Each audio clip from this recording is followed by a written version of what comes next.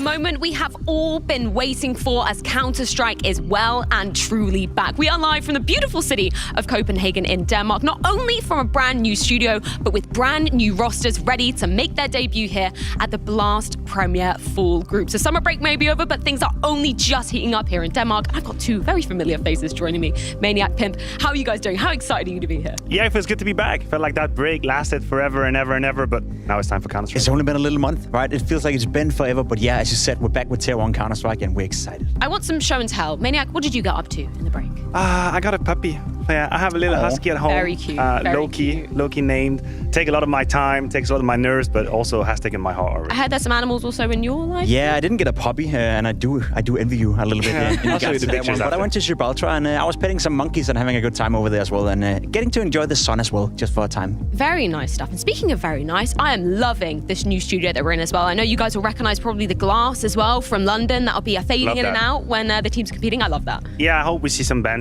This is the first time that I'm evolving this in this arena, in this studio, and I really like the setup. I like the vibe. The fact that the players can stand up and yell at each other, look each other in the eyes, and just get a little bit of that old flair into the studio as well. Super, super excited for it. Yeah, I absolutely love that. Cannot wait to be kicking things off here in Denmark, of course. This is the first stop of our full season. We're here at the full groups. Of course, this will be going on over the course of the next couple of weeks. We're going to be beginning off with our group stage, which we can take a look at in a little bit more detail. Of course, there's 3 groups, 4 teams in each, all of our partner teams in attendance here. Very excited to see how things are going to be shaking up in the first stage of competition, because it is going to be best of ones. 6 games are going to be being played across the first 3 days of competition here in Denmark. This is taking a look at Group A. We can see the likes of Vitality, OG, very excited for that opening matchup. NIP taking on Astralis later on today. As you can see, the bracket progressing for this next stage, which is the absolute gauntlet of the full groups. We can take a look at the elimination stage. It's essentially seeding coming in from the best of one, so you want to be placing really, really high because that is single elimination and you are out. Of course, if you place 3rd, that will be going into the semi-finals, as we can see there. If you place top of your group, you are going straight into the finals, as we can see on screen right now. But here at Blast, we do want to be a little bit kind. We have given a last chance qualifiers. Of course, all of this is going to be feeding into the full finals later on in the year. That is from the 23rd to the 27th of November, back in the Royal Arena. Now, I know you guys, you were at least watching at home when we were in the Royal Arena last year, and it was absolutely incredible. But in order to get there, we need to kick things off at the full groups. Welcome everybody to the BLASTPremier full season. We are expecting as much action to be ensuing as the leaves turn red. It's time to get this show on the road. Saiwu peaks, stops Alexi B, and Jax is dead! And he's running out of time. 8 seconds, he goes for a fight out in the open. He's got the health, he's got the AK, he's got the charge! Sumda Young turns his attention. Oh! All 3! Twist is on his own. He actually could win this. He's ready and he's gonna get the 103! What a god! Oh! Another headshot and Fiku's got it. Oh! In Vitality, they can't do anything in the face of Config. I remember 3 kills. Config flick. Oh! 5 seconds to spare. Oh, he peeks. He's got it. Absent. Got to be real careful here, Down. You need to take more than a couple. Oh! Oh no! Oh no! Oh, we are about to have some fun. With the summer break over and the new season truly in session, there have been a hell of a lot of roster changes for some of the teams we see in attendance here at the full groups. I want to start off by talking about Group A. Not because I'm biased at all, but one of the most exciting roster changes I think we're seeing coming into the new season. I'm an unbiased person to another unbiased person. Yeah. I'll catch that ball if you will. Talk about Vitality, of course. Spinks moving into the roster is one of the hot moves. There's been plenty during this summer, and I am hella excited to see Yeah, me too. It felt like it was a needed change. Vitality didn't really get off to the start they would have hoped for, right? Bringing in Magix, bringing in Dupree, this new iteration of an international lineup speaking English. They showed some glimpses of potential, especially in Lisbon last time we were having a Blast tournament, but over the course of the first 6 months, this change was much, much needed. Yeah, I don't want to throw any shade to Masuda, and you know, I was a big fan of him, seeing him on the server as well, but the fact that this sort of firepower upgrade from what we've seen with Spinks throughout sort of the stages of this year, I think that's really exciting for Vitality. Oh, absolutely. That's a great catch for Vitality to be able to kind of pull Spinks away from ENCE. Because remember, if you just consider the first 6 months, ENCE were having a better time than Vitality, but it's a long-term issue. It's a long-term vision for Spinks as well. He's had a couple of words for HLTV. It's a very interesting interview. Yes. You can go check it out. But if you're Apex, you have to be happy with the players you got. Very happy indeed. I know somebody else that's very happy. It's Dexter actually officially joining OG. We did see him kind of standing in back at the spring finals, where it was quite surprising to see how high OG placed in that. How are you feeling about this transfer for Dexter? I feel it's a fantastic move for OG, and for Dexter as an individual player, I'm curious to see if it's good enough for him, right? I think he's a superstar in the making. I think he's right now one of the most promising talents with the AWP. So the fact that OG were able to attract him, I think as an organizational, from their point of view, it's a massive, massive signing. It makes them relevant again. Yeah, I feel like it's an intermediate step for Dexter in his career. I might have seen him too quick, too far, too big. I thought maybe he would, as you say, Jacob, jump into a better team as well. But it's an opportunity. If Dexter marks his way into OG, if he again impresses people, maybe we'll see him somewhere else at the time. I don't think he's going to lift trophies with that lineup, but that's for sure Vivant for them. Yeah, I know he's definitely determined to be lifting trophies with this OG lineup nonetheless. Let's move on to Group B to see a lot of changes going down in the second group that we're going to be seeing playing out tomorrow. Let's just touch upon the Na'Vi one first of all. SDY is in until at least after the Rio Major. Obviously, we got a note underneath there as well. Simple, unfortunately, can't make it for the first stage of the tournament. But let's talk a bit about SDY. I'm really interested to see kind of your takes on how he's been evolving as a player. I think he's been doing all right. It hasn't really been that impressive, but I think as a team, Na'Vi have found the success they were hoping for after changing Boom. It's SDY coming into a rough period. Obviously, Na'Vi are not currently in a situation where everything is sorted out for them. There's a lot of moving around with the players as well, Simple jumping in and out of the lineup. So hasn't been the easiest work conditions for SDY. I think he's done well without raising the bar at all. So I think it's a mature decision to stay with him because the results as a team have been just decent. Oh yeah, the result. I mean, decent. The maybe a little bit. I mean, go back and look the best of 5 in Cologne. That was one of the greatest series we've been given in Counter-Strike. Had Na'Vi won Cologne, we would just be here sitting saying, "Oh my God, that's amazing with SDY." So no, they're playing very good Counter-Strike. And then flipping on over back to some of the other teams that gracing the stage for Group B, we do see Complexity at Hauser coming into the mix for that. I mean, it's not too surprising that we see them making at least one change to Complexity, because we didn't. There was a lot left to be desired when we saw them last season. Yeah, you could argue for more changes, to be completely honest. But I think the one they have made is a quality signing in Hauser. I think he was a little bit stuck in Dignitas. I wouldn't necessarily call it the retirement home, but I think he needed to go into a place where there was more motivation. And I think Hauser is a player we haven't seen the best of yet. So I hope he can go into Complexity and at least push that project in the right direction. Now look, I'm happy for Hauser, but again, it's Complexity. I'm sorry, I can't get hyped about it. Like, we knew Junior had to go. As you say, there are still a couple of issues and lackluster positions in that roster, but at least we get to see Hauser under the spotlight. Well, let's speak about one of the teams we are incredibly hyped for with these 2 roster changes coming into things. G2, we knew that there was going to be changes on the horizon. They were rumored back before the season break.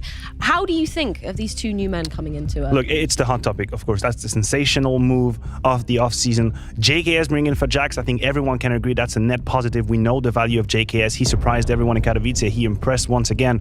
But Hooksy, I can't exaggerate the magnitude of the challenge that Hooksy has in front of him. He went from being the IGL of Copenhagen Flames, surrounded by his buddies, high five and memes on Twitter, to now being in G2, surrounded by stars, superstars at that. And I'll be keeping my eye on him and see how he behaves in there. You say JKS is a known quantity. If we didn't watch him play as a stand-in for FaZe, would we still say the same thing? When he was in Complexity, he couldn't quite get it done. I know the inner workings of Complexity wasn't really too optimal during COVID as well. JKS is a player that I think a couple of years ago were a hot topic for a lot of teams. I remember in Liquid, they wanted him real bad back then. Had he not been a stand-in for FaZe and had done such a good job, would we really rate him as high as we do right now? It changed the whole perspective for JKS. To me, still a bit of a question mark. And as you said, for Hooksy, now leading some of the best players in the world, it's a massive, massive task. So this G2 lineup, it's far from settled yet, but I think there's potential. Well, you mentioned Liquid. We're going to see Yakinda donning the Liquid jersey just for a little bit longer. Not a sort of permanent fixture for the team, but I don't know. He's been saying a few things. He kind of hopes that he's going to be staying on the side. The flirting continues between these two. Like, Liquid's trying to seduce Yakinda all the time. Probably taking him to a restaurant a couple of times. Nice hotels. Please stay, Yakinda. The last hope for NA. Let's put it that way. Yeah. Well, speaking of NA, EG as well. They're going to be gracing the stage in Group C. That's going to be going down in competition on Sunday. A hell of a lot of changes for EG, which is good because I feel like every time we've seen them gracing our screen, it really hasn't been too hot from them. So I'm hoping this is kind of going to be revamped. I don't think our format graphic is big enough to show all the changes from EG. We kind of had to handmade something at the time. We can see Rush coming in and then coming out again. It's going to be standing. Yeah, a lot of questions around EG. Well, let's quickly speak about Big as well. I think this is probably Maui Snake's favourite transfer that's happened in the whole of the off-season. Not that we really saw Quito being too absent, because he was standing in a lot when they had some COVID situations. He was coach at one point as well.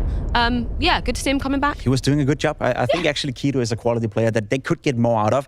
It's a little bit sad not to see Tizian anymore. He was a supportive element to Big, and he did a decent job. But I think Quito in Big could raise the potential a little bit further. Is it over schedule?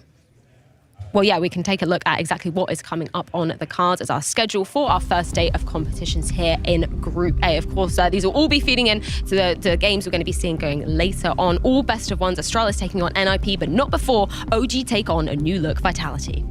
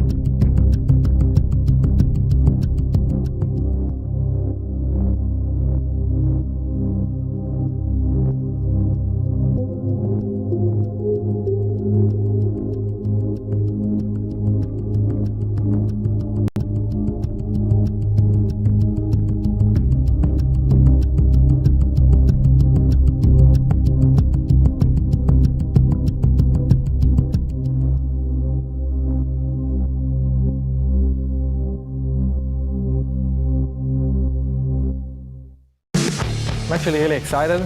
We just came off the play break with a new roster as well. I think I'm actually really eager to play against Sphinx. I think I need to slap him a bit more. After the last time in Blast, we kind of clubbed them. Oh! Taps into Hades. Another headshot and Fiku's got it. Oh! We start with Sphinx, new coming up in the team. I mean, we want to beat everyone in this group. We are hungry now to beat everyone. Zywoo peeks, stops Alexi B, and Jax is dead! As a Danish player, you want to play in front of a Danish crowd always because they have a lot of support for you. Vitality, they can't do anything in the face of Config. 3 kills. Config flip. Oh! We're gonna give it our absolute all. We're gonna bring everything we got and gonna smash everyone. Astralis, you're a target right now. We're coming for you, and we feel really confident. The pressure's on Happus. Bomb tap twice. Oh, and the Deagle lineup.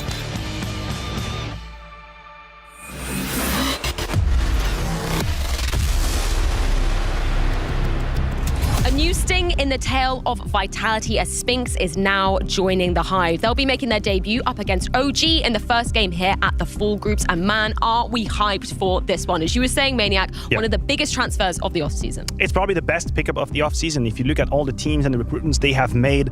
And I believe that in the Vitality fan camps, we're hoping to see somewhere similar to the Robs effect in FaZe. Remember, FaZe struggled before they had Robs. He came in, he upgraded the whole, and then suddenly the puzzle made sense and you could see the roles. We're hoping to see that arriving for Vitality because just on paper, Spinx is an excellent player. He's one of the most improved player of 2022. He's one of the top 10 players currently.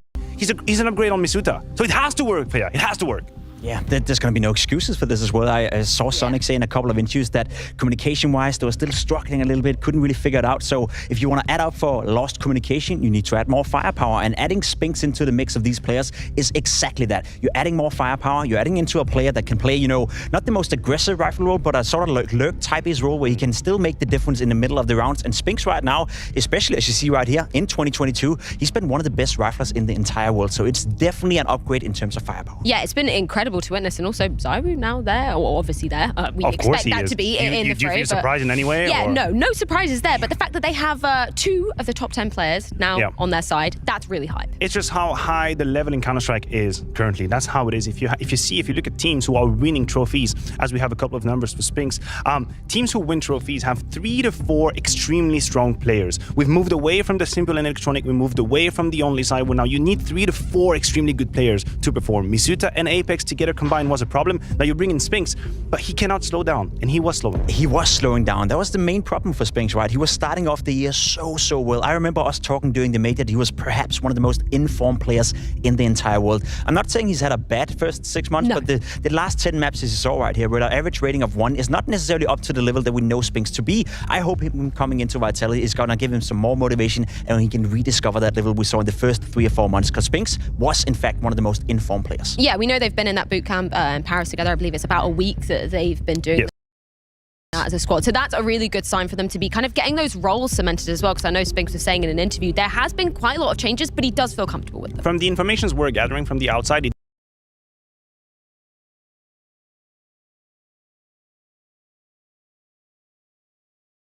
does feel like it makes sense, and it feels like Spinx mostly can play the roles in which he's comfortable. And I think if you're Vitality, you want to put him in a position where he performs. I don't think you ask too much of him. I think you bring him and you treat it like a little diamond. You say, listen, just give me the best you can. And then you hope that Magisk and Dupree, the people with a bit more experience, can fill in these gaps, be a bit more malleable if they have to, and perform to a high standard. Make no mistake, some players within Vitality will have to sacrifice a little bit, especially on the CT side roles. Misuta and Spinx are not necessarily covering the same roles, and I personally expect Magix to take up the burden of the majority of that. He's a role player, he's transitioned into a role player, and some of the roles Misuta was playing on the CT side is definitely something Magix can handle as well. Well, maybe we've got a few answers to that question. So do you have Spinx down with Banks? I've got Spinx with me here, and he's in a brand new Vitality journey. Now, I know you guys had boot camp and you kind of get yourself settled in, but how did things go for you? It was pretty good, I guess, like normal. I needed to learn a lot of stuff, and yeah. And yeah, just easy so far, you know? You got a smile on your face, though. And I want to also ask you, you've just had a few days right with these guys. What's the biggest difference from when you were on ENCE to Vitality in terms of things for you right now? It's just different atmosphere in the team, kind of. Like, it's just different people. So I need to get used for the new atmosphere. And yeah, that's it. Of course, it's not easy in the start to join a new team, and they've been together for 6 months already. But yeah, I'm doing my best. And you are a man who's been putting up big numbers, right, when you were on ENCE. Do you feel like with obviously the roles you've got here, you mentioned that you pretty much got the same roles you've already had. Do you feel like you can do that same kind of damage here, or is it kind of a different system for how this will work? I think it will be around the same, maybe a bit less, maybe a bit more, but if I will perform like I should do, it should be the same. Ooh, there we go. That's what we like to see. That's what we like to hear. Now, going up against OG today, how confident are you feeling going up against this team, and where do you think that you guys might struggle in this one in comparison to, like, obviously them, where they've had a bit more time with their full roster? I think the thing they had, they played the officials during the RMR qualifiers, and we didn't have any official yet, so I think it's always good to have officials before, because it's the first time we play together after the player break, and they did it already.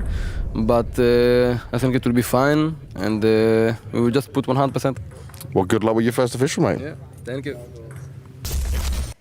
Very excited to see him taking to the server for the first time in that Vitality jersey. It is going to be Dust2 coming in this best of one. Any surprises, or did you kind of expect? No, not really. Listen, this is a forgiving format in the sense that we know it's mostly for seeds and it's best of one. So for teams, it's a kind of a soft entry into the post break where you get to play on maps you should be comfortable on. You're not going to get too surprised in the best of one.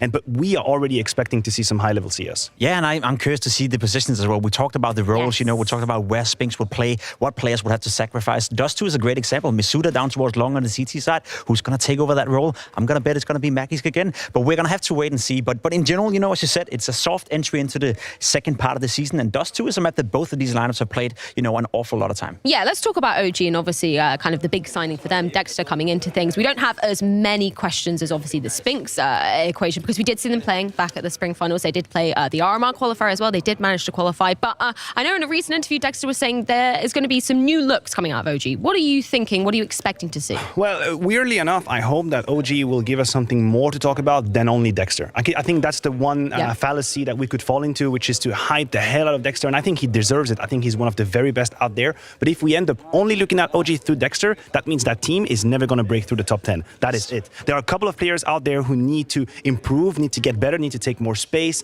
It's the likes of Neofrag, it's the likes of Fiku. We need to see more from them, because if they don't deliver, I don't believe that the level overall is here for us to have deep runs with OG. I fully agree. I know Dexter, he's a known quantity. He's a superstar in the market. He's excellent. He's an AWP player who can dictate the game, who can take charge of a game. But Fiku and Neofrag, what is their potential? They're a couple of a question mark. And then once again, Nexa as an in-game leader, can he implement a certain style within OG, or is it just going to rely on Dexter? Is it just going to rely on the individuals? That's what I'm looking forward to see. And that's the thing. I know Dexter also said in the HLTV interview you did, I think it was just yesterday, published this morning, he was talking about the fact that the team were really built around him. That's what encouraged him to be staying with this OG lineup, saying that aggression. I know there was one word, headshots, that they were using time and time again in every single interview back at the spring finals. But I think that is my question. How well, maybe what's the longevity of that, just working around Dexter and kind of giving him the reins to say, this is how I want to play, everyone needs to fall in line around me? I think that's the question. That is the question that we have to answer right now. Are we witnessing the first few chapters of the book of Dexter,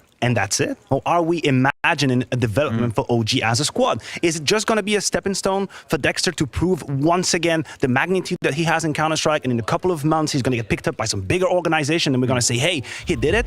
Or will OG kind of defy the odds, defy the logic, grasp and grind together as a team? I'm more leaning on the first solution. We also got to, manage our expectations just a little bit. OG, it's not really a team we expect to be a top 5 contender. I'd say, within top 10, that in itself would be a success for them. You look at some of the best teams in the world right now. We always use the phrase a trio of players, right? There's an argument to be made that nowadays you need 4 players on the server who can all pick it up. You look at FaZe, you look at Na'Vi, they all have playmakers on the server, all have players that in different rounds, in different scenarios, different maps, they can all step up to the occasion.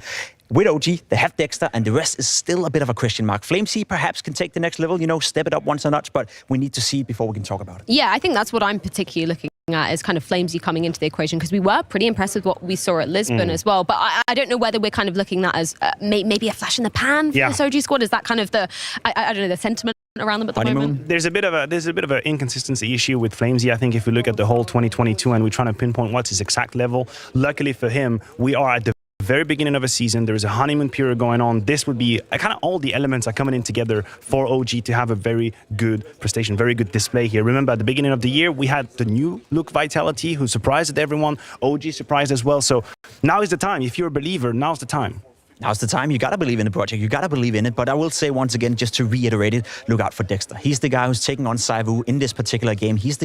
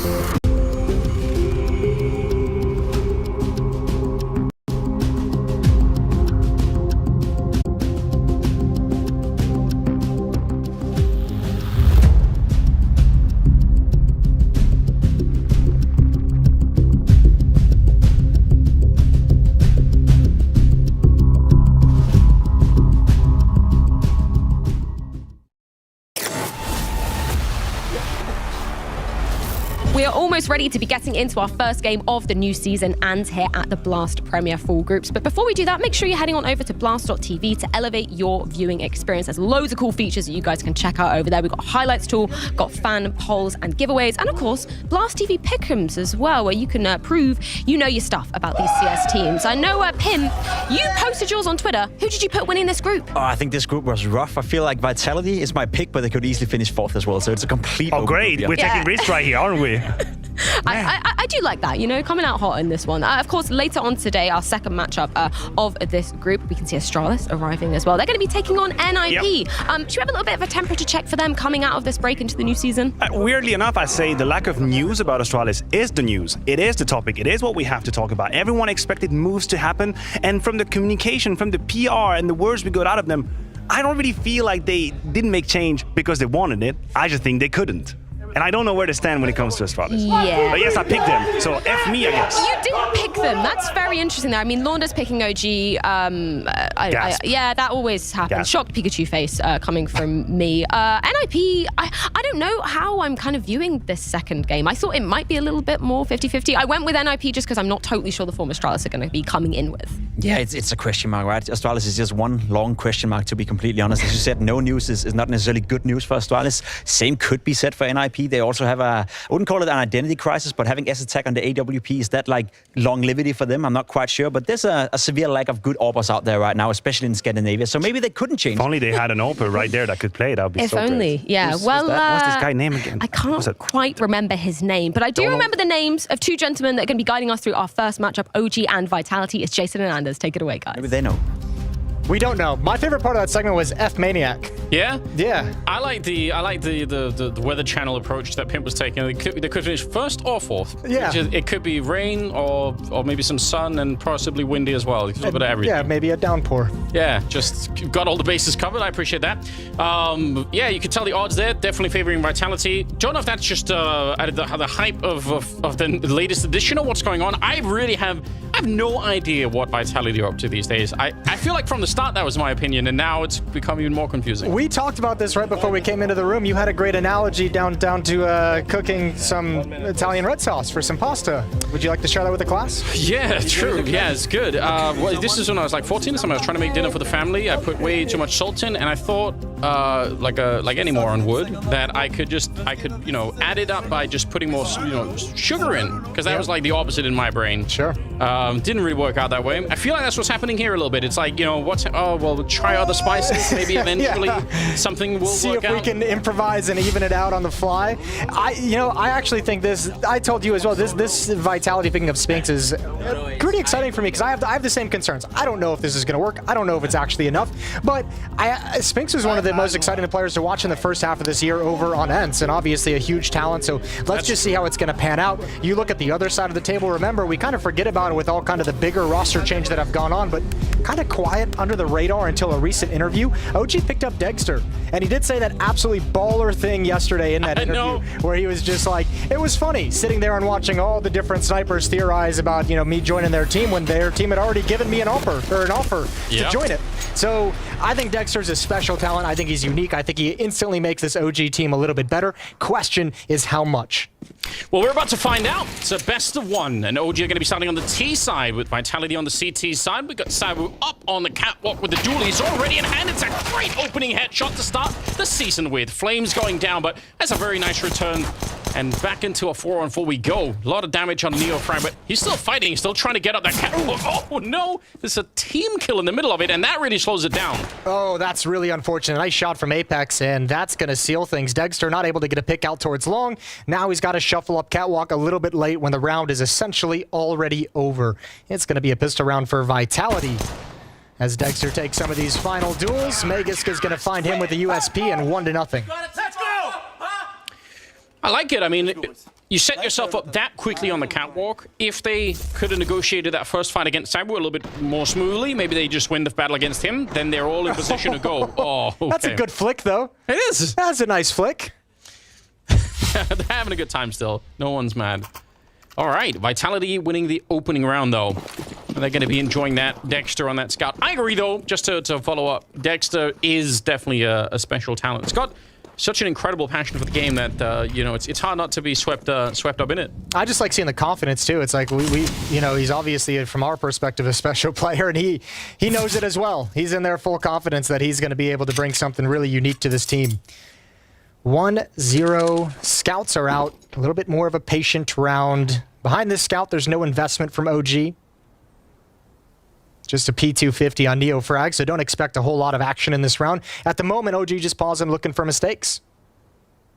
And they're not getting any either, so yeah, a little bit of a slow round, this one. But I guess they're going to be buying in the next one anyway, so they're pretty much standard stuff here. Vonder's the only one to pick OG today? I feel the thing is, he's been doing that for such a long time. It's even subconsciously in my brain, I feel like I shouldn't be picking them just to not step on his toes. Yeah, I feel like we should be nice like that. You're gonna let him have OG? Yeah, and I also, out of a season like this, I just feel like it's so hard to predict anything. I was going over all the pick'ems. I was doing them over on Blast TV. Yeah. And it's so hard to see. That's a nice headshot, though, to bring down Magus. Dupree in the corner, and he's only going to get the one with the MP9. That probably should have been a couple more there. Still some damage being dealt out here. Going to be a bomb plant at the very least, so pretty good round so far. A little bit of a tap coming up. Could burst from Apex. Oh, no. Taking down Flames, and now they're in trouble, actually. 2 versus 2. Yeah, M4 in hand as well. Dropped, no head armor. That's going to come back to haunt him. This is a lot of damage done, even if OG's to lose this. What an important shot from Spinks. Traded off by the Glock, but the nade's going to finish him. And ZywOo has time for the defuse, going to salvage M4, but man, that is costly. One unarmored, unhelmeted defender almost lost the round for Vitality.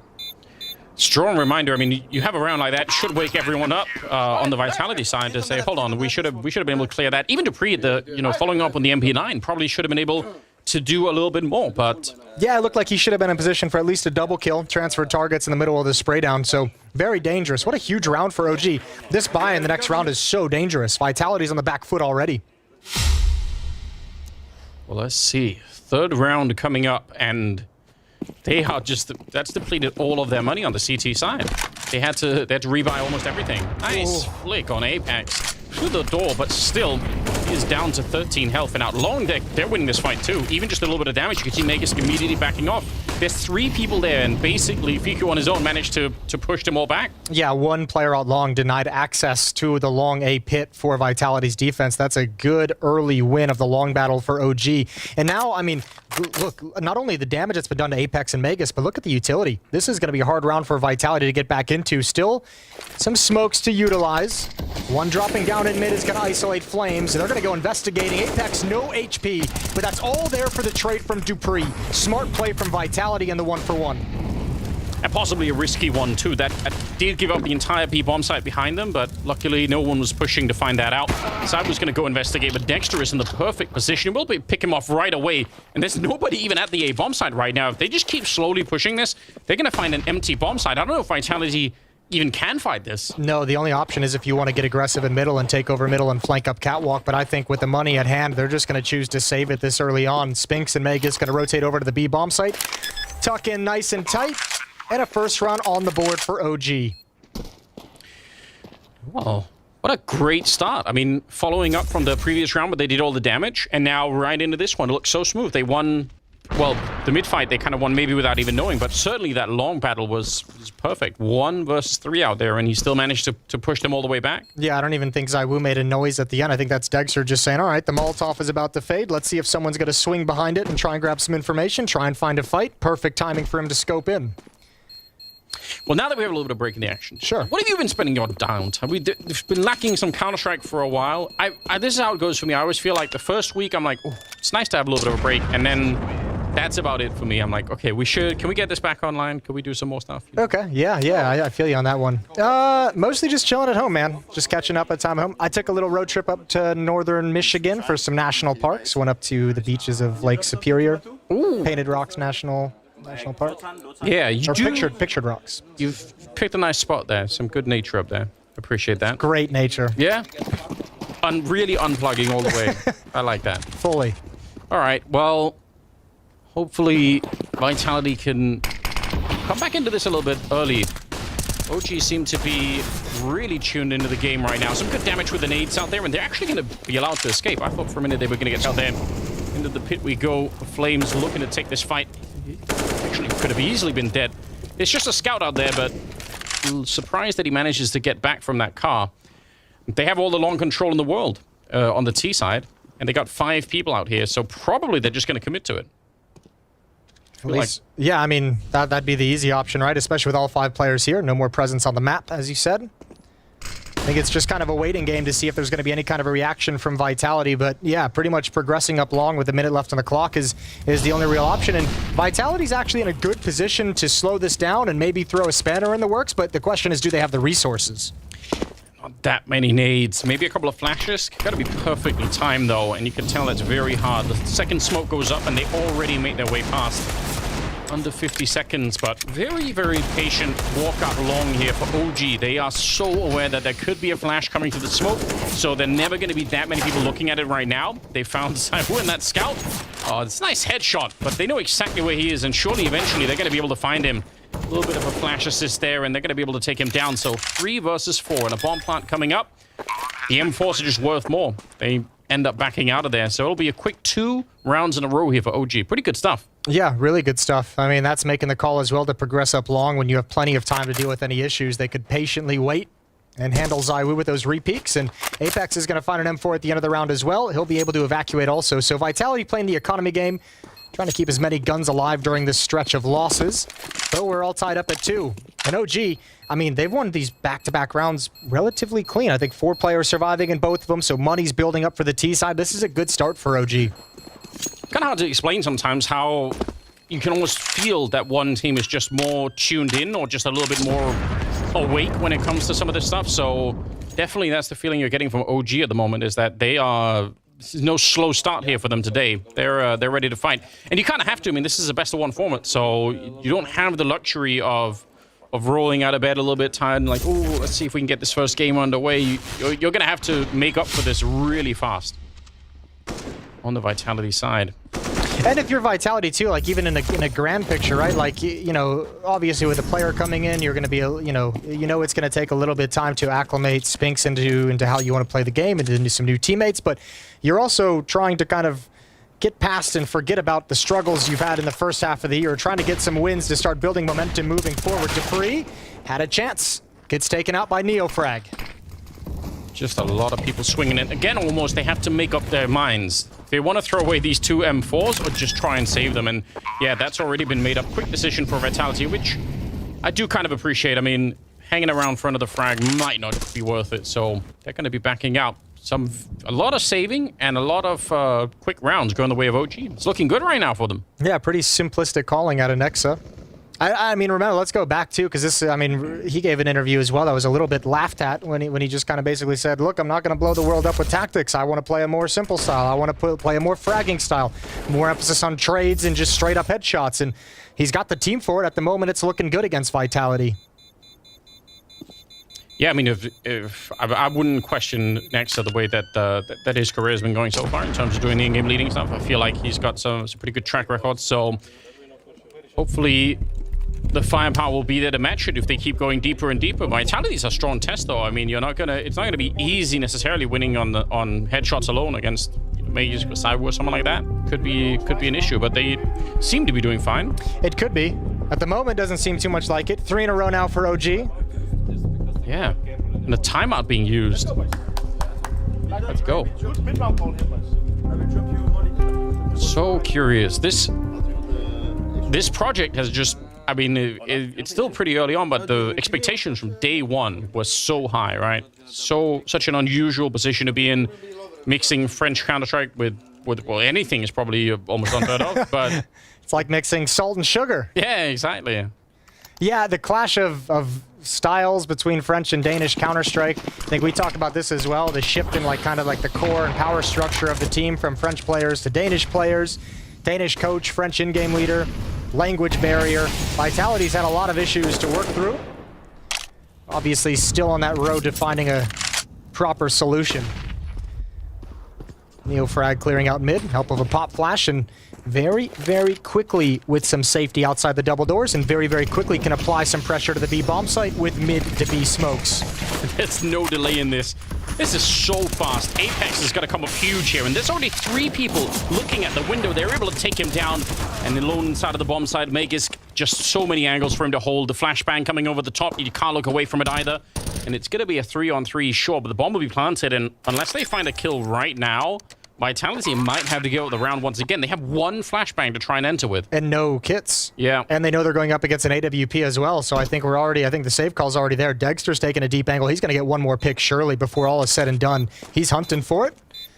Gives up the angle at perhaps the most inopportune moment, but feels potentially doesn't know quite yet that they're saving. A 4th round in a row for OG. And that's a cool round to illustrate the power, I think, of throwing that mid smoke when you're basically already on the CT side of middle, because, you know, they're going to hear the smoke going down and the calls are going to be coming out on the CT side saying, well, there's a smoke, it could be a mid to B split, but by the time you've finished that sentence, it already is a mid to B split. Whereas if you throw it from way outside on the T side of mid, then you're going to have way more of a warning system. You can hear it popping on the wall, you can hear it bouncing down. There's a lot more going into it. That was quick, super quick from OG. I'll say, I mean, we talk about some of the simple, effective tactics that OG are busting out. You want to talk about, you know, a philosophy for them that's just kind of finding the kills, focus on trading. You go to the other side, Vitality. A couple shaky initial points of contact throughout this half so far. Apex there, not looking super convinced with that fight that he was selecting. Saw Dupree towards the B bomb site earlier, probably should have had 2, was only able to get the 1. There's some shakiness right now in this Vitality team, starting out a little bit slow. Great run. 4 in a row. And going into round number 7. Vitality, all this time, the economy has been one of the really big weaknesses for them. They need to start to not just win rounds, but preferably win them with a number of people alive here on the CT side, or they're going to be in a lot more trouble soon. Yeah, and economy's been an issue, but they're making all the right decisions to continually save these weapons and bring danger forward into the next round, especially this early in the game. We're only in round number 7. Plenty of time for them to recover and come back into this and regain some momentum, but yeah, it's looking harsh, and it probably feels harsh when you're not even able to really fight for some of these retakes. 4-on-2, 55 seconds left on the clock. OG still spread out in the default, now convening towards what looks like will be an A split with 3 players up catwalk, 2 players out long late. Actually, Dexter's going to rejoin his teammates out towards long, set them up for a take. From the defensive point of view, this is so devastating. If you lose 1 player, it just feels like the whole defense can crumble. But if you win the first fight, maybe it's going to be different. Out here, Dupree goes down, and now look at the position of Apex. He's in so much trouble. He has to try and get back up. Both him and Spinks, actually, they win a fight each. That's massive. Spinks spinning around and taking down Fiku. I can't believe they managed to recover this A defense. They should have probably lost this when they lost Dupree out long, and they managed to still win both those fights. Yeah, but this was actually well crafted from OG also. The contact coming first off catwalk, which brings the rotator back towards the A bomb site, isolates Dupree out towards long. It was really just the smoke from Apex that saved the day. Blocked off all the vision from the long take. Perfect, and Dexter gonna survive after the round, and Nade does some damage but doesn't complete the kill. And Vitality's back on the board. So interesting. There's got to be some engineers in the audience. There's got to be like a technical word for a structure that is good, but you know, you sort of remove one piece of it and it immediately is screwed. And that's what these A defenses feel like sometimes. Is that called like the keystone or the capstone of like the Roman arch? Is that last stone that keeps it all together? I like that. Yeah, let's use that. I'm gonna agree. I'm no engineer, but I know things. There we go. Could have been Counter-Strike engineer. Chemical engineer. Exactly. He's on Ents now, isn't he? Yeah. But yeah, that's what it feels like for that kind of a defense. You could see, I mean, I agree that smoke is probably worth replaying. He really acted quickly. Oh. Not even close to worth it. No, not at all. Magisk is not having a whole lot of fun. Grabs the op to the back of the B platform. K-sharp spot for you old school players. There's a throwback. Default offense for OG. More of a fan of the K-sharp special myself. Yeah, K-sharp special. Kind of thing you only get in Dallas. Still taking it a little bit slowly. I like the mix of pacing as well coming out from OG. We've seen some of the really quick rounds. This one, way more measured. About a minute on the clock now.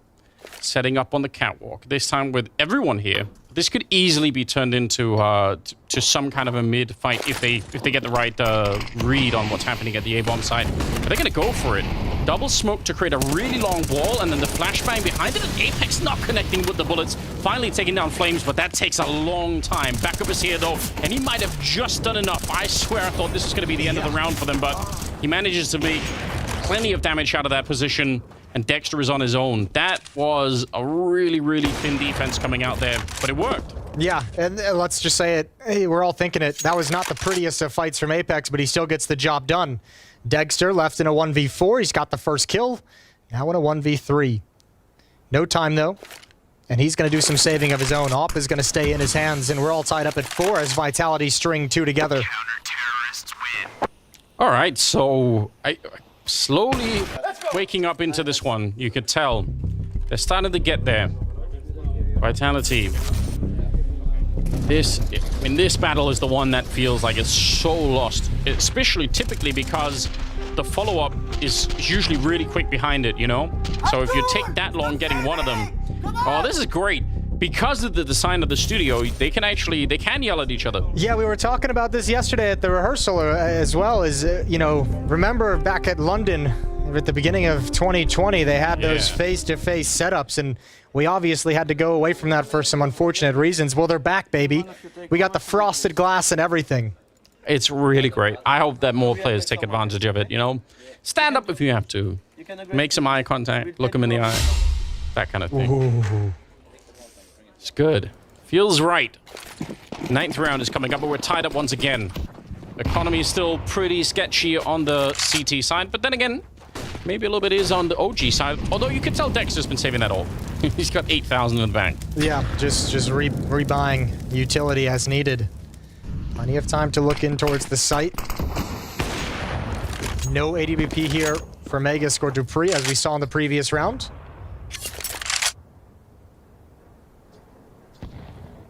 OG's got control of Catwalk early. 2 players deep by the stairs. Neofrag and Nexa gonna call teammates over to him. Dexter's gonna join up, so is Fiku and Flames. Whole team. So a hit, likely up Catwalk, and it looks like Dexter's gonna be holding mid, hoping one of the defenders rotating over forgets to cross the T and dot the I and forgets a flashbang that he can pick off. Honestly, the way that fight was happening, they're going to do the exact same thing, but with Molotovs on top this time. Cyber with the AWP. Oh, it's another team kill on that Catwalk. Don't want to be seeing that. Spinks gets a headshot on top, and that buys so much space and time for Cyber. Neofrag nearly burning in that corner, but the smoke will help him out. Still got 45 seconds. Apex getting shot in the back. And it's a pretty good return. 40 seconds now for this 2-on-3, but they are boxed in.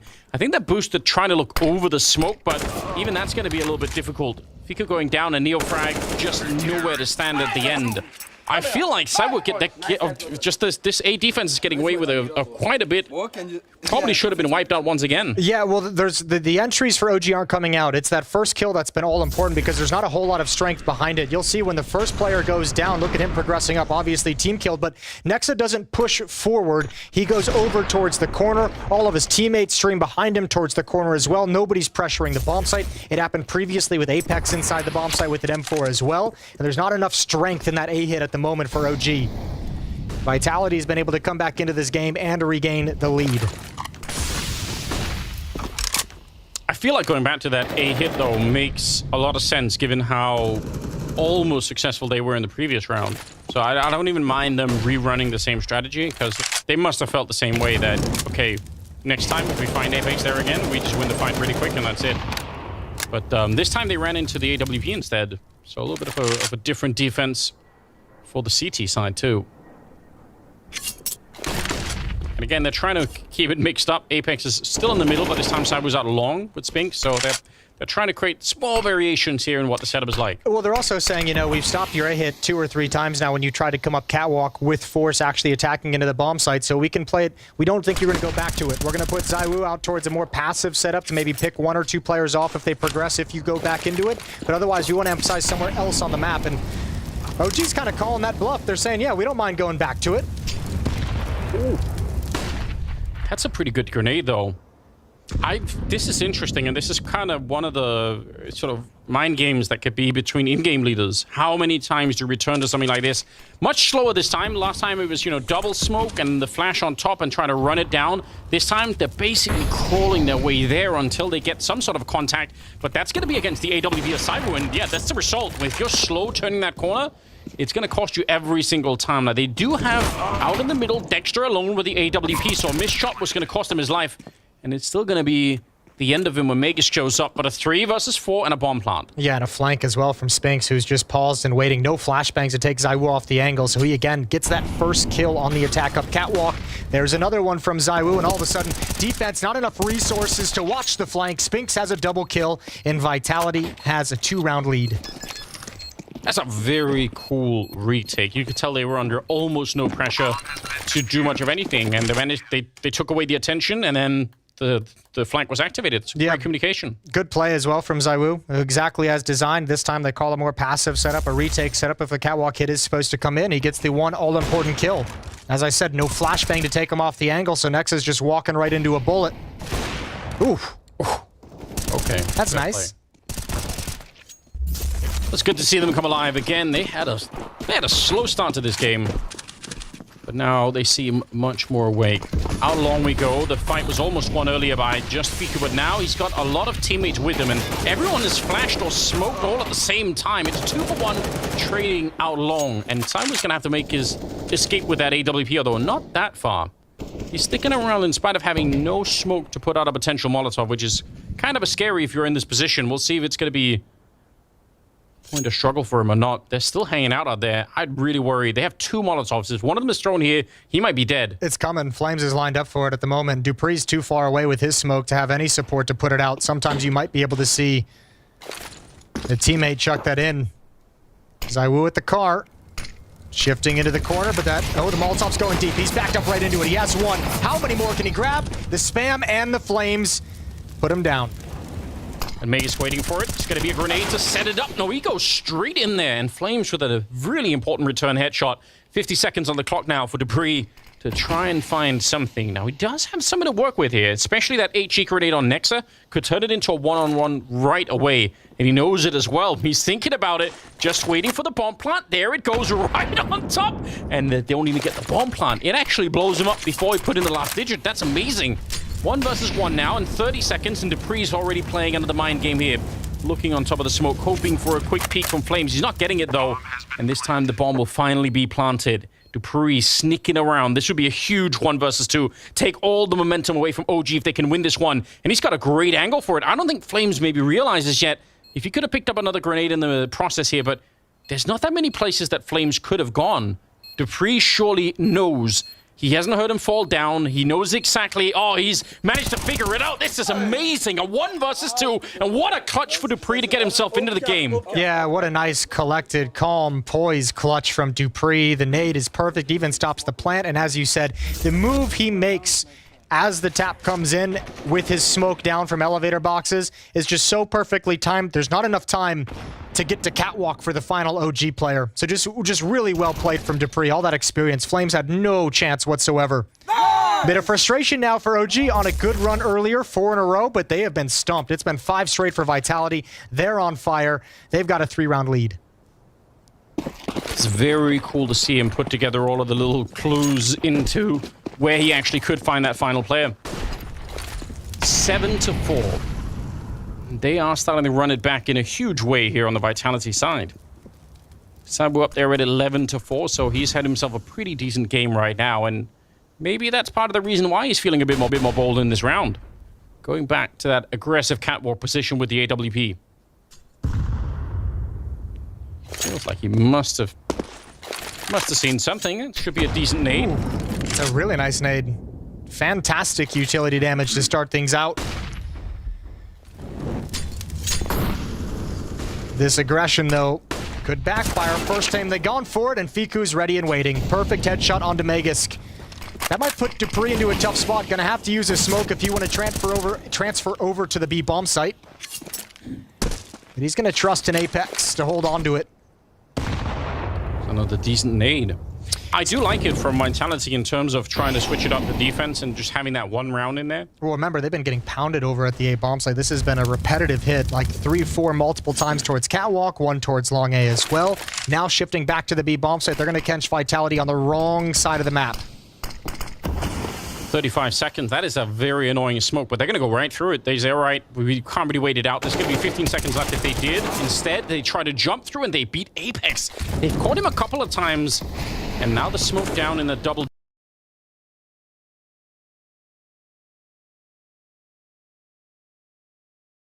Doors there, so they're going to be able to at least get the bomb plant down, and in a 5-on-3.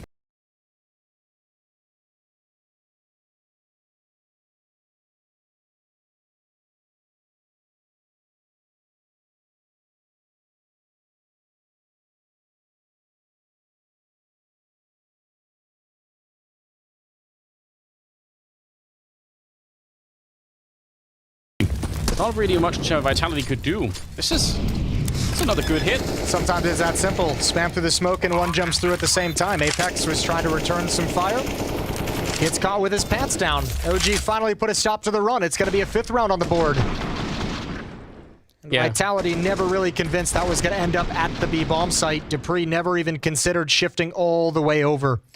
Yeah, look of French disgust on the face of Apex. Yeah, truly. It's sad as well because that early flashbang just did nothing in upper dark. It was just the way that he used the pillar as coverage was absolutely perfect. So, a couple of missteps there for Vitality, and they give up the run, letting OG back into the first half here. 5-7 going to be the scoreline.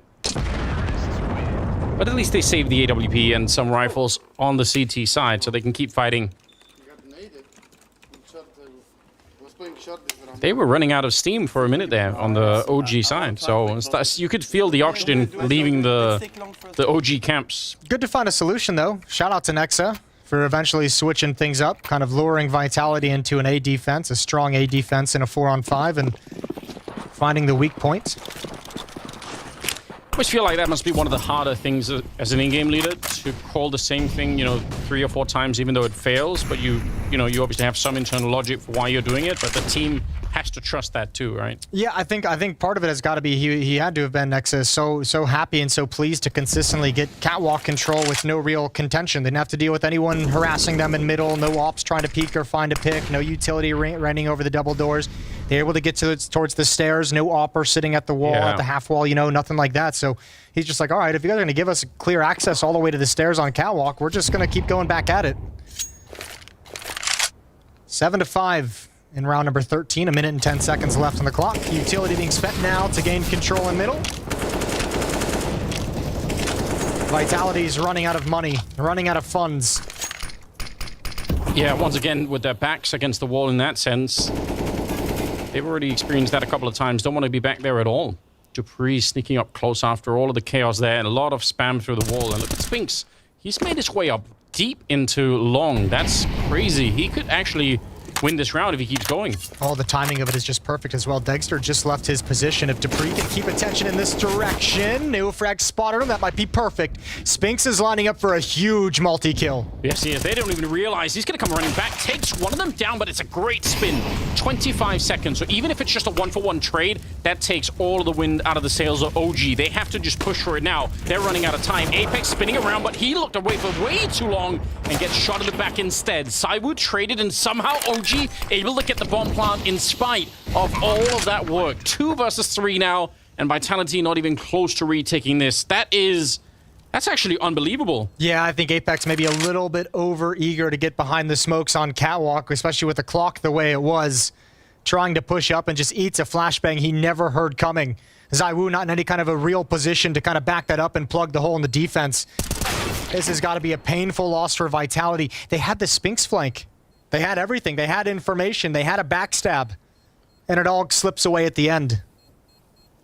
Yeah, I even thought, maybe he could have had the double kill, but I thought even just the 1-for-1 was going to be plenty enough with 25 seconds left. Yeah. Everything you do from that point on the T side is so telegraphed, right? You just have to brute force it.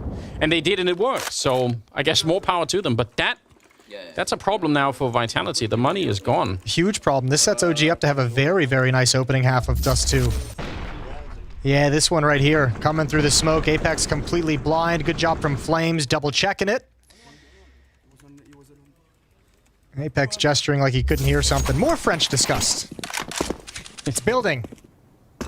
No matter what, having the camera on Apex at any point in time, whether he's happy or whether he's disgusted like that, it's just always good. I wonder what the gesture was to his headset. I think it was like comms from a teammate, couldn't hear the flash. Oh, maybe that's what he said. I didn't hear the flash. Could have been shoot me right now. Oh man, it's a pretty even scoreline. I mean, 7-6. It's anybody's game still. That's what we like to see. Nice opening kill for Nexa, taking down Magus. They were ready for that one. Yeah, tough angle to deal with. You're hoping for kind of a more exposed battle. Deeper in towards lower dark, and they had the shallow angle right at the entrance, right at the lip.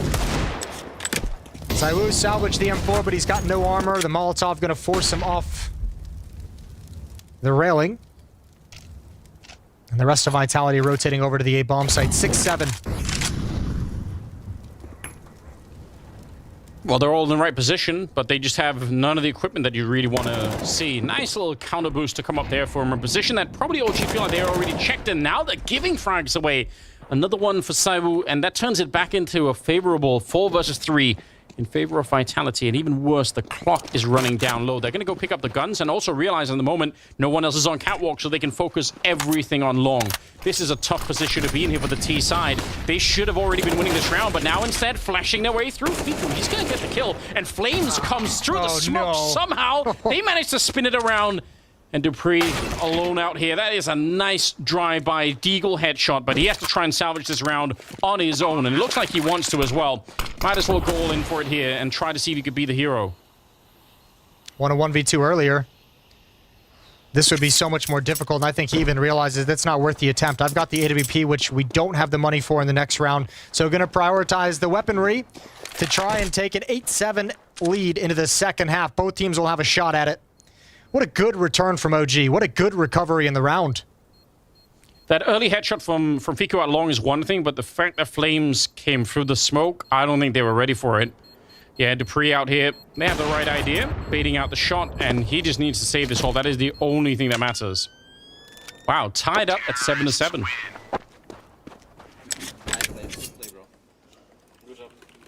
The aggressive play. In a best of one, though, I mean, this is the kind of round that Vitality could look back on later and say, okay, well, that could easily be the difference maker. I wonder if Spinks maybe got blinded by the flashbang, because that's designed to kind of flash for him and ZywOo to both go through and commit to that fight and mow down anyone blind along the wall. And obviously, Spinks just turned away from the fight at the last second, so I'm assuming he caught that flashbang full on and couldn't continue the fight. Oh, that's actually almost working out. Yeah, you're right. It could have been something like that, because it did seem to be way more effective. That he jumped into that AWP fight, which for anyone that's ever played, you know, Counter-Strike 1.6 is a more common thing. I feel like these days, that doesn't happen nearly as often. No, not as much. But that, like, jump into the crouch AWP, yeah. like, that's always felt good, but people are a lot quicker today. There was that time in 1.6 where you could do the real scummy thing of, like, your use key would stop you. So you could jump into a fight, hold the use key, and it would just automatically stop you and make you ready to go.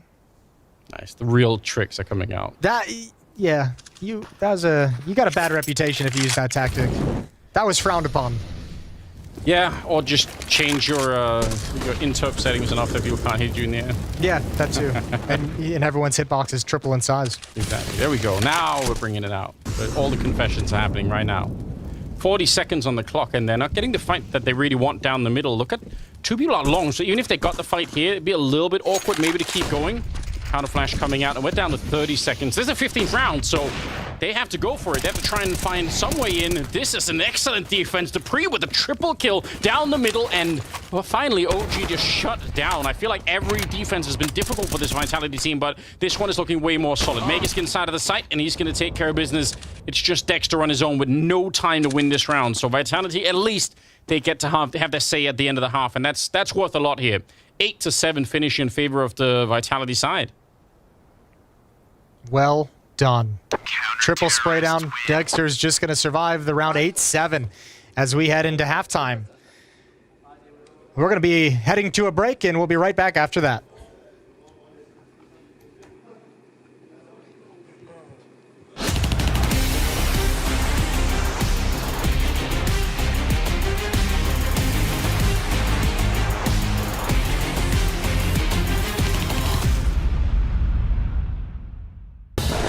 For more than 1,200 days, we've waited. For more than 1,200 days, we starved for Blast to join us back in Portugal. Lisbon, make some noise! Today in Portugal, in Lisbon, a new king will rise. Good luck, bro. Good luck. Today, we will show everyone that we live and breathe Counter-Strike.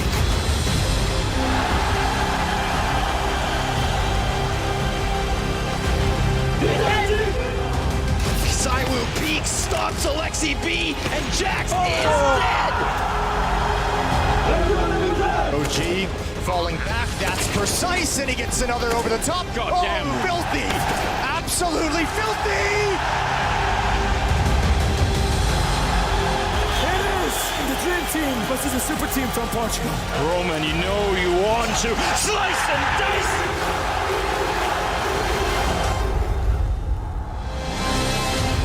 It's time for the grand final. Navi taking on Vitality. Sumda Young turns his attention. Oh! All three! Sumda Young and Sumda again! And again! And again! Give it up for the Blast Spring Final Grand Champions, Navi! SDY, did you imagine this moment? Yeah, I imagine it almost every day of my life. It's a really good moment.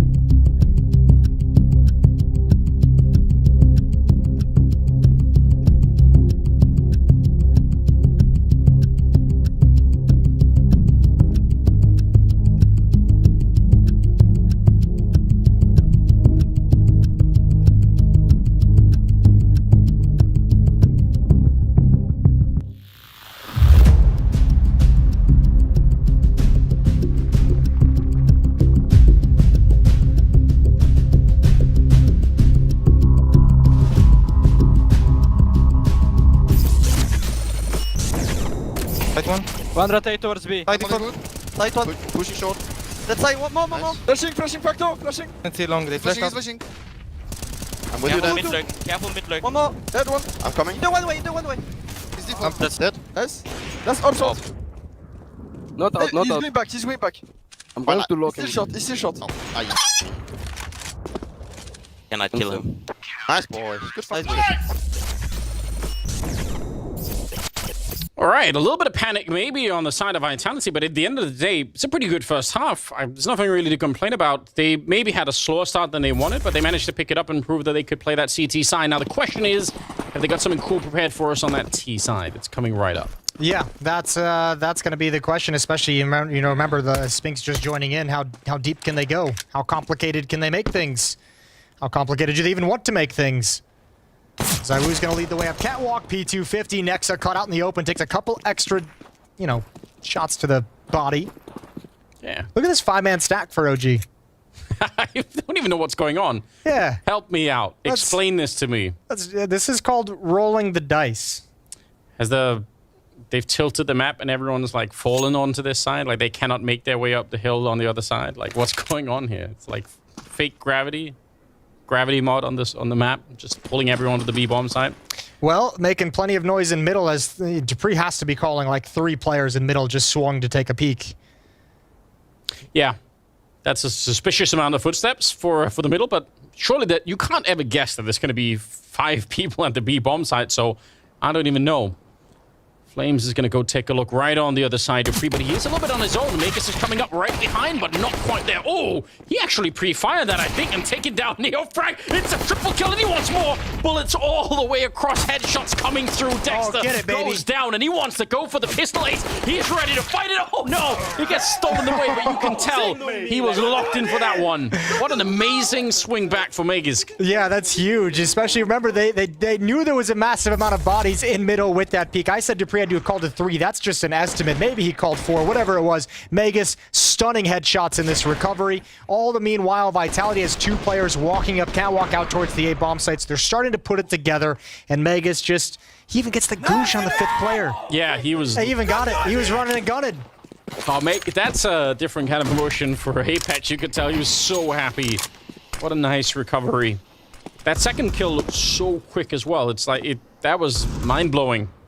17th round, and a good start to the second half for the Vitality side. Deagles and Scouts, though, on the OG side of things.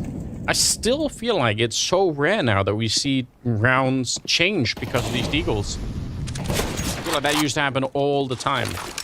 Yeah, I think, I mean, look, they're always going to change the round to they're always going to have that ability, but I think a couple things, obviously, the era of online COVID Counter-Strike made the Deagle a very annoying weapon to have to deal with. Yeah, true. And I think obviously now teams have just, I don't want to say they've gotten necessarily like much better at handling these kinds of rounds, but they're much more cautious and play these rounds much more like an actual gun round. And you probably should. I mean, it's so painful to give these up. Nice recovery here. They did lose one of them. There's running Deagle shot from Flames. That looked insane. Nexa's going to be trying to come through the smoke, but it's just too much to handle on the other side. So, well done. Vitality able to make their way through that round, no problem. Yeah, and Mega's putting together a nice start to the second half. 6 kills so far in these first 2 rounds. 2 there, 4 in the pistol. Climbing up that scoreboard. 12 and 6 for Megisk. Zaiwu leading the way for Vitality at 15. For OG, it's Flames at double digits with 10 as the leading fragger. USPs and 3 HE grenades for the defense.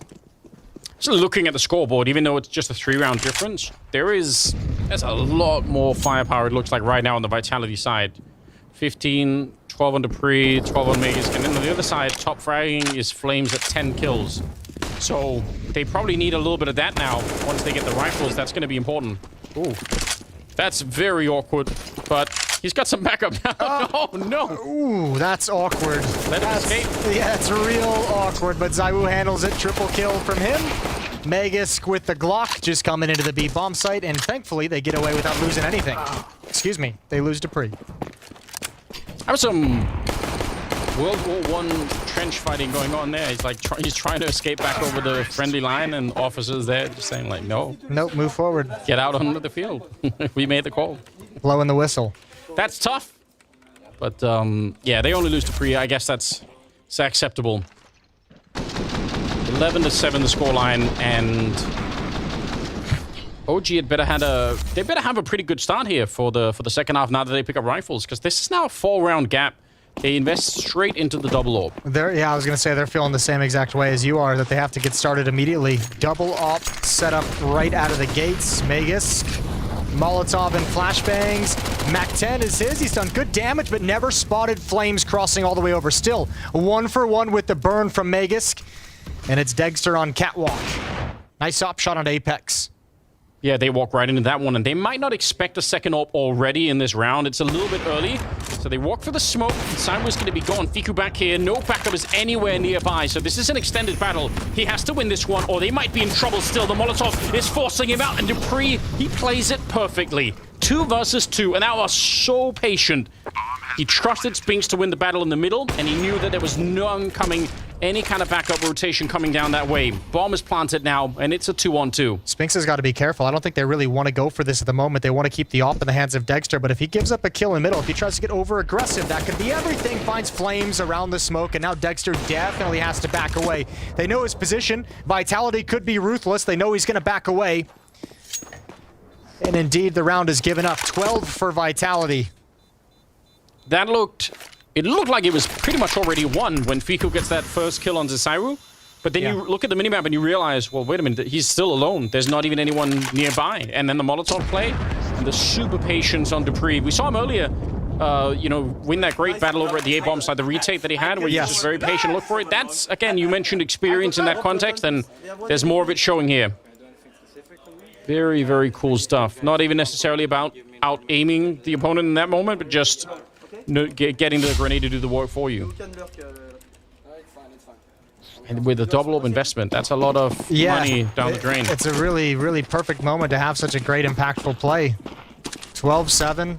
You know it's going to be another low buy. Dexter still has the op. Everything else is deagles for OG's defense. They saw him, but how cool is that for Dexter? He's like, I've got the only AWP.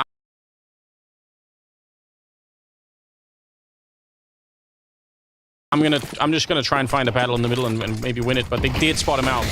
So, a little bit risky.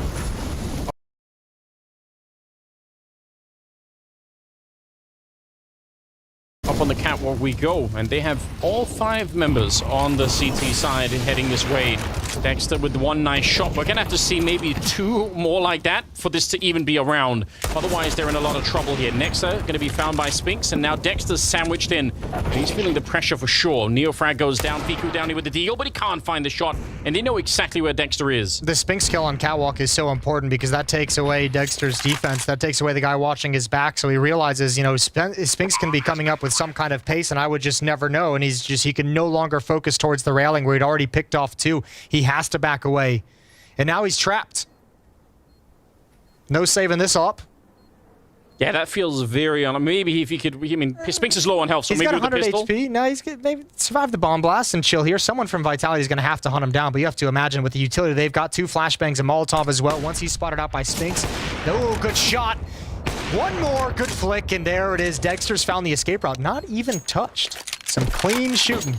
That is, well, that's the power of Dexter. That's what he wanted to do at the beginning of the round. If he could have had a fight like that right off the bat, maybe they could have worked out. That's still pretty cool. Guys, I got an up kill, by the way. You have to celebrate the small things, you know. The worst kind of shit talking ever. Sometimes you just have to, you know, make your own party if you need to. You know? Yeah, I like it. He seemed genuinely happy about that as well. He seemed genuinely excited for it. He was. I like the point you... Come on! Bro! Play CS! Come on! Let's go! Yeah, play CS. I agree. I was going to say, I like the point you made about Dexter kind of being assertive and trying to take the, you know, taking the bull by the horn, so to speak, at the start of that round. Because that was one of the conversations that that he had kind of joining this team, where he kind of even mentioned the team, like, wants him, when he stood in, was just saying, we want you to do whatever you want. We want to work around you. Like, what do you feel comfortable doing? And, you know, they've obviously brought in someone like Dexter, who had a star-up performance at the last major. You know, yeah, put some faith in him. Put some trust that he's going to be able to deliver some good shots. And speaking of which, peace out, Fiku. Yeah. Oh, no. And that was going to be the only B defender. So now OG has to scramble into plan B way earlier than they would have liked to. Yeah, they have to basically cancel that A setup immediately and just try to recover whatever they can. Nice flashed kill there for Dexter. That, if he misses that shot, he's just so dead right away. So at least they make up for it, back into a 4-on-4, and they need this round really badly. Time is running out here for OG. It's a 5-round gap, and it's only growing really quickly at the moment. Vitality are doing such a good job. But Dupree's going to be found in the middle, and that changes everything. Oh, man, he was like a second or 2 away from just a magnificent play. He was almost able to find Flames with his back turn just barely in cover. So now an op posted up inside of the B bomb site. This is all on Megask and Zaiwu because Spinks is just looking for the flank. He's just going to be a nuisance on rotations. They need Flames to miss a shot or a perfectly placed piece of utility from Zaiwu. How do you even get into position to throw that without also exposing yourself? Or you bank it off, and then that gives the game away a little bit too. He's waiting for it, and a nice shot there. Zaiwu not quick enough. Oh, wow!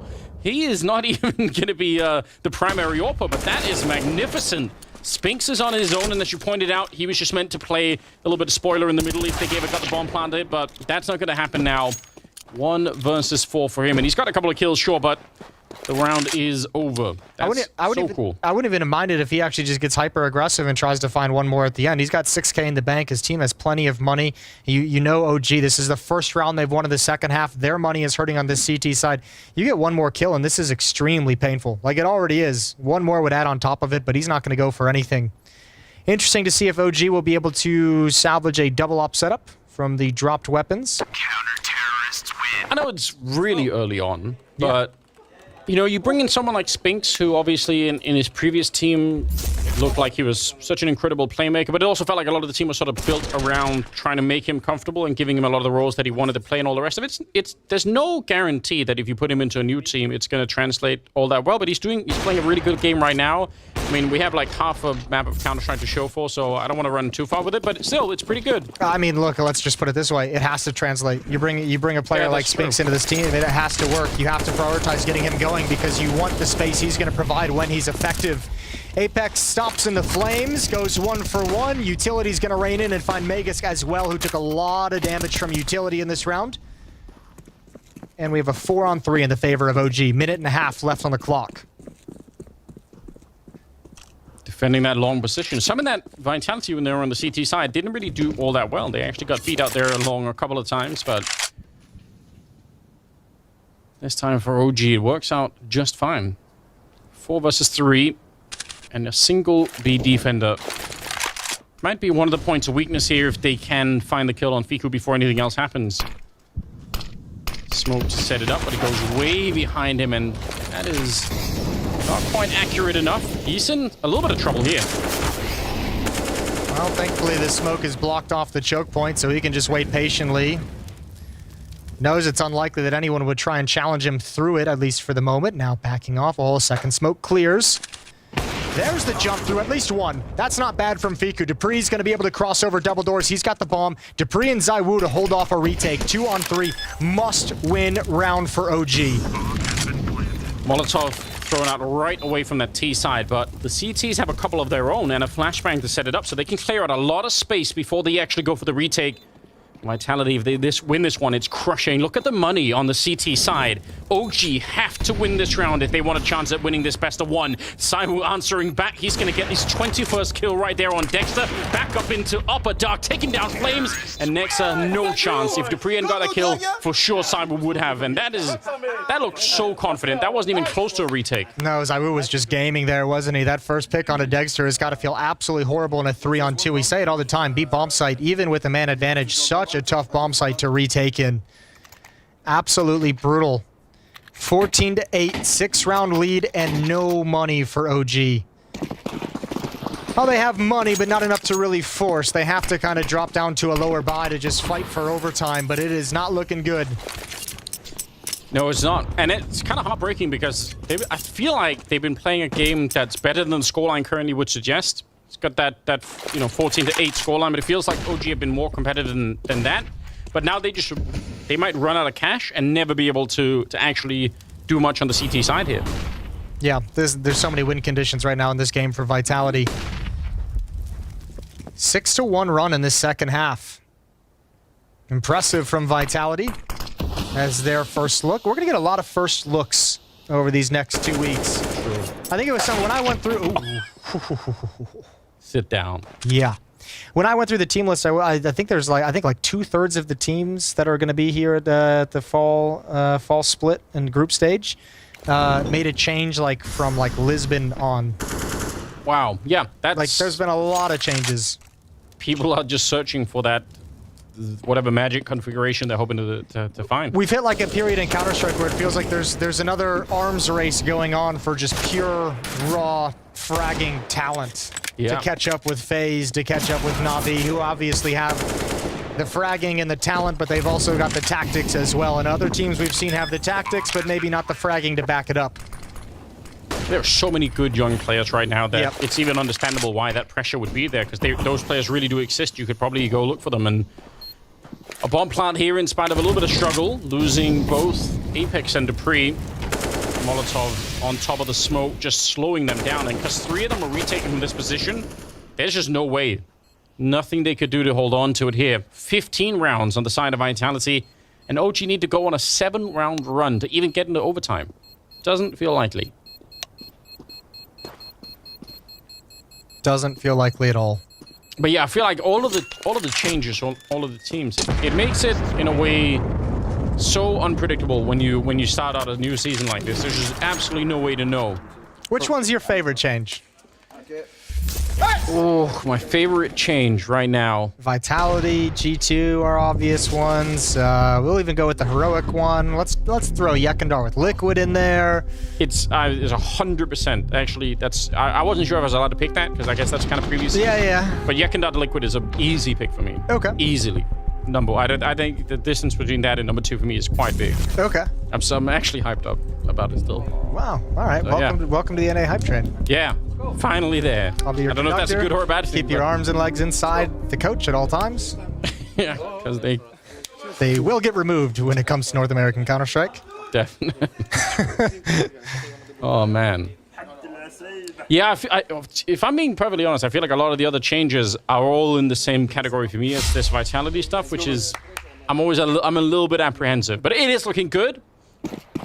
Just like the Frosted Wall. Got that 15-8 scoreline. 7 in a row is what they need. And NeoFrag, he's going to be charging top mid. Apex, I don't think he was flashed. He just wasn't ready for it. Cyber, though, will pick it up right afterwards, avenging his captain. And it's back into a 4-on-4. But I like it from NeoFrag nonetheless. I think that's a cool move to be able to pull out. Well, cool move in a desperate situation. And that kind of aggression from the defense is going to slow things down. Vitality at the moment is kind of wondering what's next. Is there any follow-up? Was there a layer to this? Or do they just send NeoFrag forward?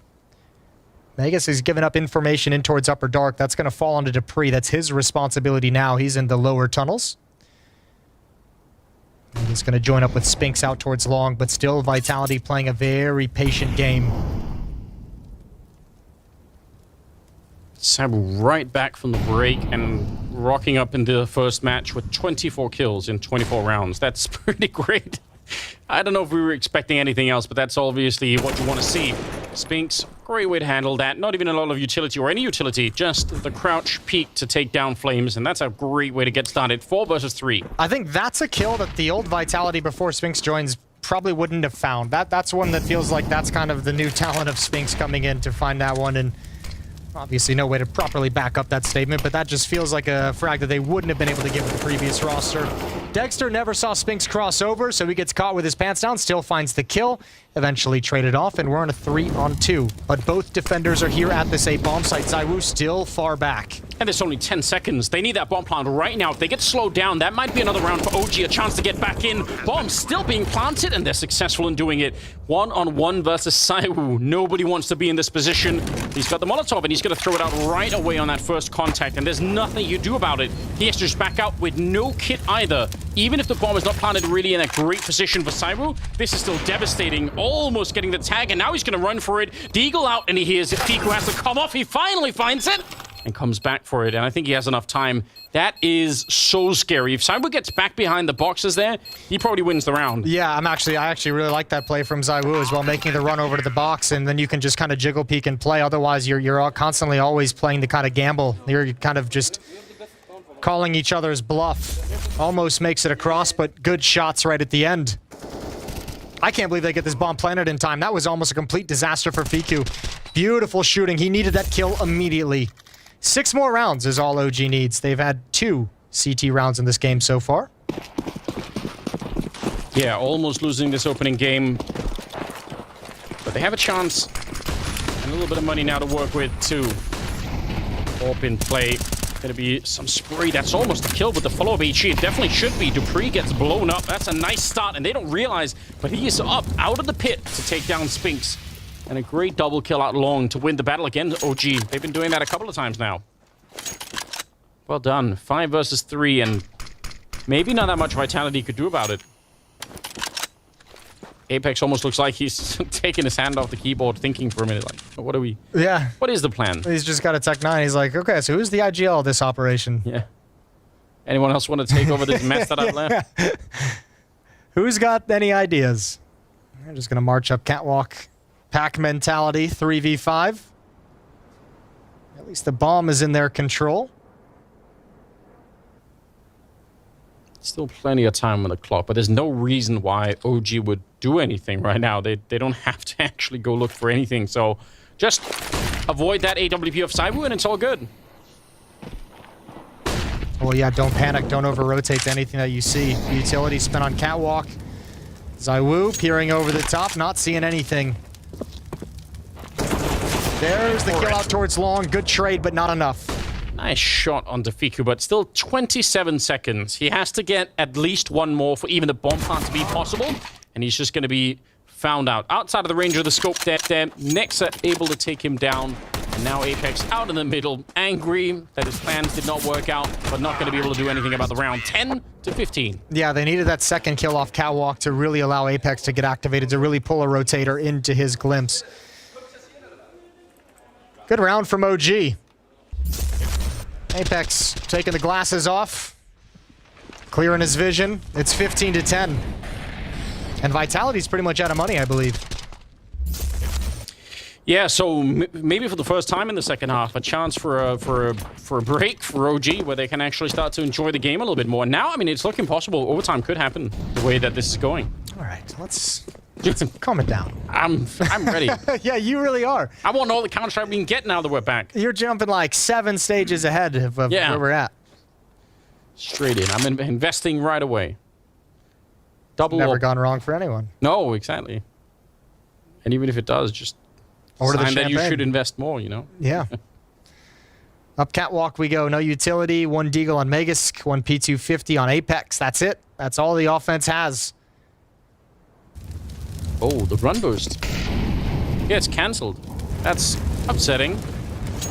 Those are always funny. I especially appreciate it when it's Glocks, because it just seems to make no difference at all.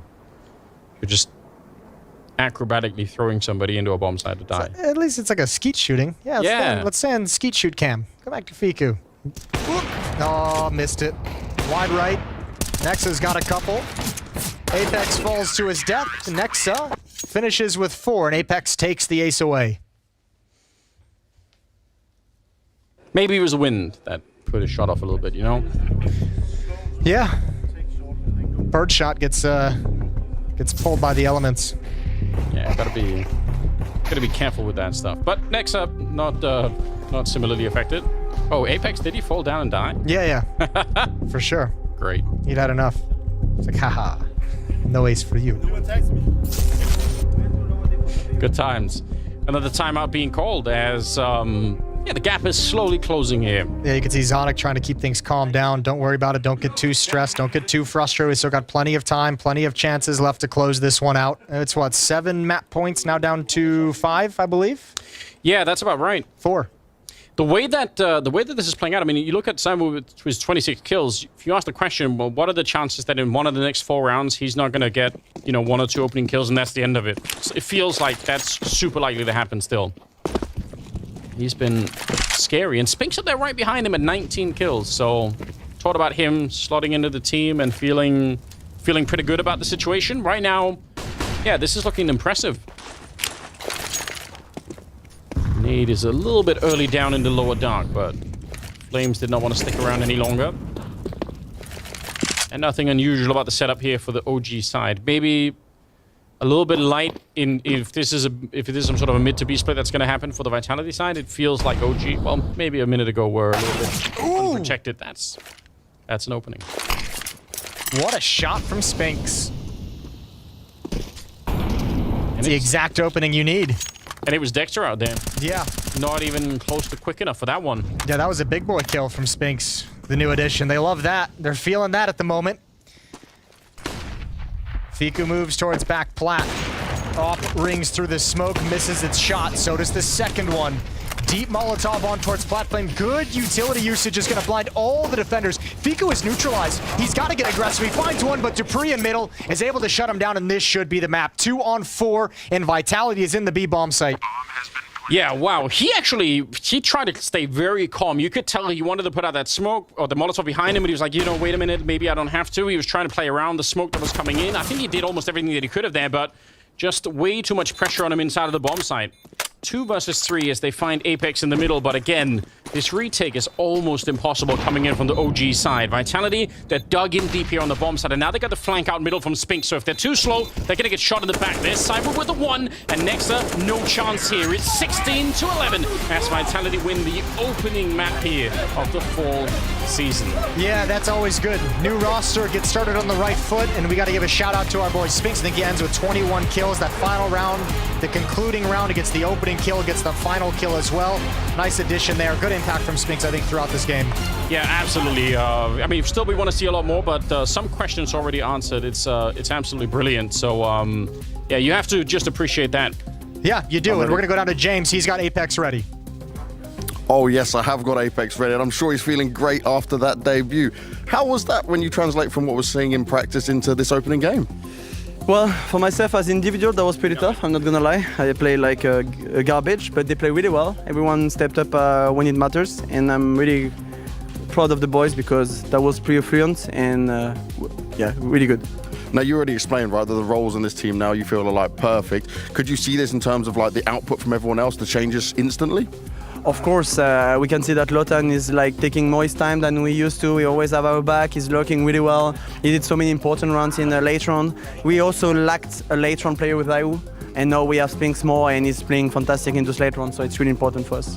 Lovely, mate. That sounds really good and a great start for sure. Does this fill you with confidence for the rest of the tournament? Is this the Vitality we're going to see going forward, or are you not going to jump the gun just yet? Well, it's the beginning of the season. It's not even 10 days of practice. If I step up, maybe we'll play even better. But yeah, I'm just proud of the guys. They play really well, and they didn't need me. It was 4v5. 4v5, they didn't need you, but that doesn't matter because you're there as the leader, and it is a team game. That's the opening one finished here in Blast Groups.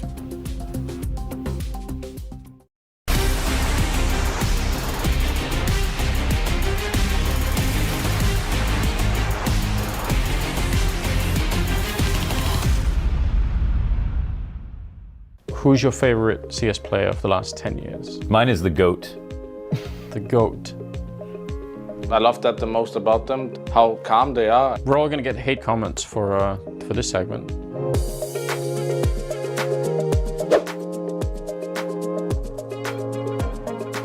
I thought a lot about the sort of the 10-year thing. That changes things. You have to sort of think back quite a bit. For me, partly some 1.6 probably bias, and partly just the fact that he's an AWP player. So I picked Fallen.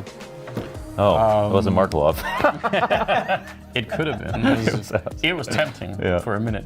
I have a soft spot in my heart in general for AWP players, but especially the style that Fallen does, the kind of the ability to sort of, you know, fight close range with it at the best of times. Fallen will be swarmed, killing the short player, knowing that the second was still up on Grave. He waits, he wins. I think it's so exciting, and it's like there are players that play a more crazy and sometimes even more entertaining version of AWP, but usually they kind of fall flat on that. Like it doesn't have the same like return on investment over time. For me, he's like the second most inventive and successful IGLs of all time. Yeah. In terms of like basically creating maps, like the way people play Train after the like Luminosity SK days, all because of him. And he was doing it as an IGL opping, which until the point that he did that, no one believed that that was the right thing to do. Yeah.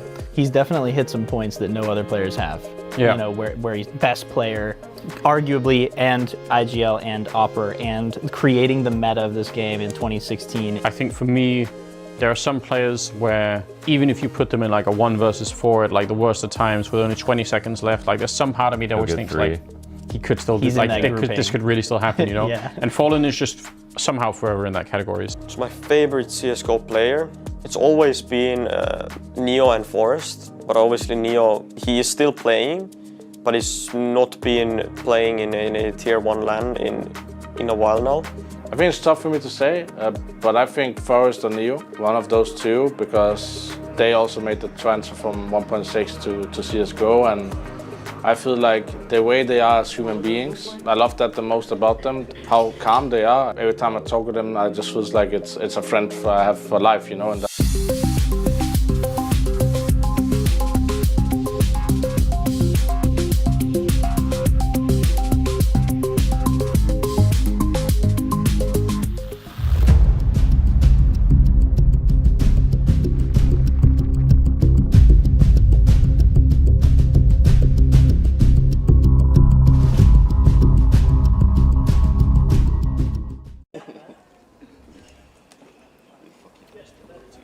Damn, it feels great to be back with more Counter-Strike. We've got Astralis versus NIP coming up. How are you doing, Jason? I thought you were going to go for the full thing. I thought you were going to go for the full line. I was ready for it.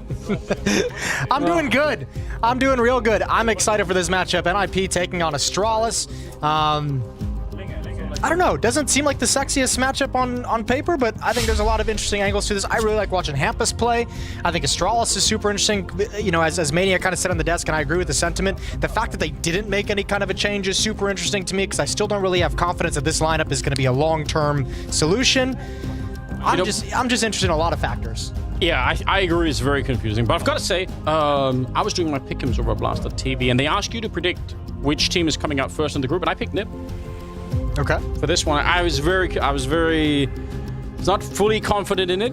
I was doing a pimp impression. They can either be first or last. Exactly. I was feeling the same way. It's a bit rough, but I don't know. You ever feel like between Astralis and NIP, they were doing that, you know, the cups and balls trick where you make the balls disappear and devices on one of them, and then he just disappears and never comes back. Okay. How do you like? Yeah, your metaphors today are on point. First, it's cooking pasta with Vitality. Now it's like sleight of hand magic tricks with Astralis or NIP. I mean, yeah, got it all going on. Yeah, I'll be honest with you. I can't believe that conversation is still happening.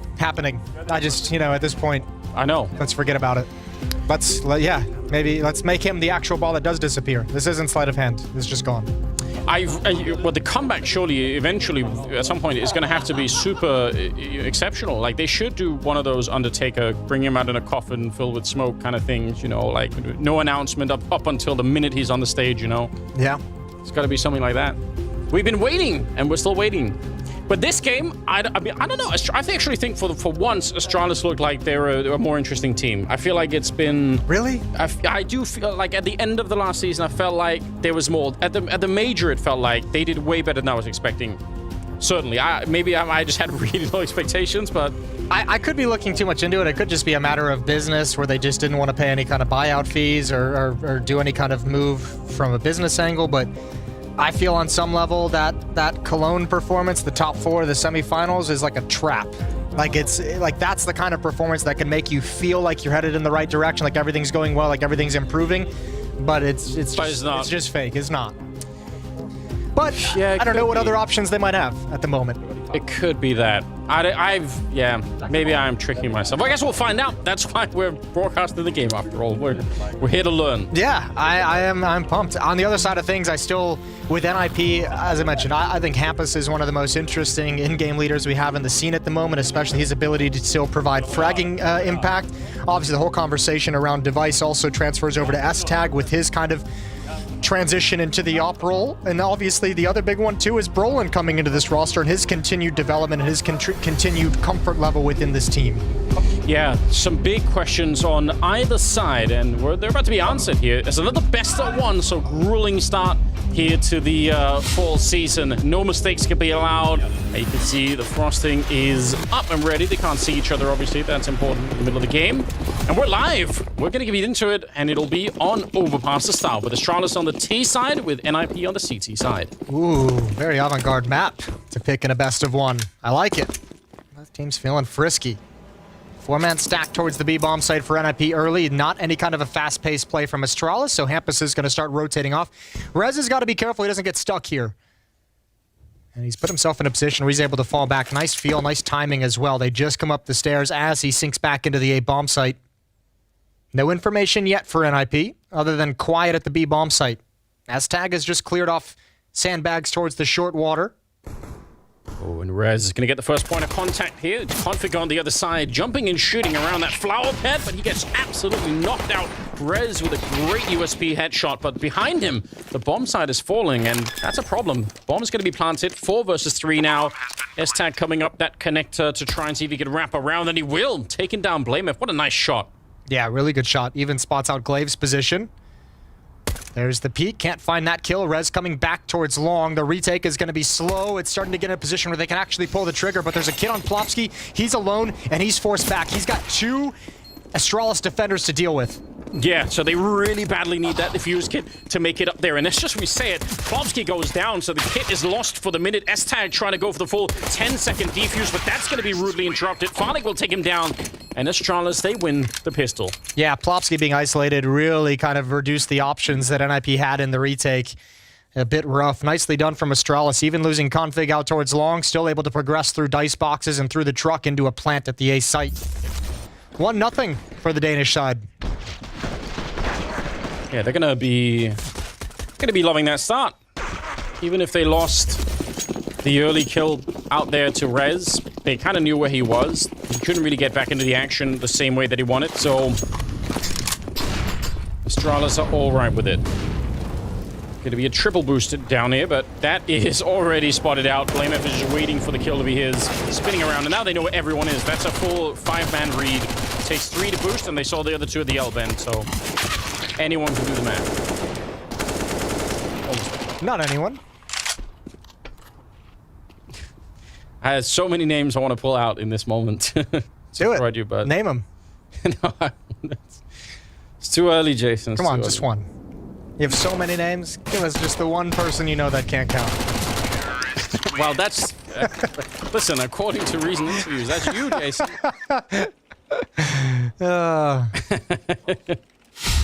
I was going to say DDK, you know, but only because I love Dan so much. Wow. Timeout. Technical one. Yep. A bit early for tactical timeouts, really. But they clean up the round and... yeah. That triple boost, I feel like, has been used so much recently that... it's coming back in style. Yeah, like, and now the problem is that you're getting the hard diminishing returns. Everyone's looking for it. Yeah. Which Brazilian team is doing this all along in Cologne? I'm trying to remember now, but... Double O Nation? Yeah, I think it was Double O Nation. You're right, yeah. Could I have said any Brazilian team there and you would have said, yeah, I think you're right. Yeah. Could have probably even said a non-Brazilian one. Yeah, that's true. Yeah, those guys too. Good point. Mouse sports, yeah, they do it all the time. But yeah, I think they were heavily exploiting some of those boosts down to the B-bomb side on this particular map. So I feel like everyone's been been made aware that it's a thing once again. And that's fine. I guess that's how the metagame evolves. Look at that frosted glass. Clears up between each round so you can talk some smack. Look deep into the soul of your opponent. I think it's a huge addition to the game. Apex is doing a little bit, but I'm sure we could see more of it. Maybe we need, like, now here's some content. We need to fly in Taz and teach the younger generation how to do some of the smack talking. Okay. Like a little bit of a coaching session, you know? Yeah, sure. Pass his worldly experience on to the next generation. Yeah, we can't let that kind of talent go to waste, you know? What if we just brought in like a dedicated shit talker for each team? Like Taz is on one team. Here's another good one that we could bring in. We've had some pretty good Danish ones. Danish Orpa free, please. Okay. It's pretty good at that. Put him on the other side? Yeah. Got some... There's people out there, I'm sure. A new roster position. Teams are now 7 players. One of them just talks smack the entire time. Yeah. Just to get the energy up and running. I like that. Brolin's aggressive towards Fountain, the only player here. S-Tag back towards Khan, our divider. First kill for Brolin. That's bomb hitting the deck, and he can stick... Ooh, the Molotov is burning. He didn't take any damage from bullets. I thought that was going to make him so much more comfortable, but now it's awkward. Now he's got to hope and pray, and a nade puts him down. That's... what a Molotov. I mean, you could see that they were lining it up, but the fact that it kind of covers both sides of that box is crazy. It spread way farther than I think Brolin expected. And obviously way further than he desired. 48 seconds on the clock. Plopsky, excuse me, has a smoke. Reds has a flashbang. Those are the only nades for the entirety of the NIP team. Yeah, that's a bit of an issue. 40 seconds now, and they're starting to make their way down through the connector. Going to be hitting this B bomb side, which is about to have 3 people on it. Hampers, he's got the right read. He knows what's coming, and they're going to be getting that early defense. So now their nades, they matter a lot less. Oh, Farlick taking a lot of damage. There's a good find from Config. Rez going to turn the corner. They don't have resources to stop this, or do they? BlameF just holding for it. 2-on-2, Molotov, but Hampus is already out of the position. Once again, coming up sandbags. S-Tag stops the plant, and that should be the round. 1v2 for BlameF. Oh, that is so scary. S-Tag with the perfect timing there, but that initial peek, I think it was Plopsky, I think he went for it expecting for them to already be planting the bomb in that moment, but there was about 15 seconds left, so they weren't quite doing that yet. They almost lose the round of that. That's horrifying. Just the constant repeaks from NIP. Like, even though they end up losing a decent amount of players with it, I think 2 players taking those fights, the timing of them just never makes Astralis feel comfortable getting that bomb planted. First round for NIP on the board. Astralis fully invest everything they've got. 2 AKs, a Galil, Deagle, and MAC-10 for the Astralis loadout. Okay, feeling like they could put a lot of pressure on. They're not wrong about that either. $1,400 on Brolin, and that's about it on that NIP side. So if they win this one, it's going to be huge. Config, he's got the right read, he's got the right position, and Brolin not even close to ready for it. He probably should have been dead. That could have been the end of his life, and maybe a great start for Astralis, but they managed to sneak away just. Hampus still hanging around the connector, so he's got a very central position to do some real damage here. He's hearing this. Worried he's going to get flashed. You could see him turning around for it, but he's actually got some really good timing for it. We'll see if he can actually connect it. Ooh, comes back just as they both peak, so I take it all back. Timing not at all working out for Hampus. No, not even a little bit. Stag's going to back up deep into the bomb site. No one from Astralis outside of B. So NIP has 3 defenders there for the moment as Brolin's kind of flirting between the 2 bomb sites, but doesn't really know where the attack is going to come. 34 seconds on the clock. Zipic's going to give up control of Staircase, and over towards A we go, where S-Tag is playing retake. There's not enough utility to pull off a retake. There's only the 1 kit on res, and if NIP doesn't shift someone over to actually try and defend this bomb site, I think they've just got to give it up once Astralis pull the trigger. Yeah, it's either that or S-Tag is going to get a triple kill right now, because anything short of that is probably not going to be possible. Great little run, not even that much utility behind it, and NIP already making the call. It's not worth it. So 3-1 in favor of the Astralis side, and this attempt to buy into the round working out really well. Keeping the pressure on and forcing NIP into a very uncomfortable position. We got some time to kill, so I want to ask you a question. Oh dear. Astralis was eliminated from the first European RMR just this past week. True. Does that make you nervous? That's my question. Yeah, it does. Okay. It actually does. Because I just think all the RMRs are just difficult to make their way through, even at the best of times right now. It's hell on earth to be trying to qualify that way, so... I don't know, not if you're... Do you see the tweet from Halzerk? After he qualified with Complexity, he's like, man, I don't miss the European RMRs. He gets to play... He's over in NA playing on easy mode. Well, maybe that's the way to go. He's having a good time. The Europeans have found a loophole. Like, sweet. We get over here, the food's better. World domination. The food is better over there. It's true. And vouch for it. Here we go, 5th round. And NIP. Making the call early and being able to save all the rifles is great. But now they have to put those rifles to great use in this round. Or it won't really make that much of a difference. Yeah, and on overpass, when you go down, 4-1, running out of money, or 5-1 on the scoreboard, that starts to make you feel real nervous. It's not a deficit you want to be at early on. Rolling and Stairs. Good flashbang. Can't connect the shots onto Farlig. Nate comes in deep. He goes for one more fight. He's being boxed in and he knows it. Zipic's coming from behind. Oh, he somehow finds a 1-for-1. Good stuff from Brolin. The bare minimum. Yeah, but also looking just a bit shaky. That first opening kill with the flash setup, that would have been perfect. He probably could have had that one right away. Not quite able to connect it. And obviously, the dream of picking up an AWP on the CT side is going to be a little bit away still. Whereas, nice opening or follow-up, I guess, on the SIP, taking him down on connector and trying to get back out, get away back to help out the B bomb site, which he's going to be able to do. Long-range fight. Hampus taking down Config. I haven't had to say Config's name that much yet. Just a single kill so far in the first 5 rounds.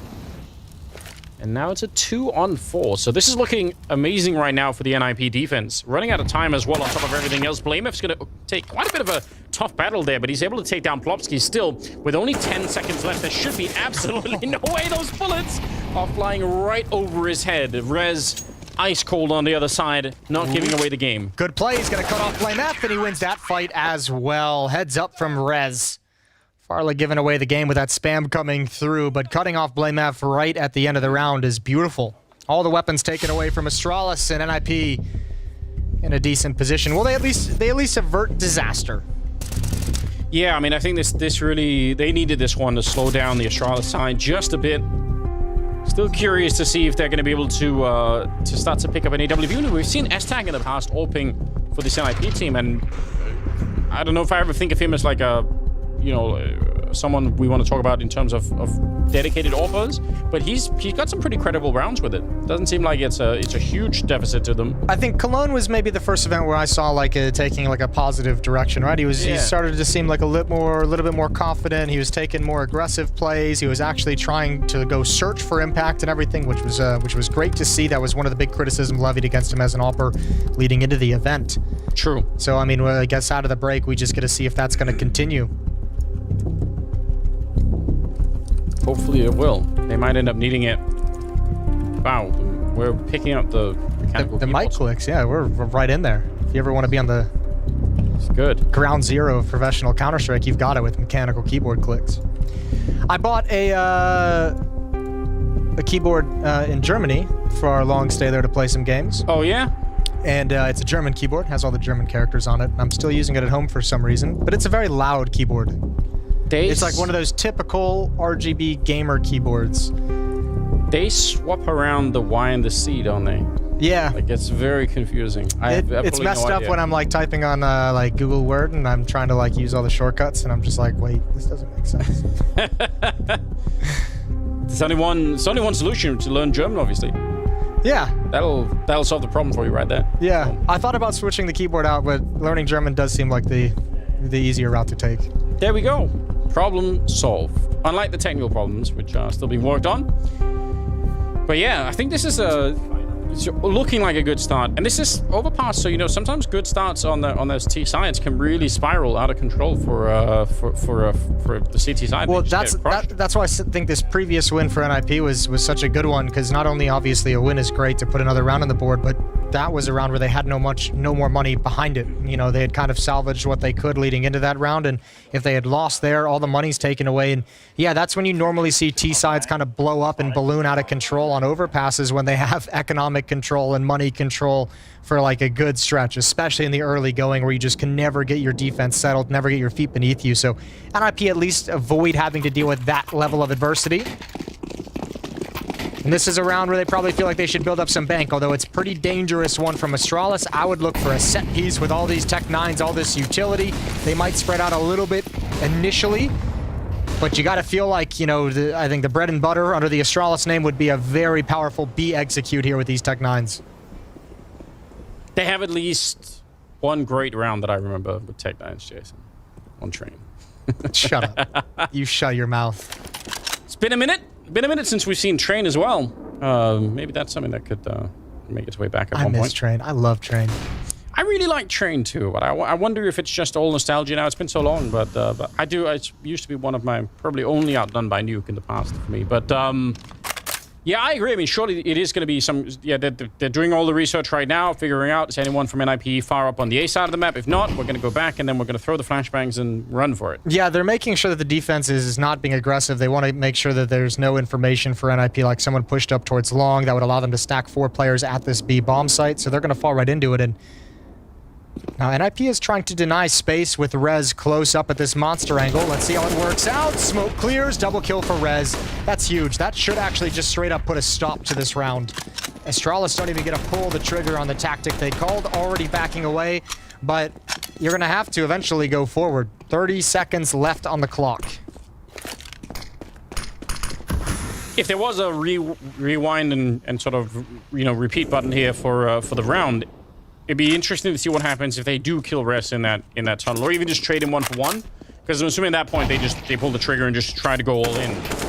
10 seconds on the clock and not even a bomb plant in this one. Going to be a little bit of damage onto a couple of players on the NIP side, but that is about it. So super well done from NIP's point of view. This is exactly what they wanted. Yeah, all 5 players survive, get to build up a little bit of money. You know another strong buy for Astralis is coming in here. Astralis probably had the money to force buy if they really wanted to, but just take a little bit of a breather, let the money build up on their own side as well. So some economic decisions for both teams, powerful economies for both teams. Only BLASTPremier going to be relegated back to the MAC-10. 3-3. Who picked? Did Maniac pick Astralis, I believe, and maybe one other person? I feel like there was a lot of enthusiasm for NIP who can pick him so far. Oh, Roland. That one doesn't spread, and now he's got a little bit of backup. Going to be blowing up the door. That should take a fair bit of attention away from Sip and the rest in there. Yeah, they're worried about it. Flash to set it up, but he's going to swing against nobody. They were already behind cover. Blowing up that door is just so strong right now. It's such a difficult thing to deal with for the T sides because it just allows, there's so many different ways to be dangerous. Some of them just spam, some of them to boost over. As we saw, there's a couple different boosts you can get to peer into that deep angle. Good kill from Rez as he goes hunting. And gonna back off as well. And again, because of that door being blown open, remember there were 2 players in that hallway, in that underpass for Astralis, and they give it up. They back all the way off. It's just Zipix there, and he's not being aggressive whatsoever. And losing that outside of B presence when BLASTPremier goes down is just super devastating. I think he had the MAC-10 as well, so hard fight for him to win, even if it's up close like that. Another good flashbang. The first one in the connector tunnel didn't really do anything, but this one, it absolutely obliterates Farlig, and he's not no more. 25 or 35 seconds left, and it's a 3 versus 5. NIP. If they win this battle, it's not even going to be around here. Glaive will finally take a little bit back, but they know what's coming. They still have another 2 people at this bomb site, even after losing one out alone like that, and I don't think Astralis are ready for that. Normally, we've seen this a lot already in this first half here. It's just a single AD defender with, you know, a second guy who's kind of floating between the bomb sites. This time they had 3 people already. Well, I mean, that's all born from the fact that 2 players, and Rez gets that kill clearing out the short water, finding that MAC-10 early on. Right here, after this, NIP's like, okay, well, we know the kind of the players over towards the door got forced back once we blew it open. We know the water is clear now, so yeah, everyone pay attention over towards the A bomb site. There's layers to that as well. The setup with Brolin underneath the sign. Hampus is able to chuck out a pop flash, which nets him a kill, but even if it doesn't get the kill, it's information gained, right? So they have some different options for that A defense to make sure it's as solid as possible. Good nade early on. Glaive and Farlig brought down to near-death territory. Yeah, no Kevlar vest, so guess the shrapnel just, I don't know, the clothes doesn't stop it that much. Nah, probably not. Wool versus, I don't know. Kevlar? Yeah, probably better. Yeah, if you try and go the Iron Man route to get the shrapnel, stop it from, you know. Okay, yeah, magnets. Yeah, exactly. I don't know if Glaive or Farlig could be like a superhero, but BLASTPremier could. You know, he's got the build for it, you know.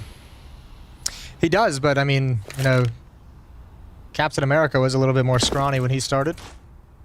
You know, you don't give the superpowers to the guy who's already strong. You got to give it to the guy who's experienced weakness. That's fair. I can get behind that. Roland out here. Ooh, an HE kill as well. They don't lose a single player again. Just what a turnaround. Surely, if we looked at a graph for just the money so far in this first half for NIP, it would have been a bit of a downswing, and now it's just rocketing back up again. And I think that's a small detail that probably doesn't get talked about in terms of the impact it can have from the other angle, right? Is how good are you at your save rounds of eliminating a couple players, of limiting that economy, of chipping away at it? Because this is now 2 times.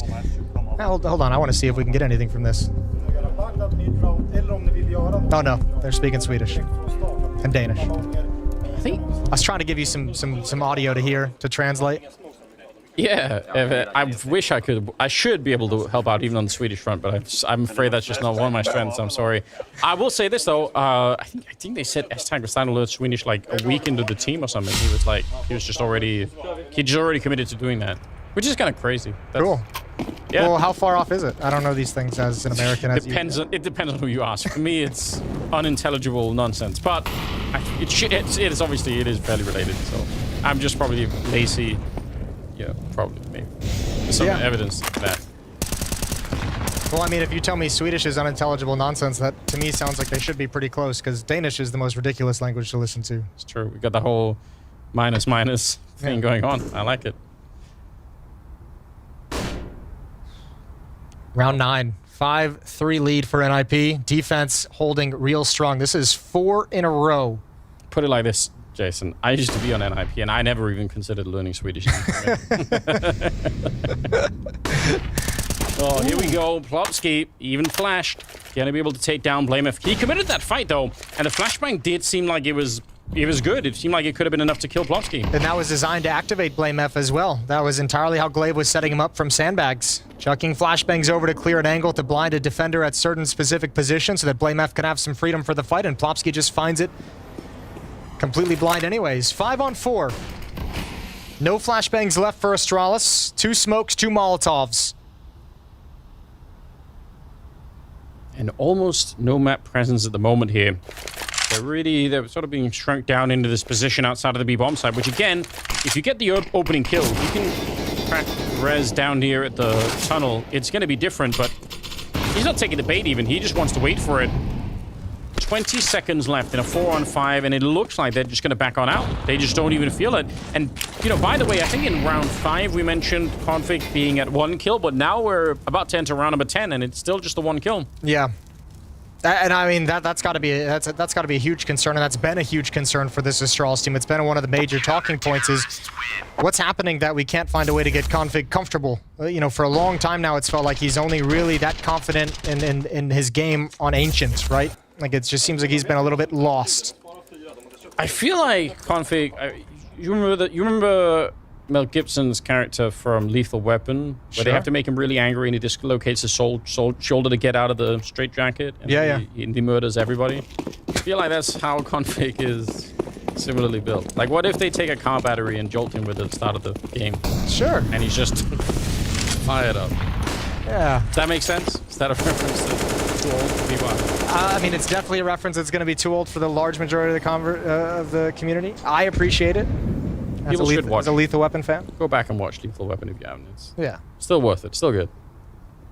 Ooh, boost on the other side. Hampus maybe a second late to spot it. They're going to be almost getting the kill on top, but the whole thing crumbles on the other side. Here's what's curious about the save in the previous round is I'm not sure what it's like really gotten Astralis that they didn't have in the previous one, right? Like, I mean, maybe you have a better feeling of coming back in the next round, but you still don't have any flashbangs. I think there was only enough money on 2 players to buy an extra grenade, so you're still not, you know, it's not like you're able to just kind of refresh your utility and go back into it. And once again, you're at the same position. Clock is running down. You're not in you haven't gained any real map control because you don't have the utility. This time, instead of 2 smokes, 2 Molotovs, you've got 3 smokes and 1 Molotov. But you've still just got to kind of pull the trigger on and execute much the same way you would have had to do in the previous round. Yeah, and it is certainly a bit of a downside to some of the tricks that are being pulled here from the Astralis side when they don't get the openings. That is 30 seconds, and they're set up for a full-on A execute. We're going to see the limited utility they have. It has to be really perfect, but already 3 people on the other side of the smokes here. So NIP, they're set up well. Farlig, though, that is a huge double entry, taking down S-Tag and rolling it all on Hampus. He's alone, and he's going to be answering back, swinging out with the M4. He's out of bullets finally, and 10 seconds on the clock. They're going to actually relocate that bomb plant just to make sure that it's not interrupted from the connector, and somehow Astralis get the bomb plant and make it through that 3-man defense. That's wild and crazy. Yeah, just a double kill from Farlig. Nothing special even to set it up. They didn't have anything to set it up. Plopsy's going to be everything on this flank if they want to make this retake happen. I think Zipix spotted out Rez. There's the Molotov. Plopsky getting close now as well. Yes, he is, but Glaive is out there. Oh, in the middle of nowhere. He's going to get caught. Sip still with a lot of health left and fighting Plopsky. Nice crouch, actually, down from behind that trash bin and able to pick him off. BLASTPremier with the final kill onto Rez and Astralis. That is going to be surely a sigh of relief for them. This round looked not very good from the outset, but they picked it up. No, it didn't look like that should have even been possible, but deliverance from Farlig to find these 2 kills. There's the first one. Astag not even realizing they're progressing all the way up, and Brolin swings right into it afterwards. So a little bit of a gift given over to Astralis. They'll take it at this point. 4th round on the board. Ooh, all right, Farlek pointing out that they haven't really picked up an AWP, but he happens to be saying that into a round where they are picking up an AWP. Yeah, I think S-Tag just kind of was feeling comfortable on the M4s, and they were on a little bit of a winning streak. Remember, there was so many rounds, too, where Astralis didn't even find a kill, so no real motivation to kind of swap into the more expensive weapon. But as you mentioned, now he's got it at the divider up highway. The timing just going to give up the angle. So S-Tag with the op and Brolin going to hold down the fort at the A-bomb site. It's Hampus to play rotation, and Rez once again going to get frisky. Yeah, I actually love this. Oh, look at the timing. Did Sip spot him? Yeah, now he definitely did. Rez still almost getting the kill on him. This is so crazy. The fact that he tried to go for it, look at the confidence on this guy. I actually can't believe it. He doesn't only just get the kill on, I guess, the third player that he was fighting in there, but he managed to almost take down Sip on top, and now Hampus with the wallbang to drop him. That's a very rare fight. Not just to try and take, but to actually win. That's got to be so inexplainable if you're Xyp9x. Like, you're going to watch this back and just not even realize how you didn't get that kill, or Astralis in general watching it back is not going to realize how they even allowed this to happen. Gotta say, great support as well from Plopsky. When Rez is fighting that retreating battle, he peeks off the other angle, is able to grab one more in the door to help secure Rez's survival. And Astralis, once again, just gonna have to save. 2 on 5. Nothing really to fight for here. Back into the doldrums for Astralis. You feel like as soon as he gets spotted trying to hunt Blameth in the sewer tunnel, it's game over for that play, and he probably should be dead. But he managed to turn it into so much more. That is unusual.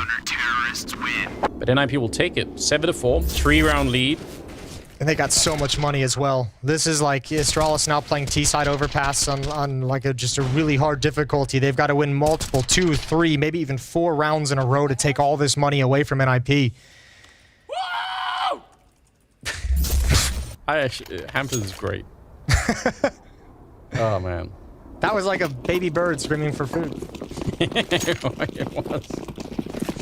Oh. 6-1 run for the Ninjas.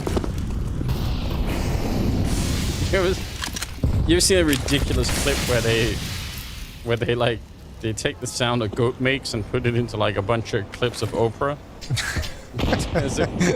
It's a really old internet video like that. But that could have I've seen the goat clips. I've never seen it mixed with Oprah. It's beautiful. You'd enjoy it. Somebody's brain is operating in a weird way. Oh, Rez is getting so aggressive. Ooh, close up. He's got the first. Plopsky has the second, but Brolin even combines in. And once again, Astralis, they're the ones pulling the trigger on this attack, but like they don't even get any clean fights. They don't even get fights through that smoke. NIP cold cocks them right there. This defense is actually just starting to look so good. They have... Think of how many different points on the map right now that they feel confident in.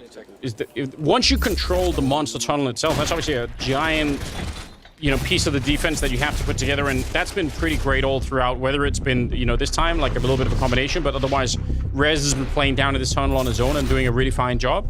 And then up at the A-bomb side, they've had the luxury almost a lot of rounds of having 3 people there when the attack happened. So they have solved a lot of what they needed to on this first half already, NIP. Second timeout being called now for Astralis. They need to pick it up. They need a couple of more rounds on the board here to feel a little bit more secure. For a long time, I feel like this NIP team has really kind of slipped under the radar due to all these different roster changes, and obviously with the confusion and just the darkness around the device situation. But I think coming into Cologne, I think people were finally like, okay, this NIP team is legit. They're for real. They've been keeping up a good level through all this craziness, through Hampus stepping out of the roster for a few events just to get some time off, just take a little bit of a mental break. And Cologne was kind of a disappointment for them, but I mean, coming back here outside of the break, this performance right now is just kind of a reminder that NIP still a very dangerous, still a very strong team. And even the games they lost in Cologne, where they were all games they could have won, it felt like. They all looked like games that could have been going their way. So I'm sure it wasn't a fun tournament to get knocked out of, but at the same time, looking back at it, maybe with a couple of weeks going past, they should still, I think, be pretty excited about what they were showing in that tournament. 13th round, and we've got Astralis back on questionable weaponry. Deagle back 10, and a Galil. That's a nice way to put it. Uninspiring in many ways. One smoke. That's nice. Yeah, always good for something. Well, at least they're going at S-Tag with the op. So if you're going to have this like lower weaponry, obviously it'd be great if you could get the op shot to miss, close the gap on him a little bit, the significant time in the reload between shots. Brolin has the first S-Tag, misses his initial one. Now he's got to back away. There's only, remember, the one smoke, so they can't block off every choke point. Hampus involved in the action. If he can stop the bomb, that'd be great, but these weaker weapons are doing a lot of work. What a read there from S-Tag. Ready for BLASTPremier to jump on top of the box. That's something to work with, but where are they taking that bomb? They're just leaving Glaive here and trying to bring it back down. But yeah, Rez knows. He definitely hears everything. Popsky's going to go check and not really realizing someone is still there. So that could get really awkward, but only if the bomb goes down. Wait, they're bringing it back? Oh, no. This is some actual matchmaking that we're witnessing. Glaive is going to be taking down S-Tag, and NIP have got to be confused. Just a sound fake. Rez calls everyone over. That's perfect. S-Tag even going searching for the player that I believe they did spot. This is not a round NIP should be losing. What a way to find an avenue into the bomb site. Here comes the retake, but look at the positioning. It's just so strong from Astralis. Yeah, it is, and there's no smoke in play right now for the NIP side, so they're going to have to go and try and sit on top of that bomb while it's just in plain view of everyone down there by the restrooms. Plopsky, though, that's a huge one, but a headshot from Glaive, and that probably is the round one. No time here for Plopsky. He tries to fake it out, but Glaive will drop him. And even if he hadn't, it would have been the round for Astralis. Nice triple for Glaive, and a great round here for Astralis. Absolutely shocking that they win this one. Unreal. The little double fake with, what, 20 seconds left on the clock when they start coming back. Unbelievable. Good job from Glaive. He finds all three of these final kills. Last two with the op, and obviously we saw that nice Deagle headshot as well. 8-5. Astralis fighting back. But this is where things get a little bit dicey. This is where we just mentioned the NIP economy means they're buying for the rest of this half. There's no easy rounds for Astralis any longer.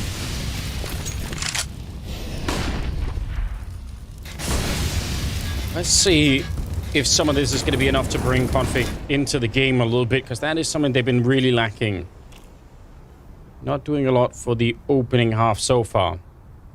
Last two rounds here, if he can get a couple of kills in each, maybe that'll be the thing to set him on the right path here. Top fragging on the CT side is Rez at 12 kills, and nobody's actually even close to him on anywhere on the server. That's great.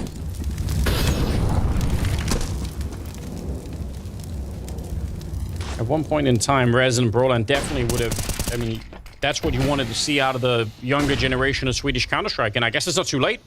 They still have a lot of years ahead of them the way that they're playing. I mean, I'd put Hampus up there as well now, since he's kind of shown to be a little bit of a revelation since he joined NIP. I don't know what everyone else kind of expected. I didn't expect him to be as good as I think he is now, but I mean, even Hampus, when Brolan joins, is saying if you want to be the best Swedish team out there, you have to have the best Swedish player. That was the entire point of going for Brolan. Well, it's been working out. Still some stuff to fix. Oh. All right, finally gets another chance at it with the AWP, but it is a 1 versus 5 that he's fighting for here. Bomb plant would have been nice going into the 15th round, but they're not going to be able to get it. So, NIP back in action here. This defense has looked really good. There's a lot to point out. A lot of positives to look for. Maybe they could finish this 10-5 if they can win this next round.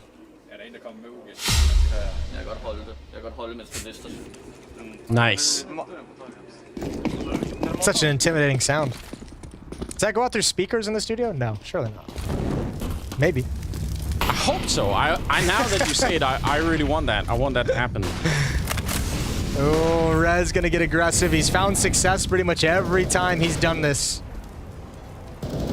How aggressive does he want to get, though? Oh, it's close, but there's some attention being stolen away from Brolan. You could see they're setting up that same Molotov to the tree box there, but not going to be able to find anyone this time. So Rez, this fight against the Mac 10, he should definitely be winning that one, although right behind him, still getting the kill. Glaive is there for the revenge. That is a little bit unfortunate timing. If Glaive was a second earlier, maybe he could have saved his teammate there. Oh, panic on the side of Plopsky. Yeah, he was ready for that fight. He paused and settled his feet and got ready for it, but caught off guard, I guess, by the angle Glaive was playing from. Hampus is going to have to step up next behind the smoke of Monster. Spamming in, making sure no one's setting it up outside. Return fire does a lot of damage, and the op finishes him off, and almost a follow-up from Farlig. That would have been great. Brolan and S-Tag to defend. Yeah, they're in a great position, but there is about 40 seconds left, so I guess they don't have to run for it, Astralis.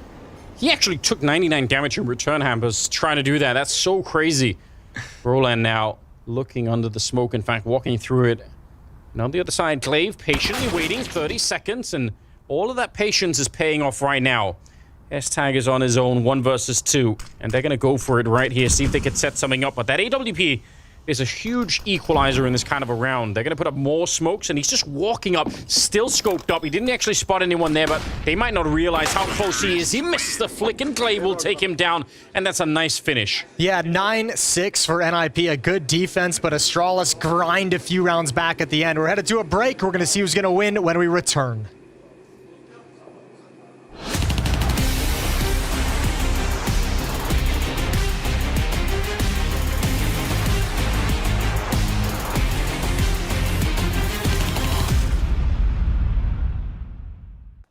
I have no idea where he is. He can go B.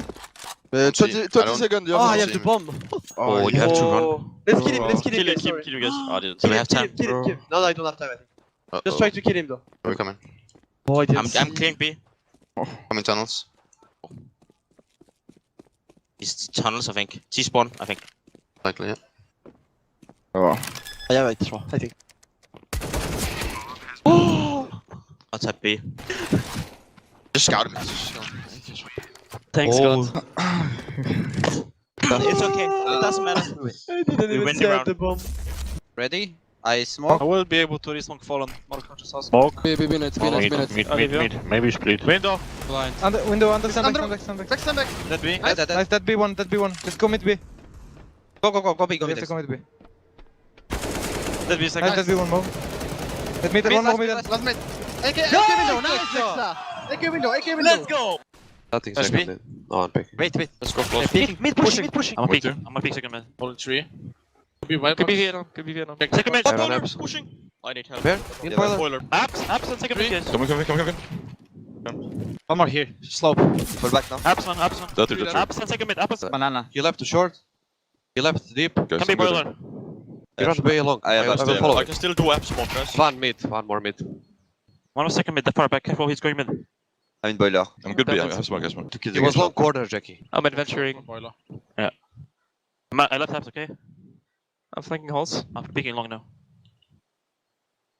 You want to go long? Boiler. Boiler. Yeah, nice. Good job. I don't see anything. Something yellow. I don't see city. I'm Okay, keeping. jungle. Can I boost this test? Let's pick stairs together, guys. You ready? Wait a bit. You ready? Go. 3, 2, 1. Dead. One more stairs. Dead. Go city now. We have city. Get ramp. I'm only ramp behind. Yeah, should be one City dead. episode. I'm pushing city. Open jungle. Nice, guys. Don't take up, Madden. Okay, take it.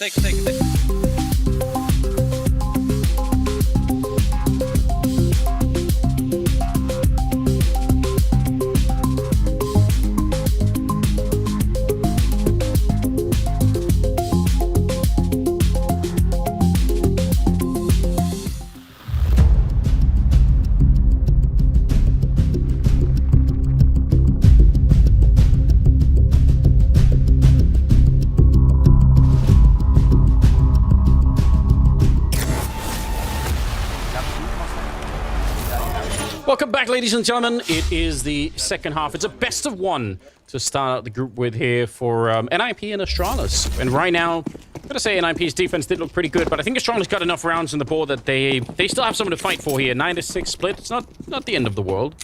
No, I mean, when you consider some of the rounds Astralis won, I mean, the nice little 2v2 at the end, but think of the round they won where they did the double fake from the A-bomb site back downstairs and came back. That was huge. That gives them some breathing room into the second half. Farley gets traded off 1 for 1. I don't know why that looked so funny. It looked like Brolin just sat and didn't even shoot the guns. Like, he was like... I'll give you 2 shots before I respond. Yeah. You get the first swing. Oh, I'm dead. That's a bit rough. But traded right back. Rez, on the other hand, was lightning fast on that P250. All right, smoke flash left on S-Tag for this NIP attack. They've got to deal with a pretty aggressive defense. Glaive in the stairs looking for information, sees nothing, but Blame F and Zipix are going to be hard to get by at Monster. Still a lot of time But just a spot here to alert Astralis to what's happening. Look at the way that's pulled everyone. Glaive just gets out of the staircase. He's back towards sandbags. Config now playing retake at the A bomb, so he's going to have a very fast rotation. Yeah, that's a good point. There are about to be 4 people on this B bomb site within a 5-second window, so might be difficult, although that will clear things up. What an opening. They don't check the corner. Sip. He's wedged up in here, just gliding down behind them. Silent, and with that USP, able to tick down the bomb. That's 25 seconds left. The duelies just showed up on the L-bend. Oh, this is a nightmare. They thought they were home safe, but Sip is up behind them, and he'll win the round. Astralis, that is huge. Nobody checked it. Not one of the 4 players. First player did. It was a real, like, that's like a 50% clear. That's like a little jerk of the mouse just to make sure you look in that direction, but nothing all that special. And Zipix is able to manage it. He was very, very patient with that. You don't want to mess it up. Good shot from Rez, but it matters for nothing. He almost came down a little bit early from that. Almost ran into S-Tag there. Ooh, all right. That's one of those tricks that almost always gets checked. I feel like it almost never works, but this time, it's great. 7-9. I think a much-needed pistol round being picked up by Astralis. Yeah, this is going to be a really close affair down the stretch. NIP is going to have to win a lot of gun rounds to make this look good. Blame F, another kill for him. 2 in the round so far. Farlick gets activated for some bonus money, and Blame F eventually does fall. 2 remaining for NIP. Yeah, it'd be nice if the MP9 can pick up a couple of kills, maybe especially for Farlick with that AWP later on. So, yeah, he's out hunting for it, and he'll get 3 of them in the round. So he's going to take it, and he'll pick up the M4A1. So, just nothing but winning at the end here for him. This is now both pistol rounds won by Astralis, and both second rounds as well. So they've got like a nice little kind of 4-0 lead based off the pistol round and the ensuing follow-up round in both of these halves. Yeah, that's a nice way to think of it. 8-9. I mean, once again, absolutely anybody's game.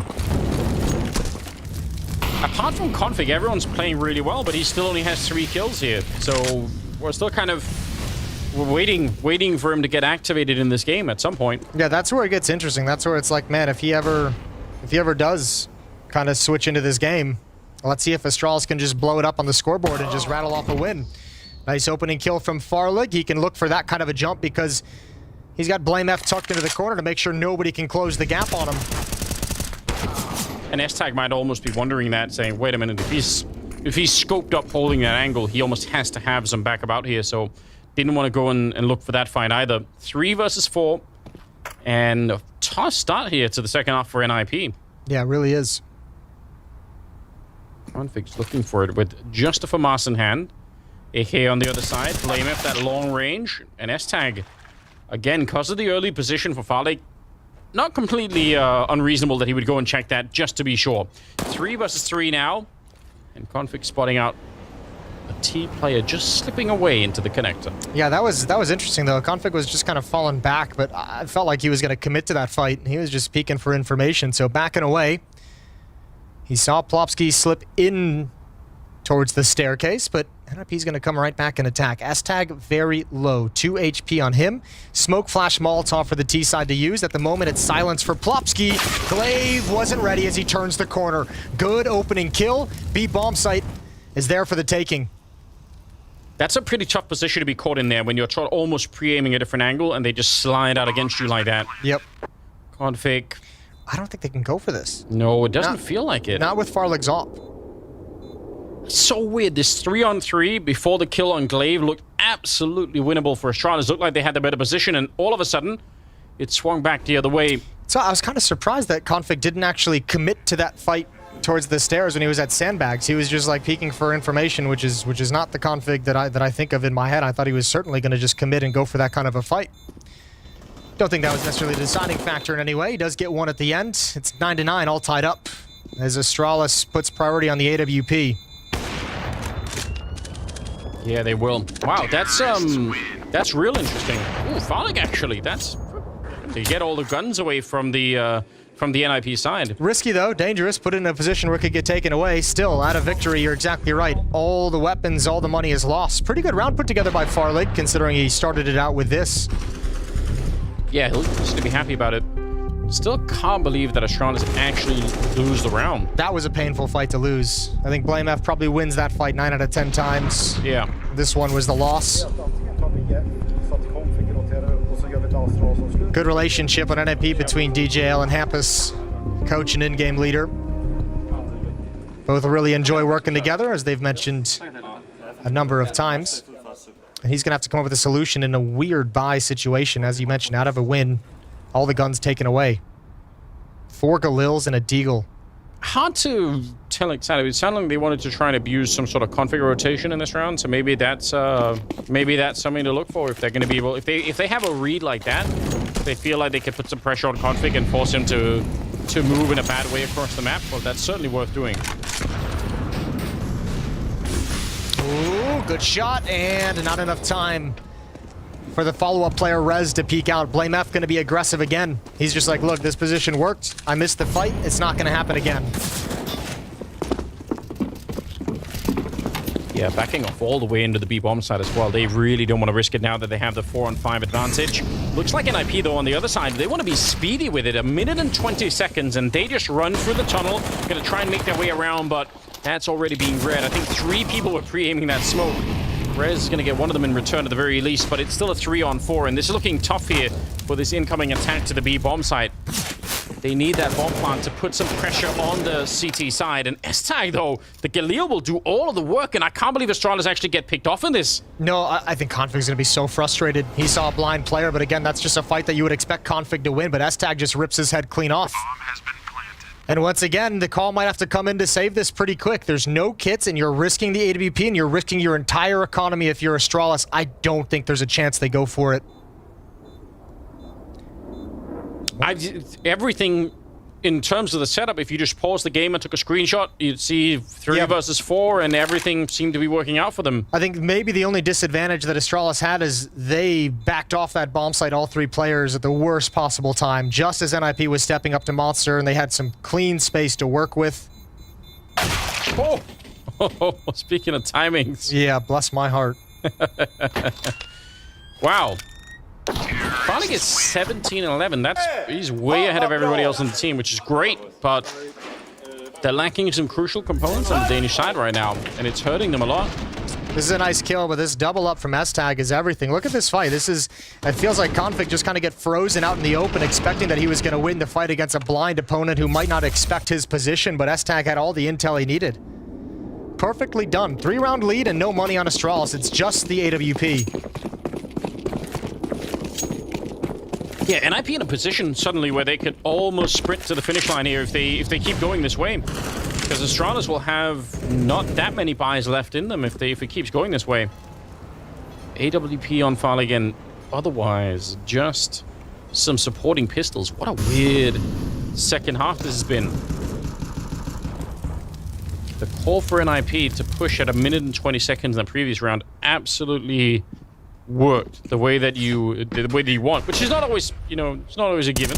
It might not have even been designed, to be honest with you. It might have just been they had to speed things up because they got picked off, at the door with the AWP.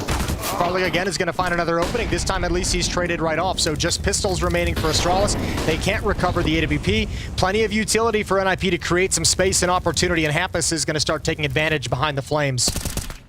And they might know that there's a bunch of people at the bomb site, but just given the weapon difference here, they probably don't care that much. They feel confident in this fight. So far, just fighting the pistols outside of the AWP, which, as you pointed out, is already lost behind them. Config goes down last, and it will be a 12th round for the Swedish side. Well done. Starting to feel it. Yeah, really. And this is playing out just like the first half. Astralis wins the pistol, wins the second ensuing round, and then once the guns come out, NIP just starts taking over, and it has a very similar vibe to it at the moment. 12-8. 3 rounds in a row for NIP. Still waiting on that Config X factor to be showing itself. Yeah, it doesn't feel like it's coming, does it? If it is, it's going to be even more exciting now, because that's surely the only thing that'll save them at the moment. It feels like this gap is building, and they really need him. Yeah, the only thing really working for this Astralis defense at the moment is Farlig with this AWP. He's been quite a nuisance, especially in the early stages of the rounds. I think 2 or 3 rounds he's been able to find the opening kill for his team, but they haven't really been able to convert all those into a victory. Nade to blow open the door and give Farlig this angle, does good amount of damage. Rez jumps across, baits out the shot. They now know the position of the AWP. And they want to put some speed behind it. What a catch from S-Tag. You mentioned this earlier about him getting a little bit more aggressive, a little bit more confident with the AWP. Well, here it is. That third kill. Absolutely blowing up Glaive. And Config and Blameth, 2 versus 5. Not even a chance to get near the bomb site. What a wild opening. That's some disgusting shooting from S-Tag. That is the kind of thing that'll start to convince people and convert people into believers if you can pull that out. I think that time it's just NIP they spot out the AWP, right? And once the AWP is spotted, you know, typically in today's Counter-Strike, he takes his shot, he shows his presence, and then the defense shifts. The AWP gets into a new position, lay down some utility to buy some time to rotate some players around. NIP finds that timing right when the AWP is conversing about switching and changing the defense, and they just hit an opening that Astralis didn't even realize they were offering. Yeah, who was the first kill from S-Tag? It was Glaive, I believe, or Zip pushing down towards Monster. Like, he didn't expect any kind of a peek coming from Monster at that point. His attention was kind of halfway towards sandbags, maybe making sure he's not getting picked off from an off angle. He never expected the AWP to be that aggressive. Timeout called from Astralis. Yeah, this is such a quick shot as well. And just keeps running in here. He is so ready. This last one is just beautiful. Yeah. If you strip the names of that one, it'd be a while before people guess S-Tag on the scoreboard. But for sure, we've seen it before. He's had some decent results in the past. Improvised fan. Humidity in Denmark is high at the moment. It was something unique today. I can't remember the last time I was in Copenhagen in the summer. Not like this. It feels like this is a new experience for me. Summer is usually just a lot of rain in this part of the world, but I'm jumping in the water when we get done. That's something. That's a good idea. Got that central, yeah, like right by the hotel. It's a good idea. Hopping in with all the Danes. Do Danish people like work? I just look out my window and there's like people drinking beers, jumping into the water all day long. Yeah. That's a kind of work, I guess. Maybe they get paid for it. Maybe they're all influencers, Jason. An economy of influencers. Jesus. I'm sure there's no way it could backfire. No. This is the bubble that won't burst. Config. Been talking a lot about him, but not in the light that we normally will. Just more of a kind of a where has he gone? Where is he? And is it possible to get him back before NIP sweep up this game? They're about 3 rounds away from that happening, so we need him to do something. And he's gotten very aggressive in this one. Oh, he wasn't even flashed, but just the timing of it. Rez walks around the corner. Config sure there's going to be a push coming through the tunnel.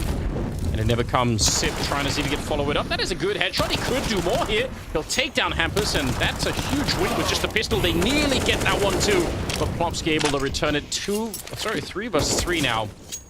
And a chance maybe for Astralis. What a shock it would be if they won this round. Oh, I think this position from Plopsky, I think this is such a smart piece of aggression from Plopsky just to push all the way forward. You allow for a safe plant on the other side of the pillar. And I don't think there's any way Astralis can really make this happen. BlameF starting to come through Monster. You might as well give it a shot at this point. Yeah, they're running out of rounds to play with.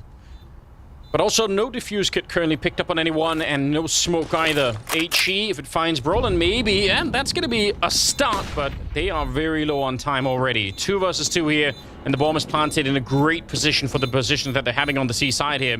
Sip is checking everything out and realizing, yeah, there's no way. We just don't have the equipment to try and do this with. They're going to tap the bomb, but they've already made the call to run, hoping to maybe catch a couple of NIP players running back into the bomb site. But that is about it. 14 on the side of NIP. Yeah, NIP just 2 rounds away from taking their first victory here at BLASTPremier. Nice solid win. Yeah, it truly is. Oh, look at that jump. Config just not even able to react. I know we've mentioned it a couple times. Feel bad going back to it, but he's having a real rough time of it.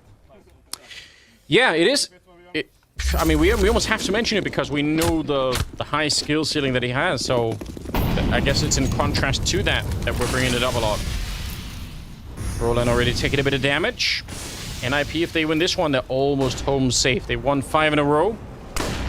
Looking to continue. Roland flash right through. That is a nice setup for it. And that's a cool change of the attack as well, because you can even see Blame F off that flashbang. He's like, yep, they're going to be wrapping around. He's going to be coming and swinging, you know, to my right towards Party, but Roland's coming right around the edge of the smoke. There might have even been a designed gap. Nowhere for Farlig to go, but they line up for him anyways. S-Tag with the trade, but Farlig's delivered again. I was going to say, that's a terrible position to be in with an AWP, unless you're able to pull off something like that. But once he finds that first shot, it feels like he is surely dead. Hampers in S-Tag, 2 versus 3. Still 55 seconds, so not a lot has to go wrong in a round like this for Astralis to still lose the round. They're hoping for a mistake on the Astralis side, but at least they're not giving them that. And Glaive is so far outside of B, they feel pretty confident that no one's going to be sneaking through that side. It's a nice position for Glaive, because even if they slip the net and go down the stairs into the B bomb site by sandbags, he's already in a great position to kind of flank and have a retake onto that B bomb site. So he's more than happy to just watch the single choke point. 24 seconds, and now NIP has to get aggressive. And Glaive is starting to move and realizing, all right, they're not going to be showing up, so he can even call that in. 15 seconds, config up close here with the M4. Molotov to set it up, and he'll get that kill on the Hampus, and that pretty much cancels it all out. S-Tag, no point in throwing away this AWP. They needed that opening inside of the A bomb site, so it's going to be a 9th round for Astralis, which is something, step in the right direction, but if not for Farlig and that triple kill, they might still lose this round. Yeah, even if it was just a double kill, even if they don't line up and he just gets, you know, a second frag, I think this is still a very, very dangerous round. But man, Astralis barely surviving. And of all people, it's Farlig to keep them in it constantly. He's been phenomenal on this CT side. The only thing to be happy about. It's true, much criticized, you know, and maybe some of the time for good reason. Wonder what he's been spending his player break on. Oh, was that a warming quad it up? boost? Yes, it was. Lightning quick as well. S-Tag. It's a good response, though, from Farlig. Yeah, he's like, I know you're going to be stuck over on that side coming off the boost, so he's ready for it. Scoped up, and they throw the flashbang. It's a leg on Brolan. Oh, I would have loved to have seen him try to fight his way out of that one, but the leg shot makes it pretty much impossible. That's unfortunate. No reason for Rez to even flirt with danger in this part of the map. He knows there's at least one who's pushed down sandbags. Doesn't know about Blame F, still at the base of the staircase. And someone on Astralis has got to take a risk. It is going to be Blame F pushing. This could be a massive flank. Keep your eye over on the minimap as well. Hampus pressuring towards long A. There's a smoke up at the moment, but he could actually challenge it. He could take that risk and walk right through. That would pull his team back into this flank.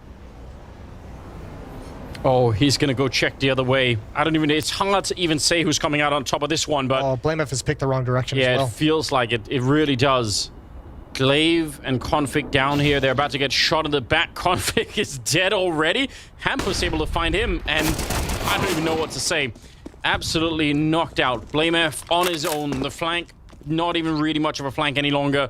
And I think they've already heard him. What a nice tap there to take down Brolan, but it's too late. 1 versus 3. And there's no reason that he should be winning this round. Do you go for it, or do you pick up the op and pass it over to Farlig? Yeah. What's the decision here? You surely will. As I think with the smoke down in Monster, you almost have to give it up. You do have utility of a kit, but again, 1v3, they know exactly where you are, and time's going to start dwindling. It might just be time to grab the op and bail out. Almost feels like he's saying, I'll try and get the exits and then the AWP, but even that is, I would say, is somewhat risky. Yeah, there's just, I mean, we can see there's no value in it with the kind of money that NIP has building up, and they're not even going to give him the opportunity. Wow. That is not what Astralis needed. 15 on the side of NIP. Things are still looking good. S-Tag on 21 kills, so doing remarkable work at the moment for the NIP side. Well, op can be passed over. Here we go. Boom. That is a quick assembly of that giant boost. And I mean, look, I think that's a good play from Farlig. I think maybe with the op stay a little bit further back.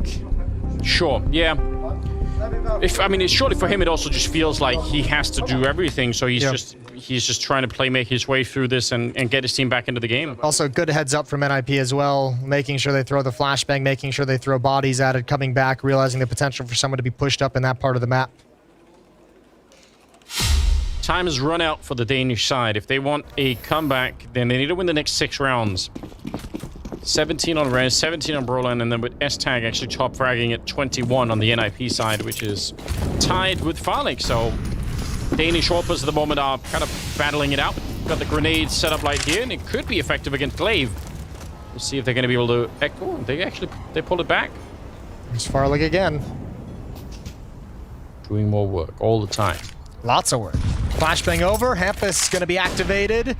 Clears things out. He's got Config tucked into the corner at Sandbags, looking for a fight.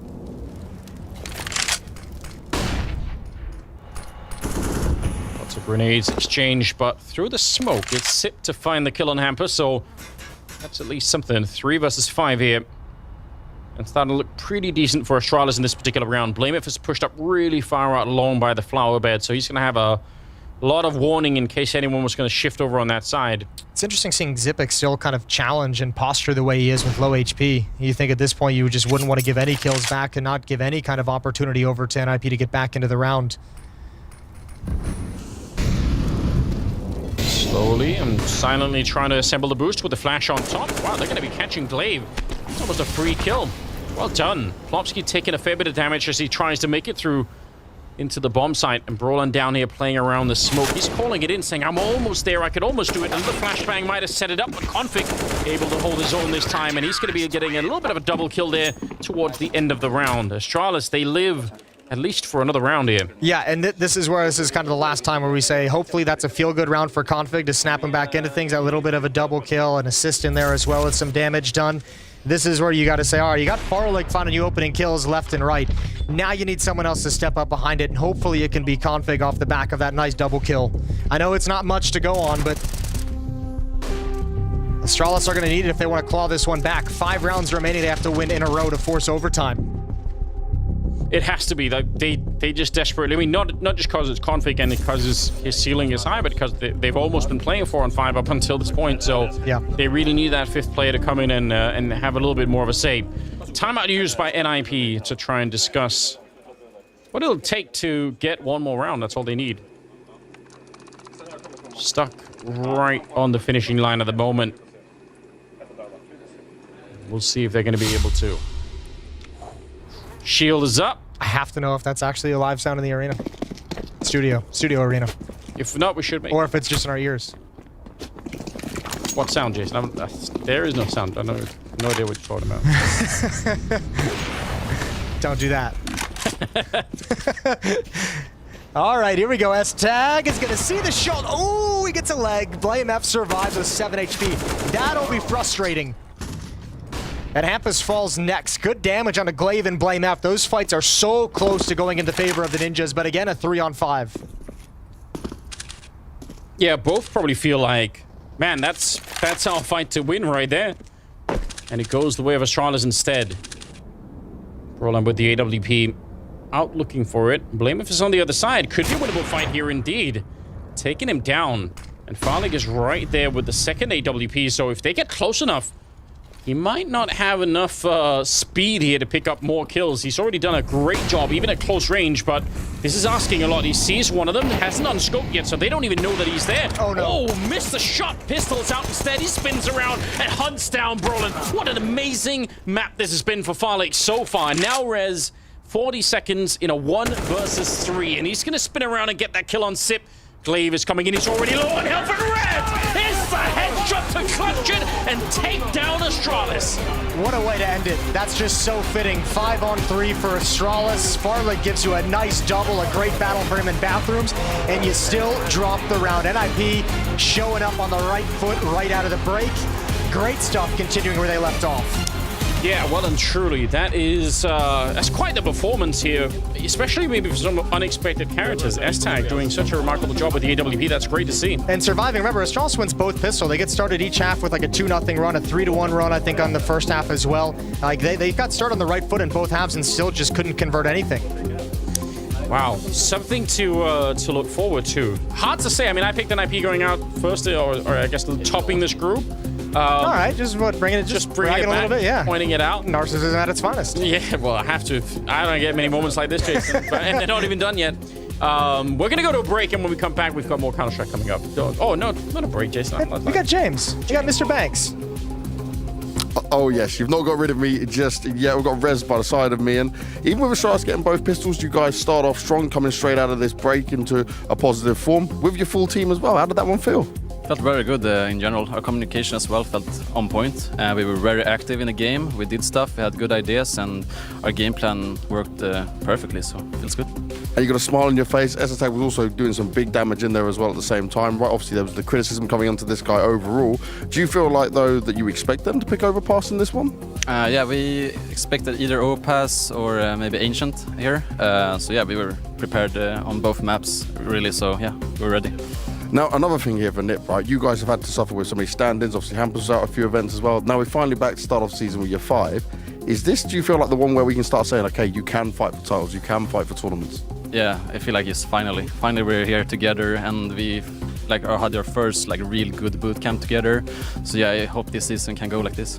And now, right, you're going to go up against Vitality. What do you feel about that one? Do you feel like you're going to have an edge over them, considering obviously we don't really know too much about them yet? It's a new player coming in, but you guys get a steady 5.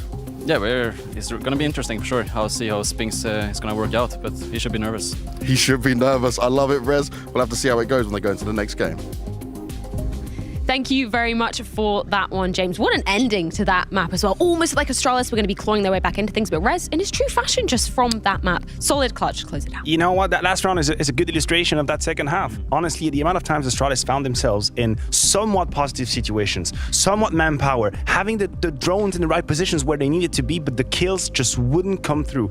NIP were always able to claw it right back, as James was talking about, and some frustration in the Danish game. Yeah, it was very impressive from NIP, because as you said, they are constantly playing from behind, especially on that T side. We know the T side on overpass to be incredible tough, but NIP, they constantly found themselves in 2v3s, 3v4s, and still fought a way to fight back into it. Scoreboard says 16-10. I think this game could have been much closer, but Astralis, they lacked that little edge. They lacked, the finisher right here. It was a little bit disappointing to watch. What was the firepower? The Danish duo we're always talking about. BLASTPremier, Config, they're supposed to be the left-right double punch for Astralis. Nowhere to be found. Config took about 25 rounds to start playing Counter-Strike, and BLASTPremier, crazily enough, yes, we know he sometimes struggles on the T side. That has been a problem that is coming over and over for Astralis, but I was hoping that on the CT side, suddenly he would take the space. He would make sure that Glaive knew exactly what was going on, and he was silent as well. He fell flat into this game, and what should have been safe bet for Astralis just didn't show up. No, not at all. And I just want to give commiserations to Fale as well for actually playing a decent Counter-Strike game, right? He was showing up, especially on the CT side with the AWP. Glaive on the T side as well, having a good game, but you hit it right here. The fact that BLASTPremier and Config didn't have any impact whatsoever, you can't really expect Astralis to win a game of Counter-Strike. Yeah, that 1-2 punch really not finding the firepower necessary for the Danes to be pulling that one over the line. I do want to talk about Rez in that game, though. I know we kind of alluded to it with that clutch to end things out, but I know we were talking back at the major. We were sort of seeing him on that more consistent trajectory, the firepower that we want, and we know he can be delivering. I'm really hoping that he continues that into the season. And from that first map, was looking good. Yeah, and he was solid as well. You have to realize he's not playing the sexiest of positions right now. We saw him a couple of times on that B pillar position, which is, you're not getting a lot of love there, right? You just pretty much have executes on your face. Well, I have to say, Hampus came in with a really interesting plan on the CT side. They pushed, they took positions away from Astralis, they retook construction, they retook bathroom, and that helped a man like Rez to get activated. But he keeps on going. In 2022, he's one of the best players out there, and with Broline behind, I think there's some serious power in the NIP lineup. Yeah, I think we saw the raw skill of Rez really shine through in this game, and you talked about it as well, Freya.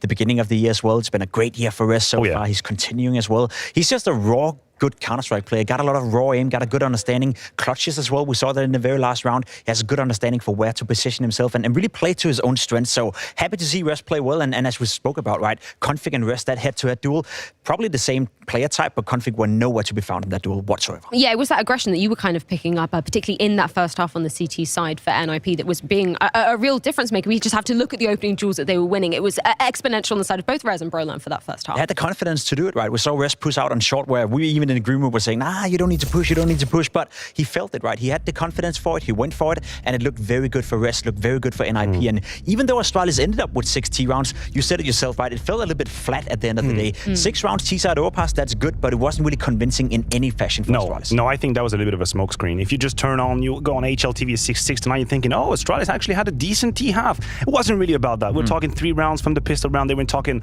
a crazy double entry from Fallig. We're talking a weird ass clutch when there is some faking going around. Yeah. In the core game, in the core Counter-Strike, I think NIP was 1, 2, 3 steps ahead of Astralis. I think Hempus was in Glave's mind at the very beginning. First, he got aggressive. He forced Glaive and Astralis to slow down. And once they did, they saved their utility. And you would see Astralis with 30 seconds trying to cross a smoke monster. Well, that's it. Checkmate. You're not winning that round. So a very well strategic CT side from Hempus and the boys. Well, unfortunately, Astralis do lose out in their debut here at the full groups, but we do have a few words courtesy of BlameF with Banks.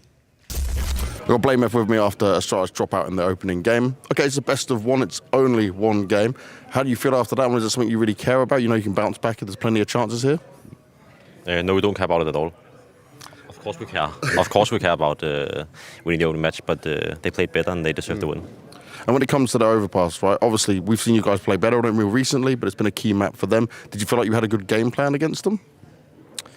Yeah, I do think we had a good game plan against them, but it's also like, I don't think it's the strongest of their maps. I think they have other maps they're stronger on. I think it looks weaker for us than it might have been just because of the recent loss against Aurora, I think it's called. So yeah, I think we had a good game plan. And OG next, how you feel going into that one? Obviously they bring that Dexter in, but it's at least a team you can have better understanding of how they're going to play. Yeah, I think they have more maps played, like after the break, so I think we have more information on them, so it's fine. Like, we have to be able to play anyone that's down here for sure. That's what it's all about. BlameF, let you go. Thank you very much. BlameF not too worried coming into the next match here at the full groups, but we do have some of the struggles kind of illustrated in the Zico play, don't we, Jake? Yeah, they had opportunities. We talked about it. Astralis, especially on the CT side, found themselves in plenty of situations where they're up 4 against 3, they're up 3 against 2. They just couldn't close the rounds. We have an eco play I want to show you guys to illustrate that as well, because it was a close game. It was a game that could have, I guess, been even closer if Astralis were to finish off these rounds. You see Farley getting off to a good start, finding an entry kill right here, falling back, actually playing ABC Counter-Strike. Farley had a good game. Now, NIP, they want to go in towards this B bomb site. We saw that over and over again. Another kill coming in here from Glaive, and now you're in a 5v3. You're supposed to win this round, but from this point and onwards, everything is falling apart from Astralis. The rotation is not coming in quickly enough. The firepower from the individuals not really showing up, and NIP find themselves in what should be an impossible situation. Double kill from S-Attack, and all of a sudden, a round that should have been Astralis's, a round that would have made this game 10-9, goes the way of NIP. You see the buy afterwards from Astralis. There's nothing to work with whatsoever, and that was the problem. They couldn't capitalize when they had the chance. It's the moment in the game that is so tragic about this clip. Yes, there are a couple of mistakes out there. Exip is fighting on his own. Config is missing kill. It's 8-10. This is where you start to set the financial trend of the half, and Astralis just missed the train on that one. Well, that was our second game of Group A, but I do want to flip it back to Vitality taking on OG, because we were really hyped about that one, particularly because Spinks, he was making his debut for the Hive, and I was very impressed with what Spinks delivered in his first game for Vitality. It's only one map, but I guess we got exactly what we wanted out of Vitality. We had Zaiwu firing on all cylinders. We had Spinks being influential. Also, very interestingly enough, playing that long position, we had a little bit of a dialogue with Jacob earlier in the pre-show talking about where is he going to play, is he going to fit. He just took me to the position 1-for-1 on that Dust 2, but he was much different. I think Mahon's going to talk about it a little bit later. He had a lot of impact, and this is the Spinks that I kind of want to see. He had a bit more freedom as well, playing in the same position, but yeah, more freedom to be aggressive, more freedom to rotate. And as you talked about, we can talk a lot about Spinks, how he's going to, thrive within Vitality, how he's going to thrive and potentially raise them to another level. But Zaiwu is still the star. Zaiwu is still one of the best players in the entire world. He's still the guy that's going to make Vitality a top contender if they ever were to be one. And Zaiwu playing well in the first game of this part of the season, great to see. And I absolutely love it. Hopefully we're going to see more of it. And we will definitely be seeing more of Vitality, as they will be coming up after this break. They're going to be taking on NIP in their second game here at the full groups. You don't want to miss it. We'll be back after this short break.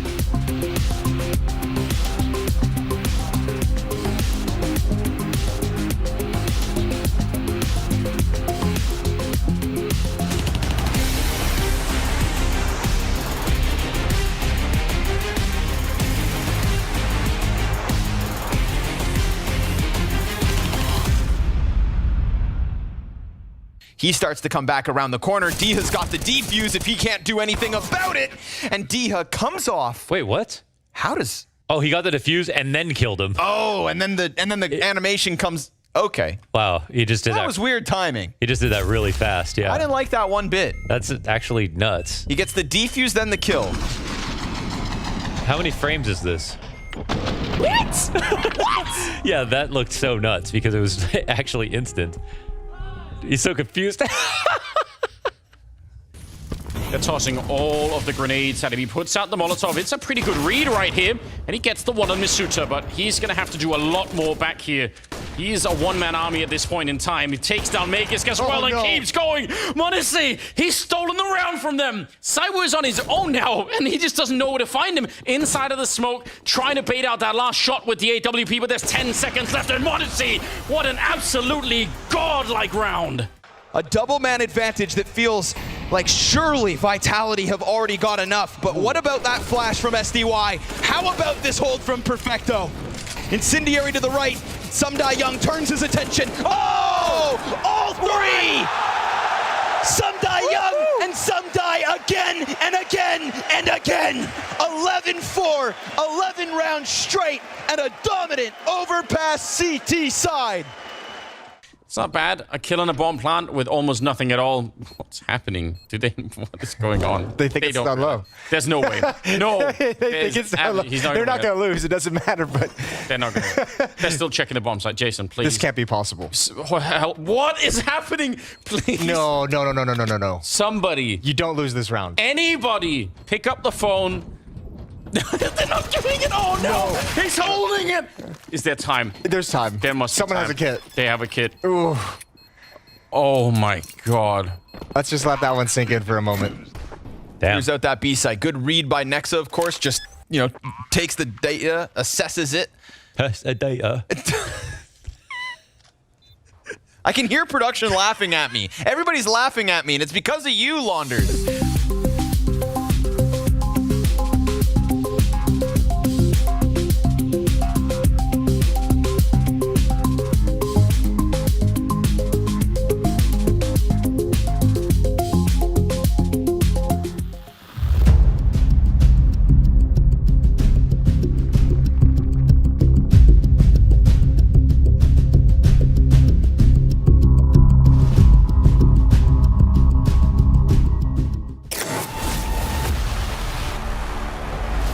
More Group A action set to ensue here at the BLASTPremier full group. Vitality taking on NIP in the upper bracket game, but Astralis taking on OG later on today in that losers bracket matchup. We didn't really summarize our thoughts on what we saw in the opening match from OG, so I want to get maybe a temperature check from you guys. How do you think they fared against Vitality earlier on today? I don't think it was that bad from OG. I think we saw some of the strength that we can expect from a lineup like OG and the leading style from Nexa, which is very simple, quick, pacey Counter-Strike. Whenever he sees an easy solution, that's the one he's going to focus on. It worked for a while against Vitality, but I always believe that there is a limit to that, right? You have to have that deeper level of playing where you play a little bit less easily predictable and you play more map control. We definitely know he can do the fast pace. Now, the rest was a bit more complicated. It requires a lot from the individuals if you want to play like that. There's not a lot of team play, there's not a lot of synergy. Of course, there is, certain areas in the game where you can improve at, but we saw a couple of times Fico on the B bomb side being caught by himself with an AWP. He goes down without getting 2 kills.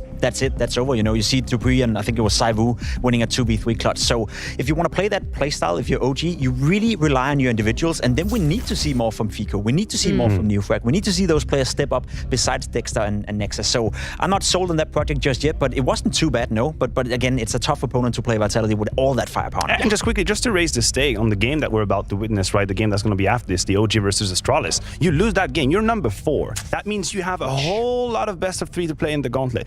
No elimination, I'm not going to try and put it out there. No, you're not going to be eliminated. But the path to the fall finals become incredibly long. It's a bunch of best of 3s, back to back to back, where you have to maybe dig deep into a playbook that isn't exactly here quite yet. Dexter is just new in the team. So if you're OG, you don't want to be 4th. You absolutely don't want to be 4th. 3 to be exact. You have to win 3 best of 3s in order to get into the fall finals. So yeah, there's a long, long way. If you or is the showdown? Yeah, literally, you lose one, and then you're in the depth of the showdown. And we know how cruel of a mistress that tournament can be. I want to ask about just Astralis as well coming into that game too. I don't want to give away any of our predictions just yet. We are going to be predicting them later on today. But just how you're kind of seeing these two teams facing up against each other. How are you seeing that head-to-head going down? It's a bit complicated because what Astralis has shown in the first match was very worrisome, and it was so worrisome that I struggled to see it happen again.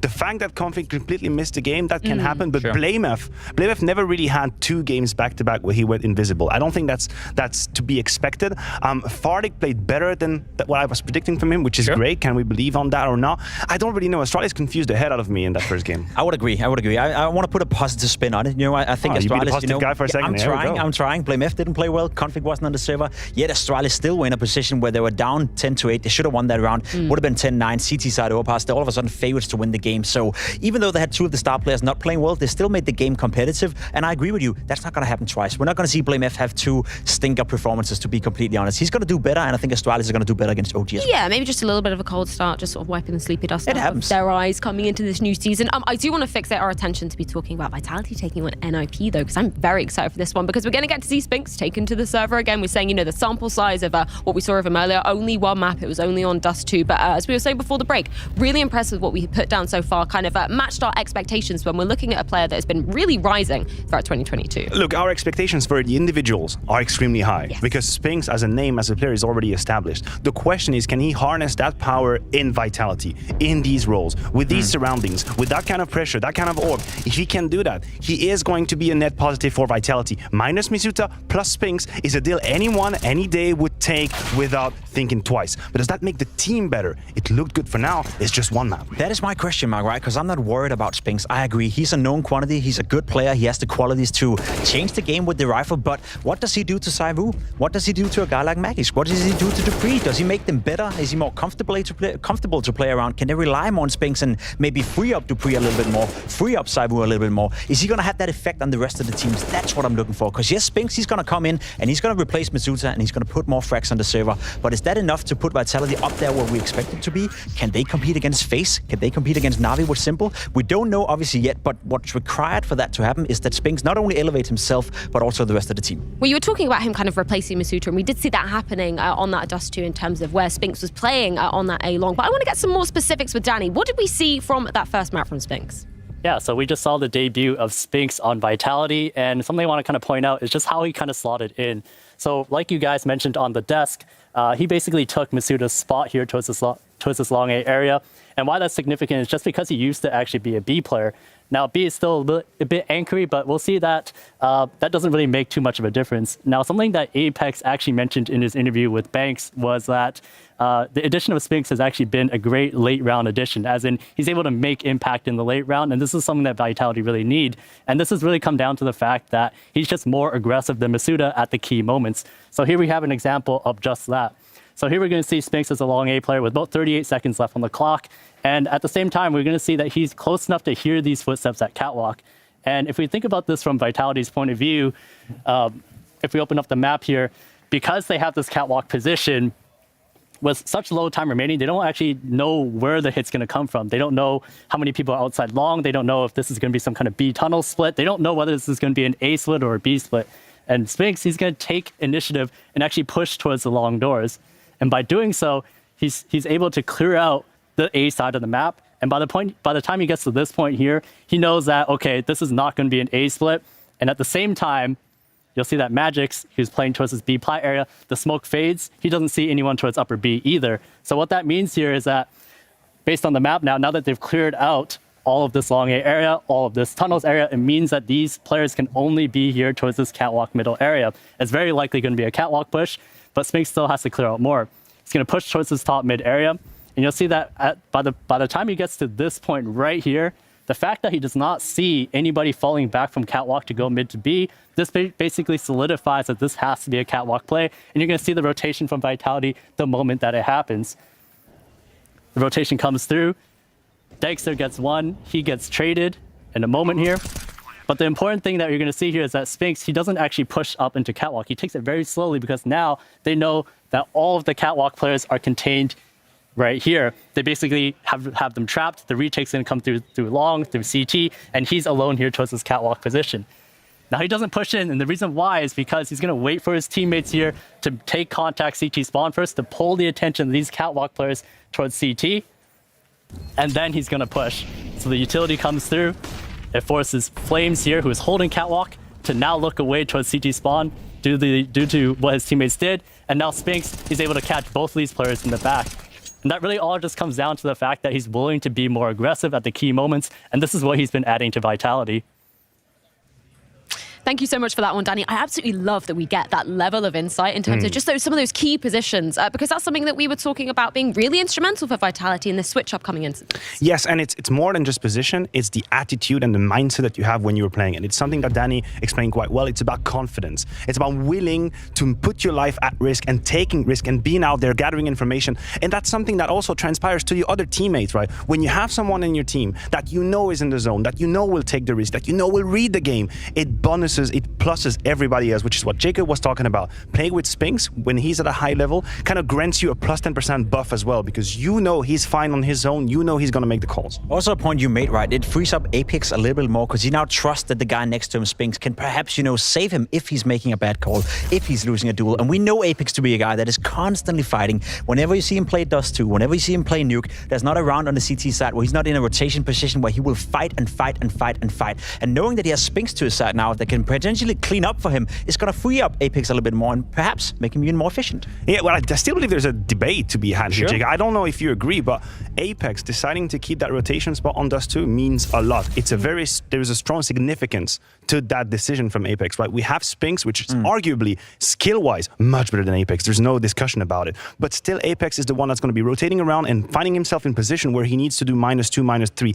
That CT side, if you were against Vitality, if you don't like that team, you can use a couple of examples in the CT side he played on Dust 2 and say, ha, look, this is where he's fucking up. This is where it's not working. So that's a risk that Apex is taking here. I hope he's aware of that, because if you keep that rotation spot on Dust 2, you better put the numbers. It's his DNA though, right? You can't remove Apex from any rotation spot on any map. Imagine an Apex where you just put him on long and he has to do absolutely nothing. Imagine putting him on B and just sit still until... Try that with my puppy, that didn't work out. He can, yeah, exactly. He's like a puppy. He's just constantly going to run around and do something. So while I agree with you, there's a discussion to be had. You can't remove Apex from the rotation position. It's in his DNA. That's how he plays Counter-Strike. Well, let's get to hear from one of the Danes on the side of Vitality, as it's Dupree with Banks. From Vitality, a very nice opening game there. But I want you to talk to me about not just the positives, but some of the things you noticed just early on for an official game with Spinks now. It's been a pleasure working with him so far, also in practice. So coming here and winning our first game was definitely what we aimed for. I mean, getting a good start with the new roster is always like what you want to achieve. So yeah, we got that, and I think we had a pretty comfortable win as well. I mean, I felt like we were in control most of the time, so I'm very happy about the result. But what about some things you look at from that and you take away? Maybe Danny said, okay, I noticed this, guys, this needs to be better next time. I mean, obviously, it's all about, you know, having a new player on the team, and like he's contributing with a lot. And also just like the fact that coming into this game, like we're playing a team that has been together for a long time. Like OG is still a new lineup in that sense. So it's also a team that has some really good individuals. So we have to be very aware. I think we did a lot of good things right. And the only thing that we probably is going to change is just we need to be a little bit more effective on the trades. But I think that's like the main thing. Not too bad at all then. Now, you just said that about NIP, right? They are a team where they've had 5 players, same roster, strong players. Do you think this is the real test for you guys now? I think there's a bigger test out there, not in our group as of right now. I think NIP is probably considered the best team in the group right now, considering that we have new rosters. So I think they're probably the strongest one coming into this group. And I mean, it's always they're this kind of a team that's kind of hard to play sometimes, because they can play really aggressive and really passive at the same time. They have some really good individual players, so it's all about being on point individually. So I hope we can continue doing what we just did against OG and just keep working from there. Well, let's see if it works. Dupree, thank you very much. Thank you.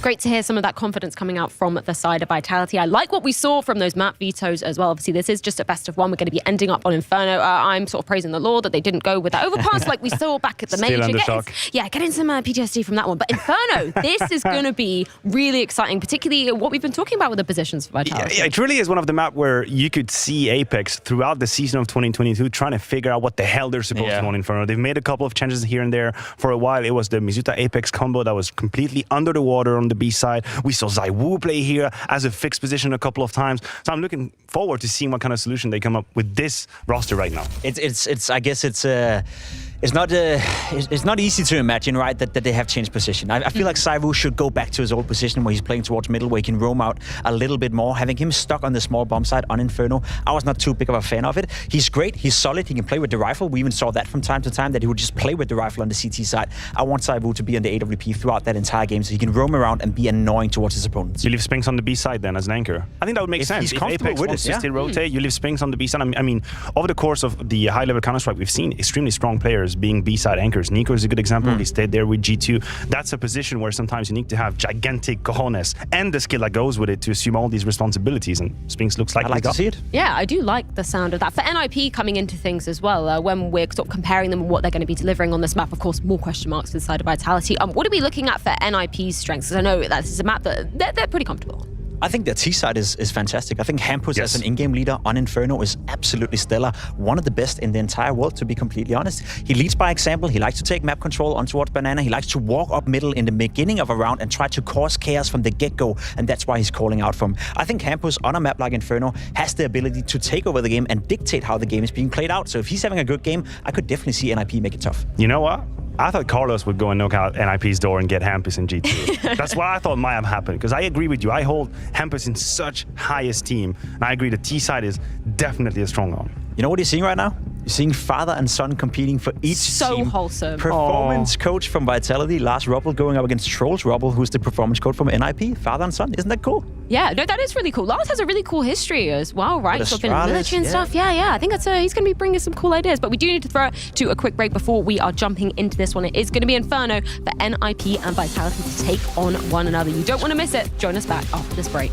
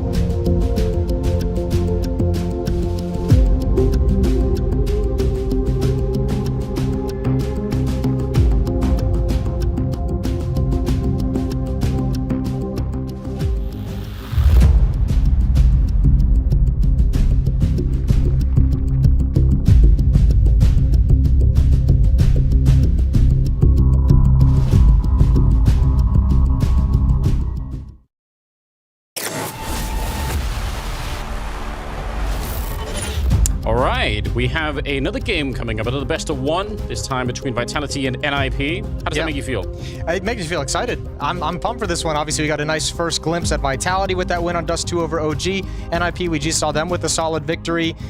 I think picking up where they kind of left off pre-Cologne of like everyone being excited about this, and Cologne, hopefully this event can help kind of get past the disappointment of Cologne. Yeah, move it forward. It's a good start. And Vitality too were looking pretty fresh with Spinks in there. The odds were favoring them as well, you could tell. So, I don't know. This could be I think this is a very, very hard one to judge. I think it's kind of easy to fall into the trap of Vitality being favorites because of some of the names on the roster, because of like what this roster is supposed to be. Obviously with ZywOo on there as well. But I mean, obviously, if you go back and look over the past, 4 or 5 months, NIP's been the stronger team, which is very interesting. And even in that first match on Dust 2, I felt like we saw some shakiness. We saw some slow, cold starts from some players on an individual level from Vitality, and hopefully that is dissipated with the victory.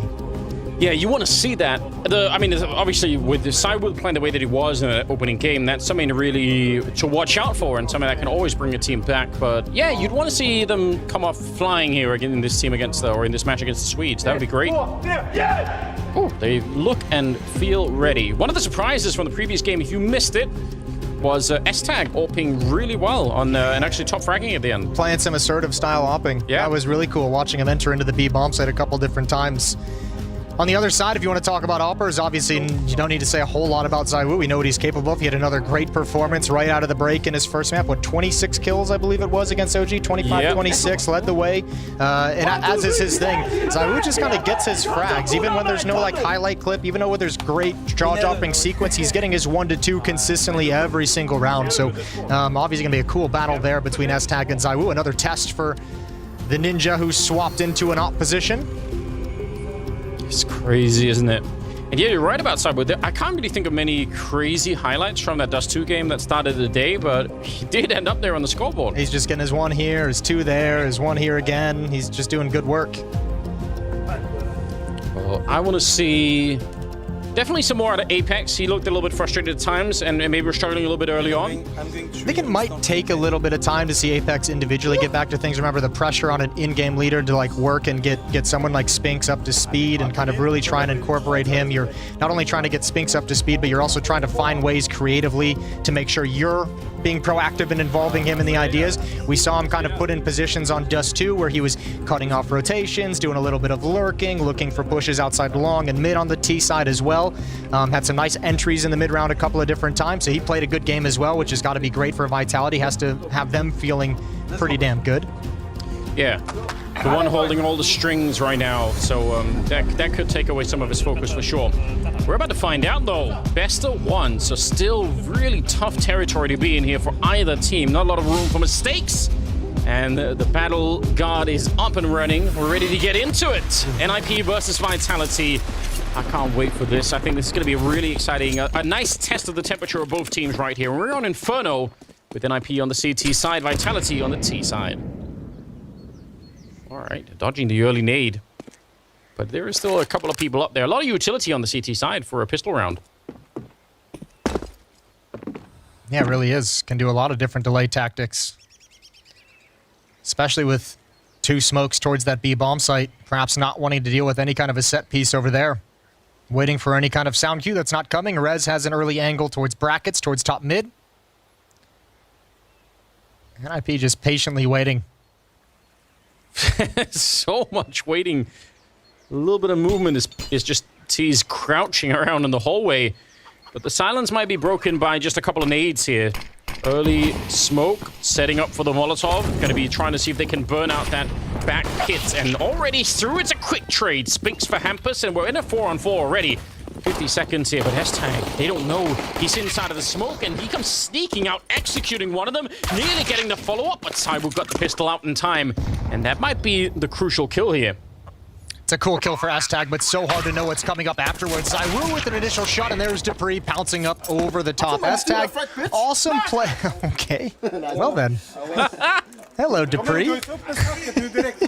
That's great. I think it's such a cool play from S-Tag, and obviously pouncing out of it looks great, living up to the Ninja name, but without the information, it's so hard to know what the play is after this kill because you're blocked off by the smoke, you don't know where anyone is gone, and ZywOo just delivers 2 stunning headshots at the perfect moment. 1-0 for Vitality's offense.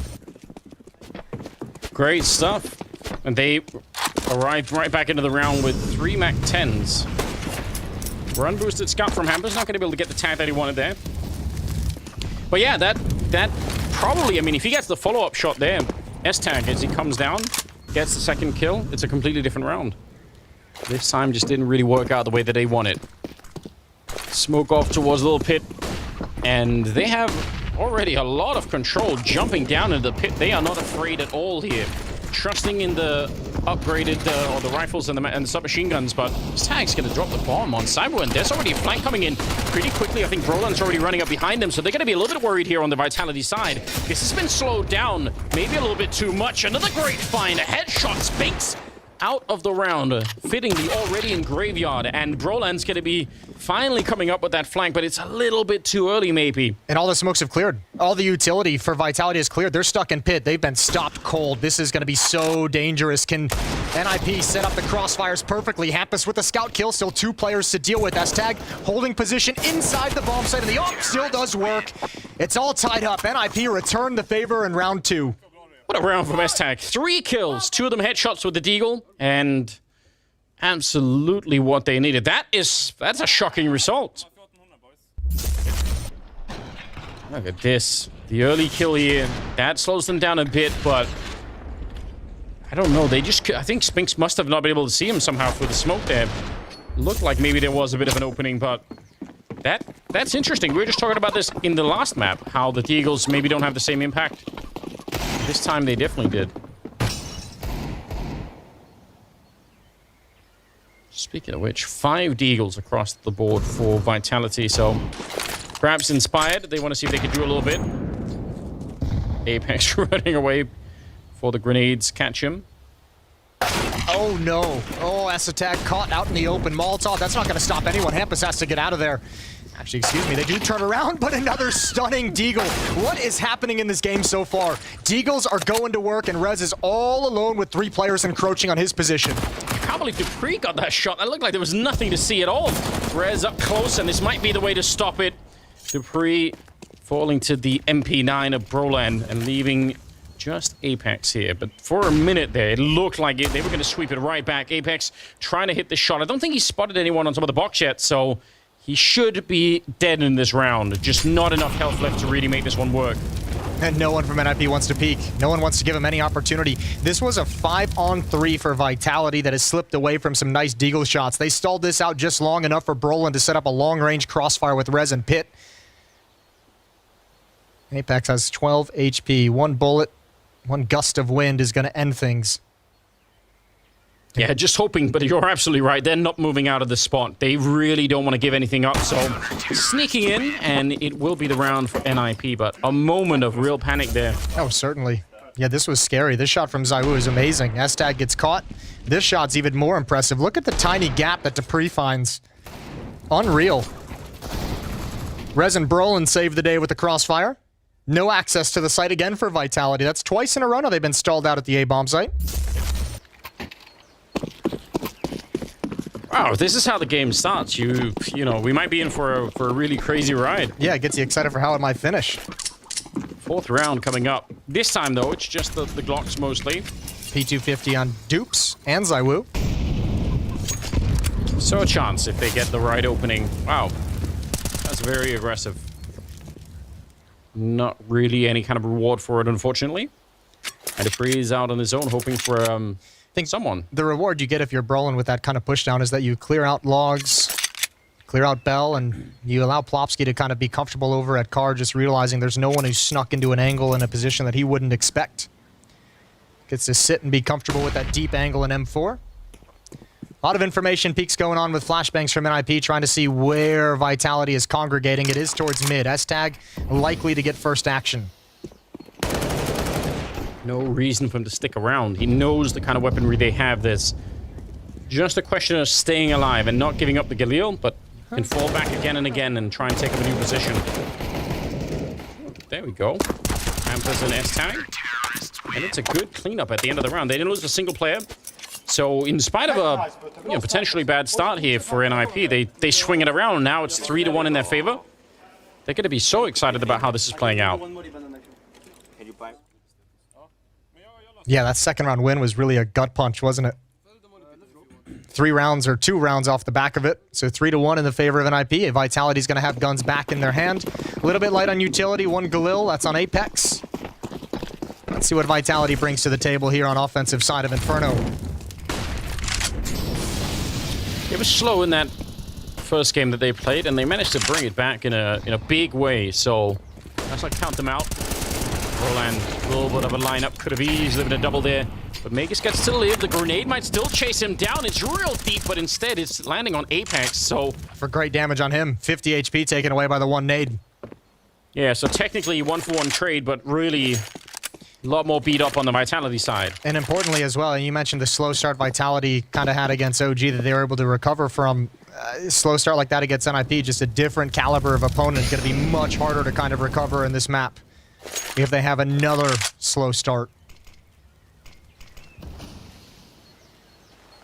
They are really, really hoping that NIP will be a little bit more aggressive. You've seen them in a number of rounds where they're kind of lurking around, hoping for something by the boiler, up in apartments, but haven't really been gifted anything yet. If they come out these halls quietly, this could be interesting. Rez turns, he hears one drop, he himself falls down, but still awkward defense from beneath. There he goes, S-Tag's got a turn, he drops as well. Oh, Vitality have found the perfect solution at Hampus. No way to read the timing of Apex's play out boiler. This round just straight up collapsed for NIP. Yeah, that little bit of sound being made dropping down definitely heard on the other side. And once you see one player in that position, probably should check for a second. It's not that uncommon to have that double position at the quad side. So, yeah, wow. Quick 5th round coming up and being won by Vitality. Even though they weren't maybe all that silent coming down to the pit, it was just no defense anywhere nearby for NIP. A lot of focus on top mid, a lot of focus on brackets for NIP. Hampus was on, Rap side. He could have fallen back and kind of taken an angle, a deep angle towards Halls just to be able to protect that kind of a drop-down play to wrap around the defense. That was the biggest weakness NIP had in that setup. No eyes on Halls. And Vitality get another round on the board. And they're still remembering that extended bomb range, even after the break, Kind of mistake you could easily make. Yeah. Been playing with 1 bomb range for almost 10 years. For your entire career? Yeah, and then changed a little bit. All right. That's a nice camera shot. Yeah. Praise the cameraman. It's the whole subreddit for that, isn't it? Well, let's go. 2-3. Close affair early on. 6th round is coming up, and S-Tag wants to be a little bit aggressive once again with the AWP. Not too much. Could be very tricky on the CT side, but we were praising him for that early on overpass. I was going to say, we set this one up. This was kind of one of our things to watch out for on Inferno is the play from S-Tag with the AWP, especially after we saw some great performances on overpass in their previous match. He's going to get it out early, and he's going to rotate over towards Car. Spam of the M4 might lure Vitality into a peek into the scope of the AWP, but not quite yet. Still a deep smoke, but that allows Brolin to rotate over and bolster the defense at the A site with 4 players. Plenty of time on the clock right now. But yeah, this lean towards the A bomb site is going to be a big problem for Vitality if they can't find a really clean entry.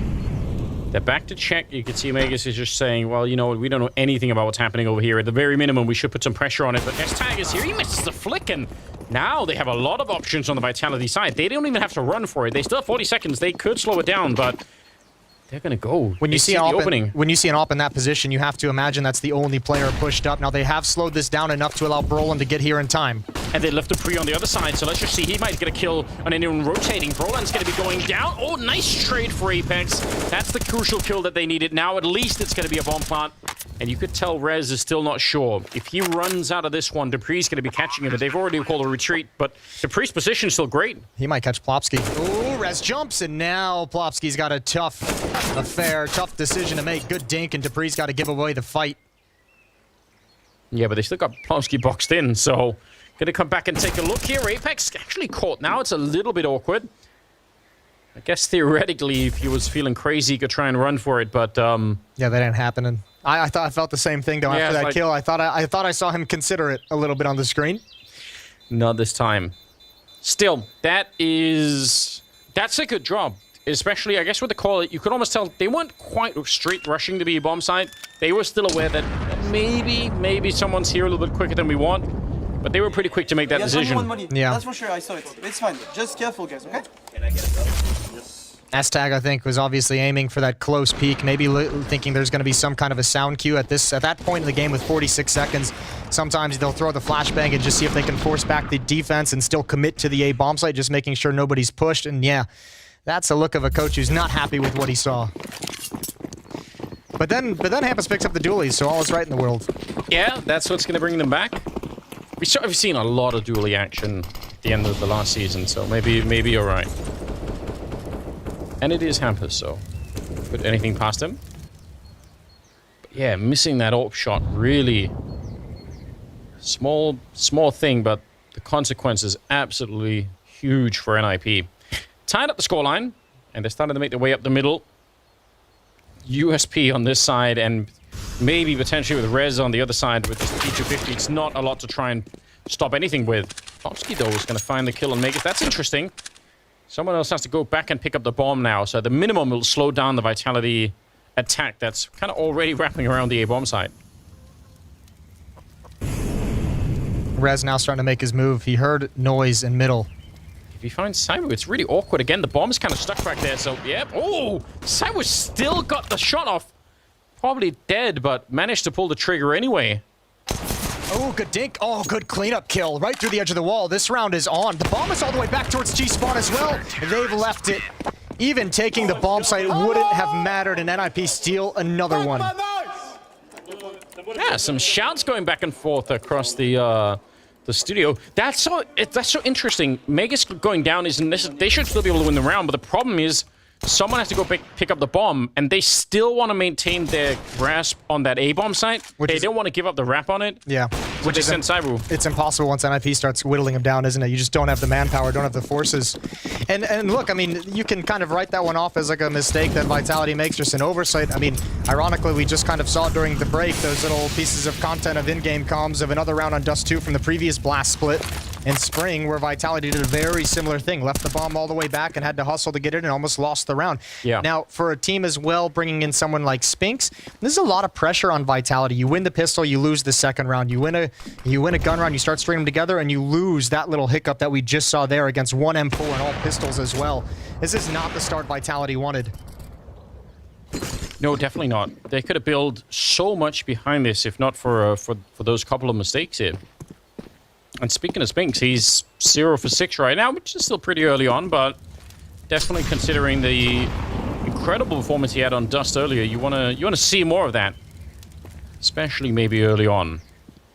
Rez ready in case the previous going to try and swing with that Deagle. They've got the setup for it. I mean, again, almost 4 people at this A-bomb site with Flopsky not up on the wall. Nice nade. That'll slow them down even further, and this should definitely be an NIP round. Look at the health left on 3 out of 5 players there on the Vitality side. Looked like they almost wanted to go back to the B bomb site, but this time it is just to make sure no one's forcing and peering down Banana at car. Towards the Opera we go, through the smoke. Astag gonna get challenged once again. Oh, he just gave up the angle. Gotta be careful not to re-peek it, but oh, this is gonna shrink the defense. They're not trapped inside the bomb site. Still overwhelming advantage of firepower with these M4s. And Hampus is forced to use the USPs. Gotta reload his weapon. There's actually a lot of pressure on this hit, oddly enough, and Astag answers the call.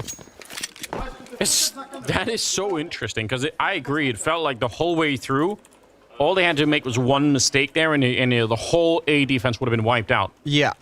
They were walking the tightrope, but they managed to do it, so... Yeah, Astag misses the timing with the AWP. Hampus out of bullets in the M4 has to switch to the pistol. Both players stuck in the bomb site. A lot of pressure put on them.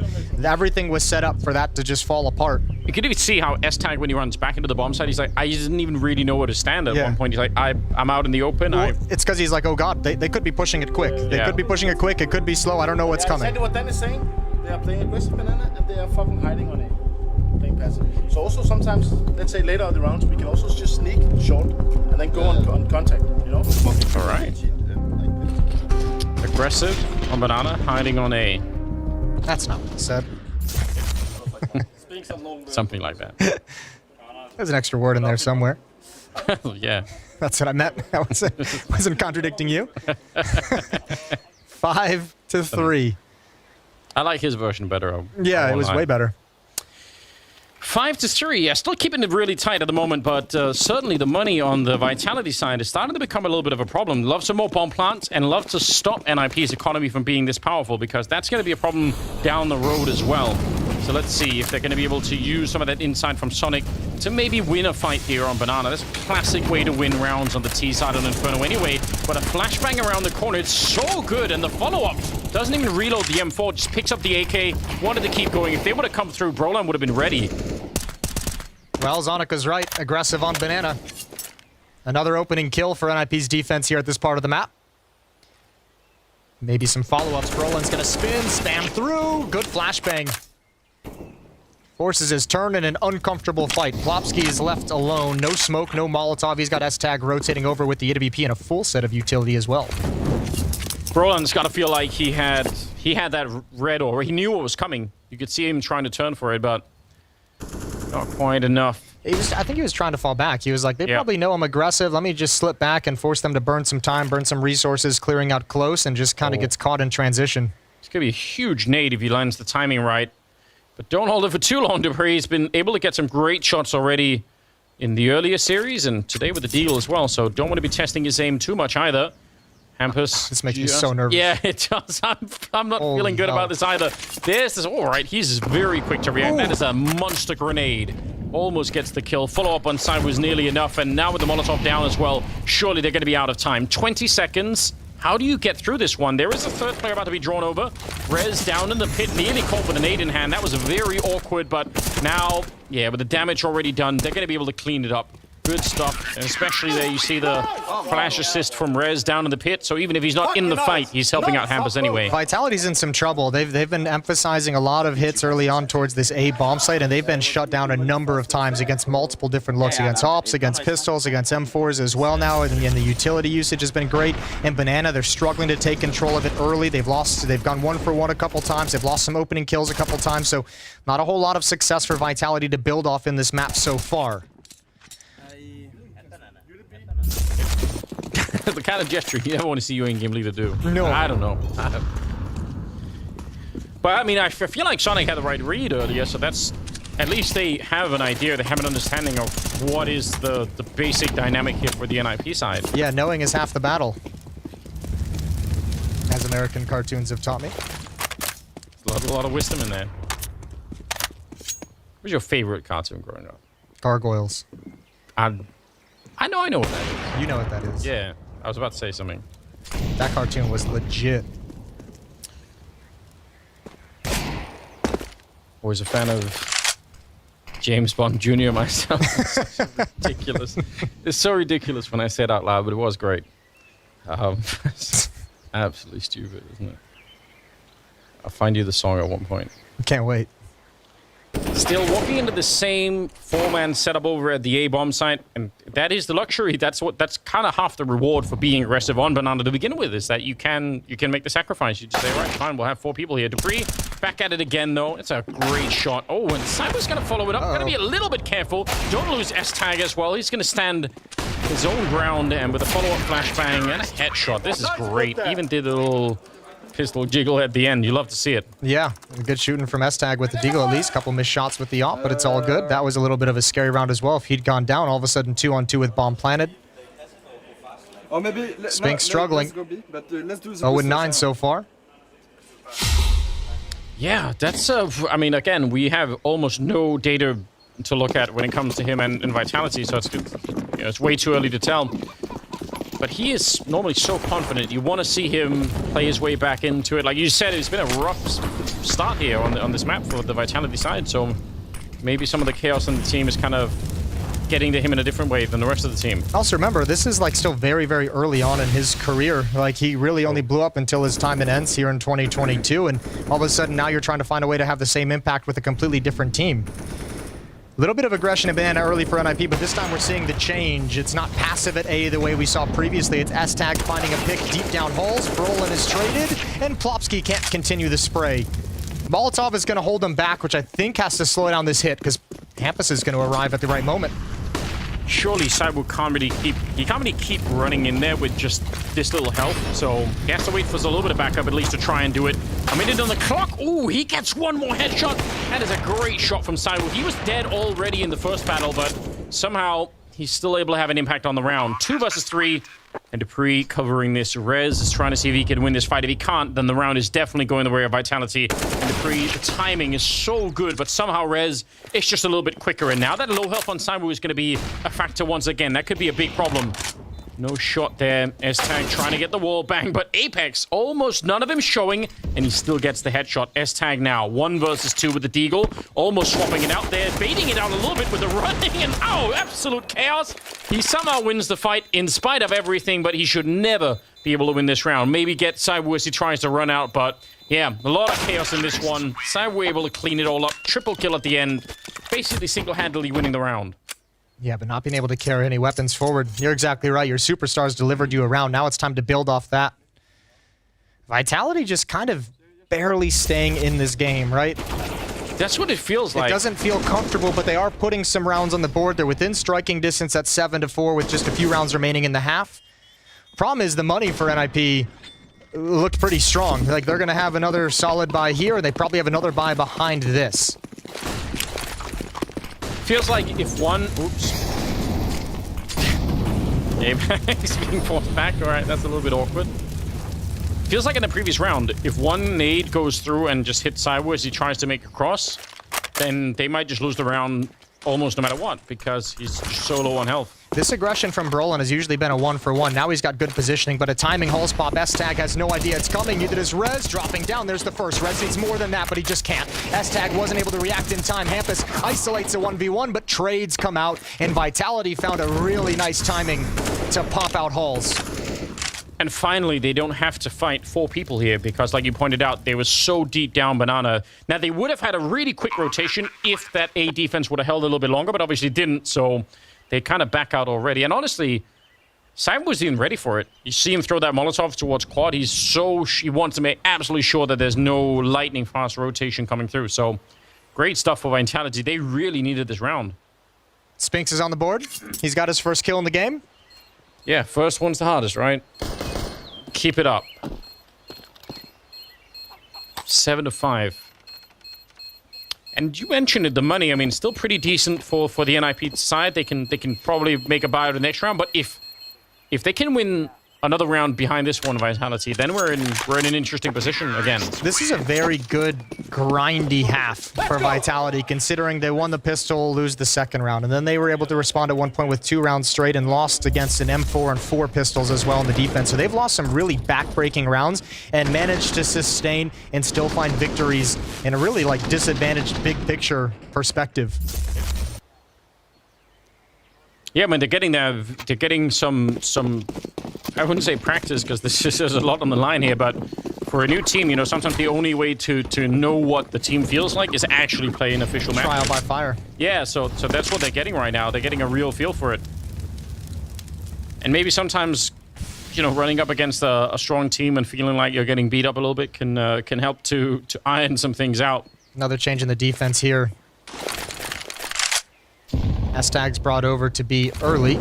3 players, and they're all sticking around. They're trying to set up a trap. They're trying to allow Vitality to say, this time we're not going to apply pressure. We're going to give you car if you want it, because we want you to have it to set up this late trap. There's the flashbang to clear things out. Great nade from Hampus does a lot of chip damage to 3 players on Vitality. Ooh, flash around the corner. He did see just the gun barrel going to be slowly chipping away and eventually taken down Dupree, but they lose Brolin on the other side, so battle is not done. Magus is practically dead already, but it is a 4-on-4. A lot of damage on Vitality, though. Brolin's really butting his head against a brick wall with this kind of push down Banana. This has not been nearly as successful as he would have liked, and in certain times it's been a liability. Here it causes a lot of chaos in the rotation over. S-Tag's got to play it passive with the AWP. If he's got the first kill as Apex walks right into it. Cyber was out there ready and waiting, and he gets one more headshot. He's going to try and open it up again, but this time Plopski's there to shut him down. 30 seconds on the clock, and the bomb gets lost in a really awkward position. Spinks, though, he's the one with the health, trying to see if he can do something. Magus gets so low, bullet would have touched him and he would have been dead, and eventually Hampus will deliver that bullet.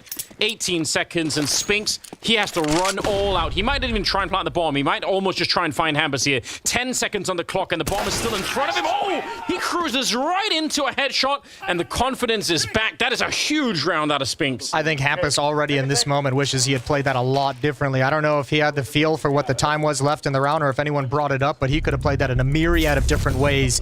Chooses to be aggressive. He's thinking he's going to catch Spinks off, trying to hustle and play against the time. And Spinks is ready for the angle.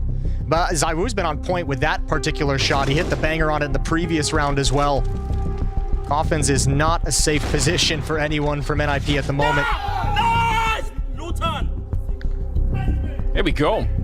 It's Magus fired up. I've got to say as well, I mean, if he died in that first exchange against Plopski, then it's not even a round. Yeah, that one kill he finds is wonderful. And you got to say, again, we'll bring it up because we focus so much on Spinks having a very quiet game, just getting his first kill in the previous round. Shout out to the young player for staying in it, finding a way to have impact. He might only have, what, 2 or 3 kills so far in this game, but he's just won them around here in a big clutch. Yeah, they're getting something out of him now, which is amazing. And it's brought them into a position now, Vitality, where, if nothing else, they have a great foundation to build on in the second half. 6 rounds already. This one might be a little bit easier, given the weapons on the NIP side, so a lot is being accomplished. Great chance right now for the Vitality side to even out the scoreline, make it 7-7. Plopski. Oh, no. The Deagles are back! Absolutely brutal.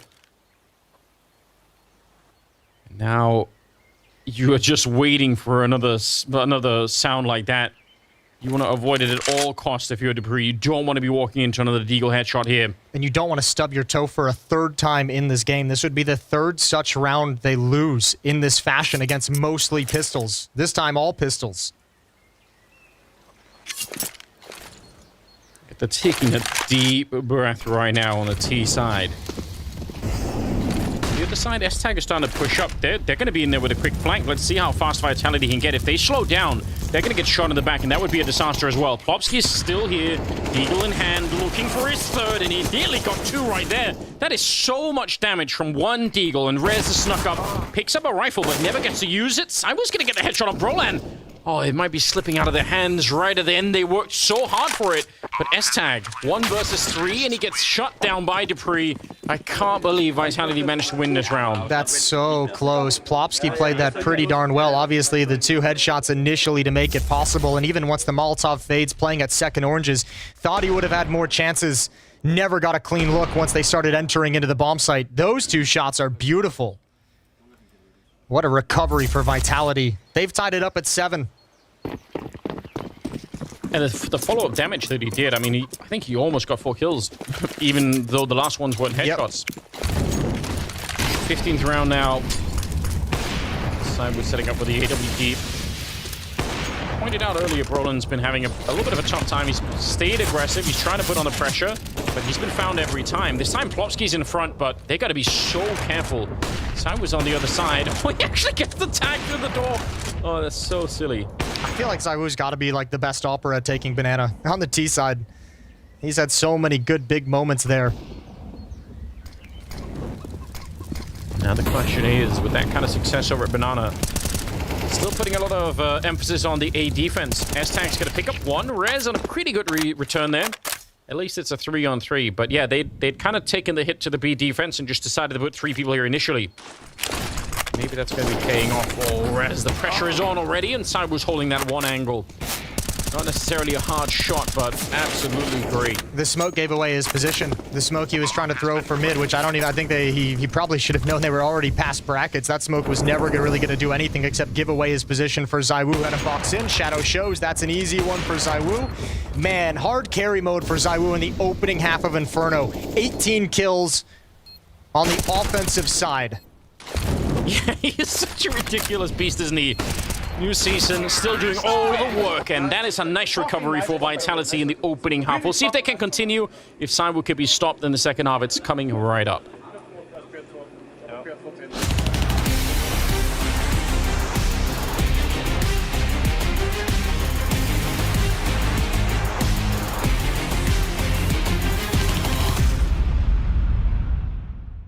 think my first thoughts when CSGO came out, it was... CSGO would never become a real game. And why don't I just taking shots right out of the gate?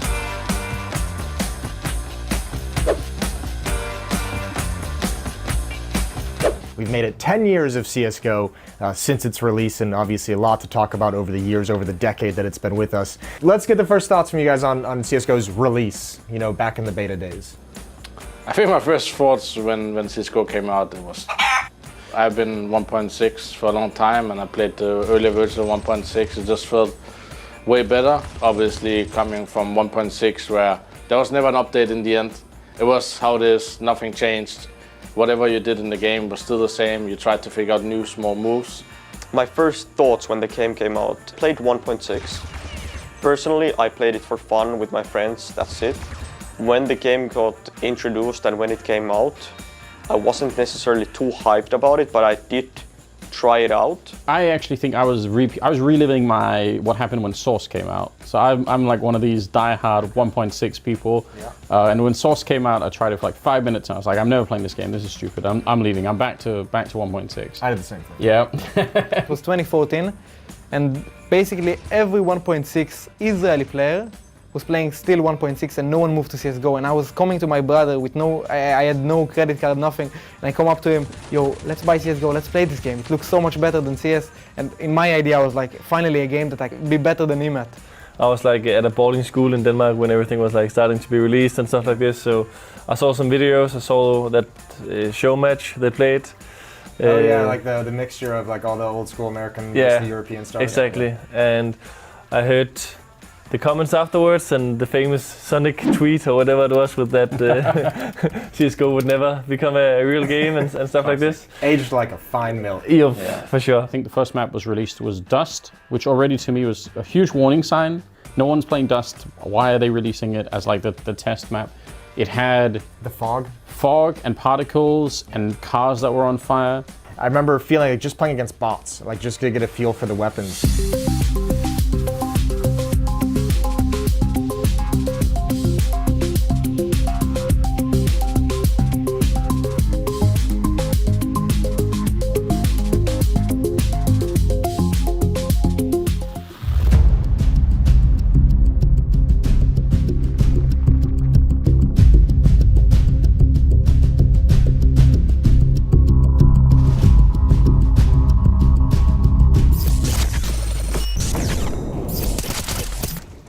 Let's go back. Oh. I cannot.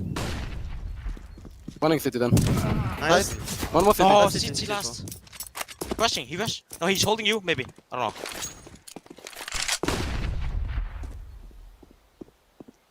Both.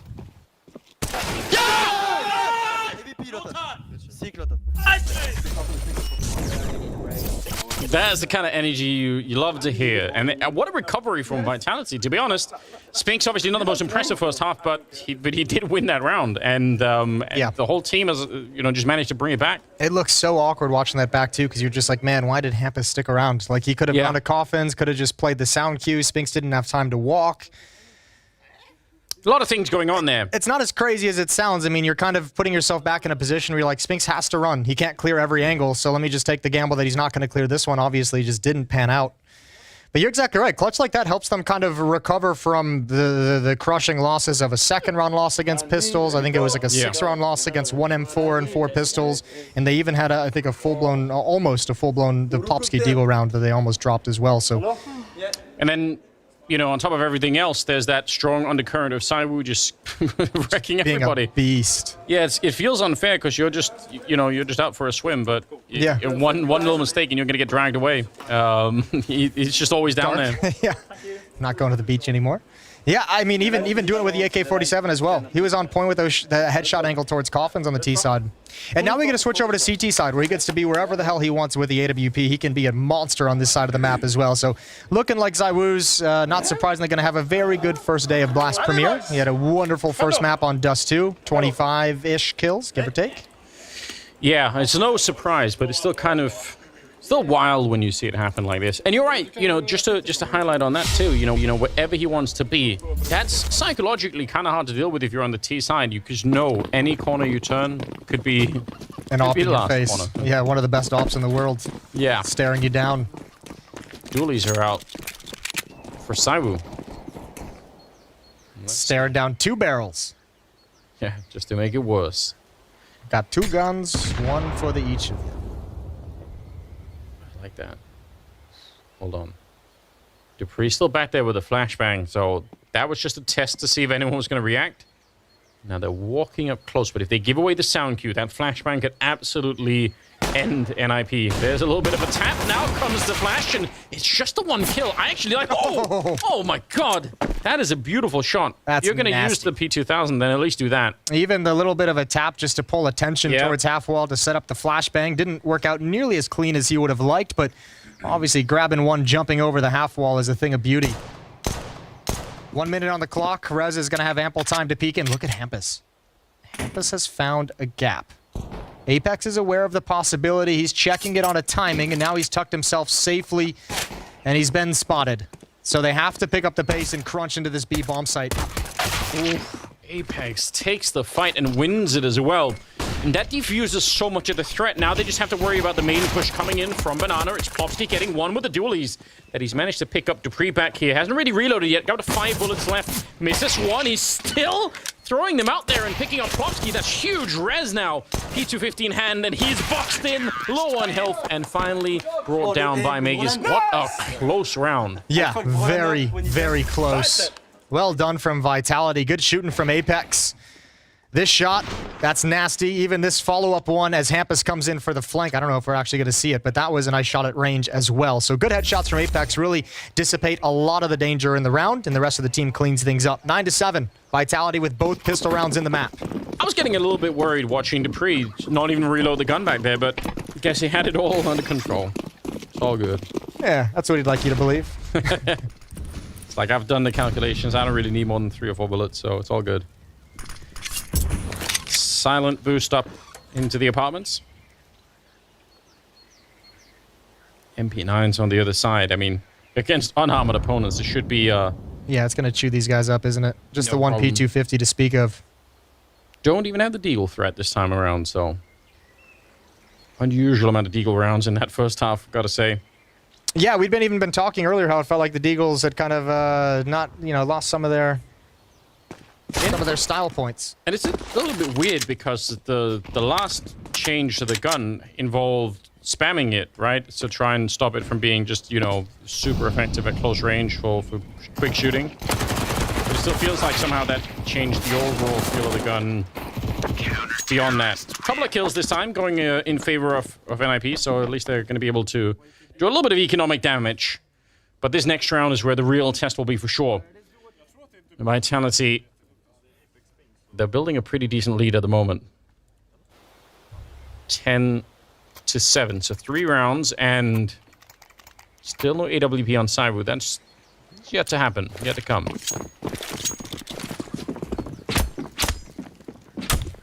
Brolin still, he had a lot of aggressive rounds. He still hasn't really recovered from that. 6 kills, both him and Spinks at the moment. So, something to look forward to as well if they can start to pick it up on their own.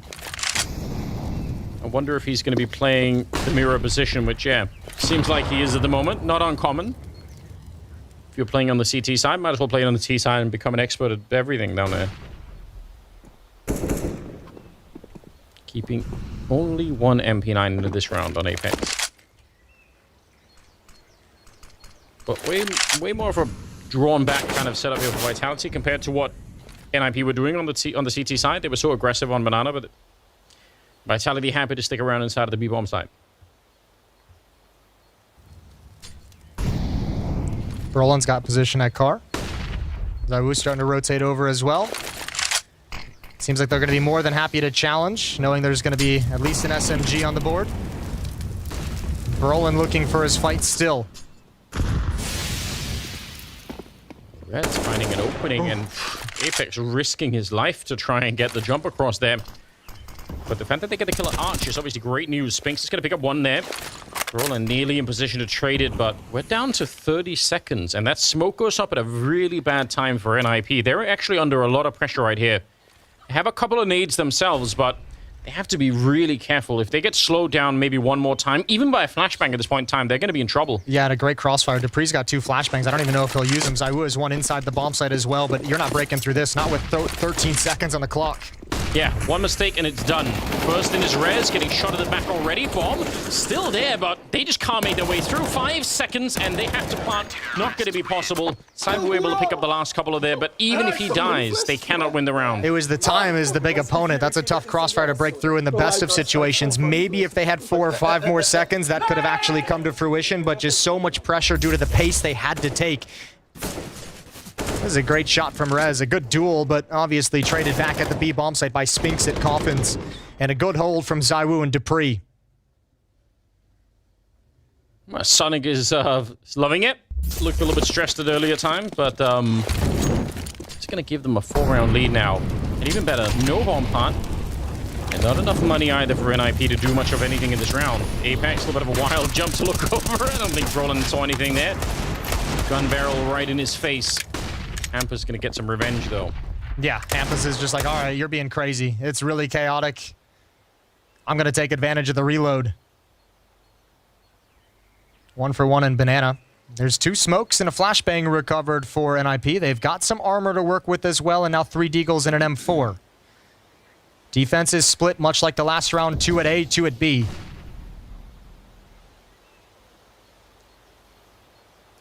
Hampus is trying his best to keep up with ZywOo on the other side. We've got 18 on Hampus, 23 on ZywOo, but other than that, they just cannot keep him down.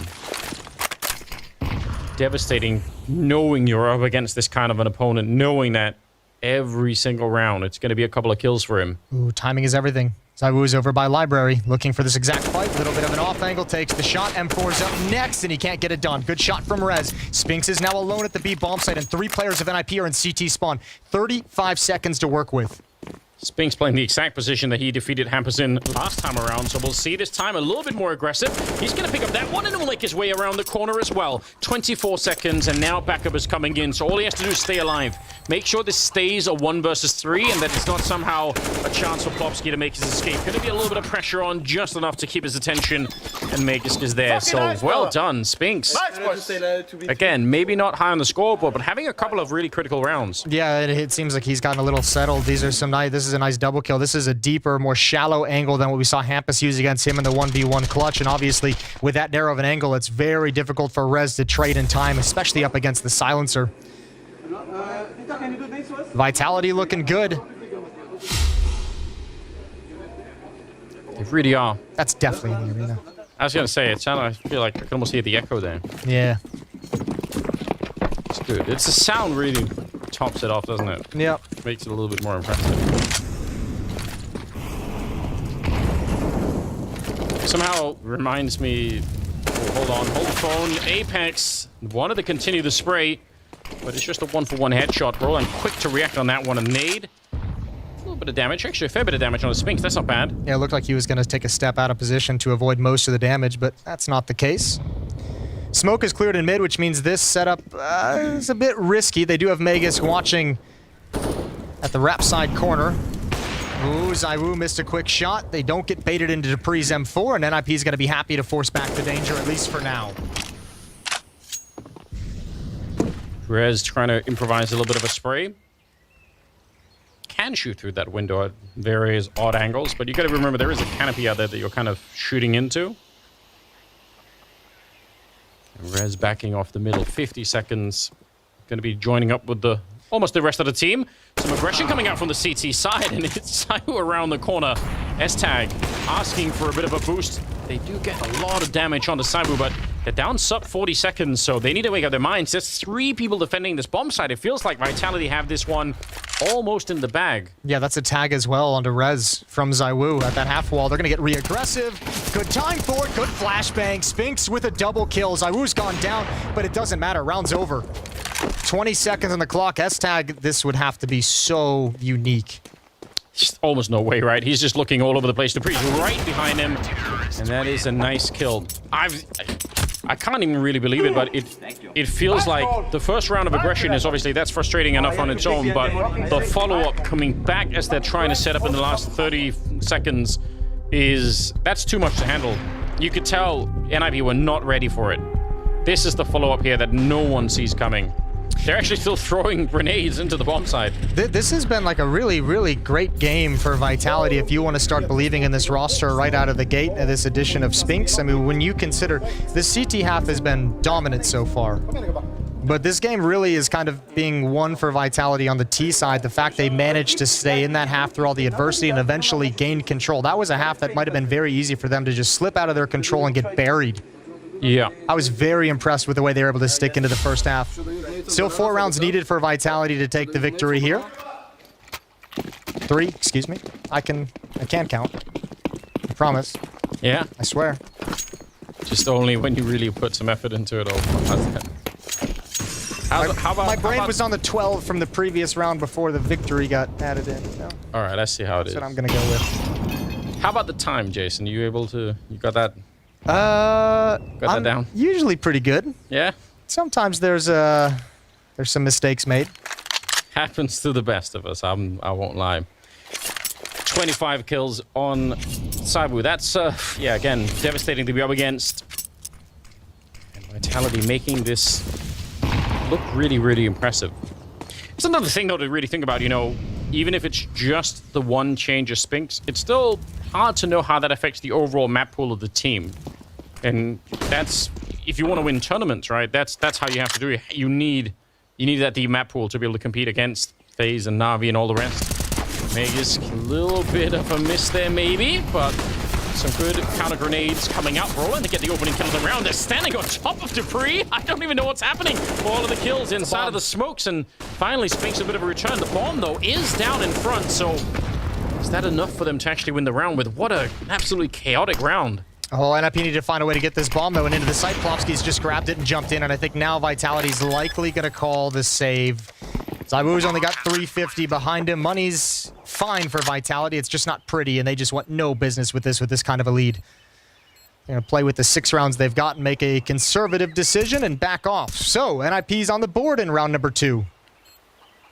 That's really crazy. I mean, it goes from perhaps a little bit of a funny miss from Magisk, and then suddenly they're stepping on Dupree, and the whole bomb site's wiped out.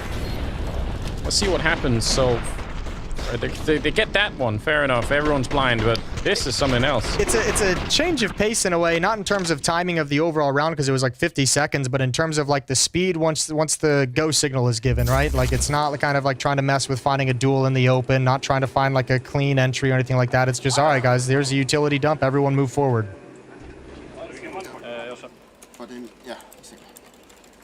It's good. I mean, sometimes when you do go all in like that and you get one opening, it just creates enough space and enough chaos.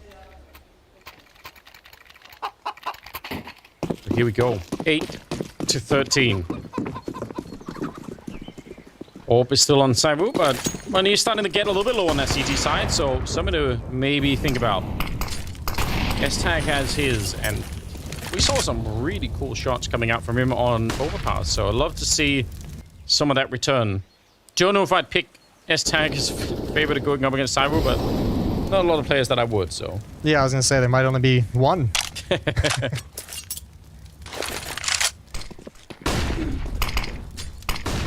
Defensive smokes and Molotovs down at Car. Hampus delayed from top banana control. Spinks and Apex going to move out.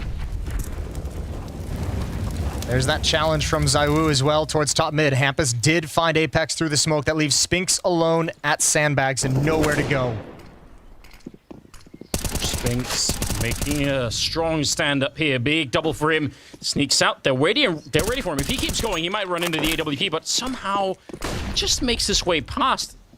Getting the double is already great. That's already probably enough, but the fact that he manages to escape behind it is amazing. He had 4 kills in the first half. He's now got 10 kills in the second half, and we ain't done yet. This is a phenomenal recovery of just 8 rounds of play, this being the 8th round of play so far in the second half.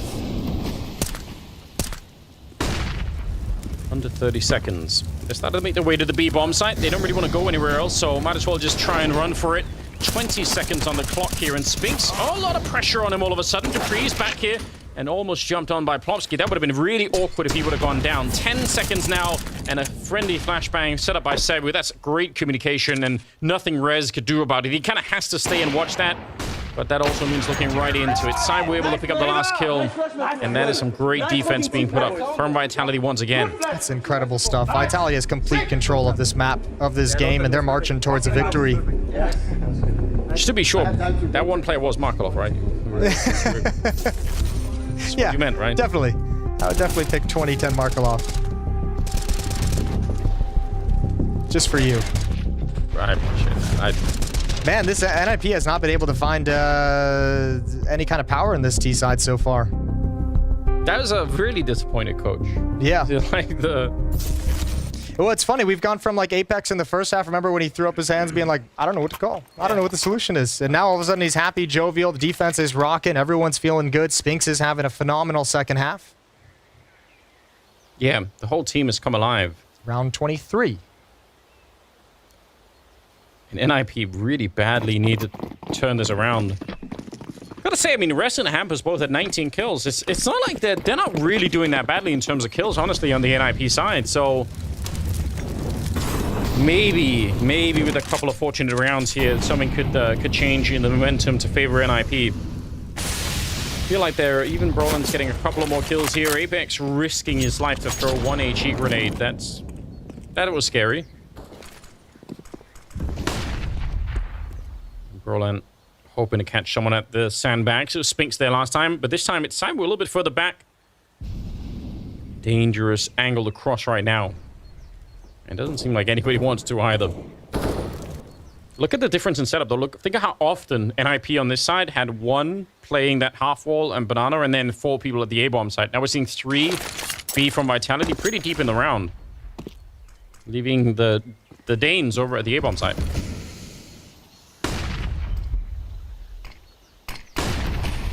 Hampus on a mission. He's found some space to work with on Rap side a number of times in this half so far. Oh, the sound cue, though. That's going to get away. Zaiwu knows it's coming. Oh, a rare miss. A rare miss from Zaiwu around the edge of the smoke. And Hampus, I don't know if he spotted Apex. I don't even know if he realized that there's a second player. He's got that one as well. Hampus has cracked this open, and Spinks is left alone at B. No chance for reinforcements. He is le screwed. Yeah, there's not much he could do right now. Only thing would be the clock. If they were somehow slow enough that we're talking about like 10 seconds and he gets the kill on the bomb planter, that's the only way to win this round. It's not even close. Hampus 3 kills in this one. He probably should have had none of them.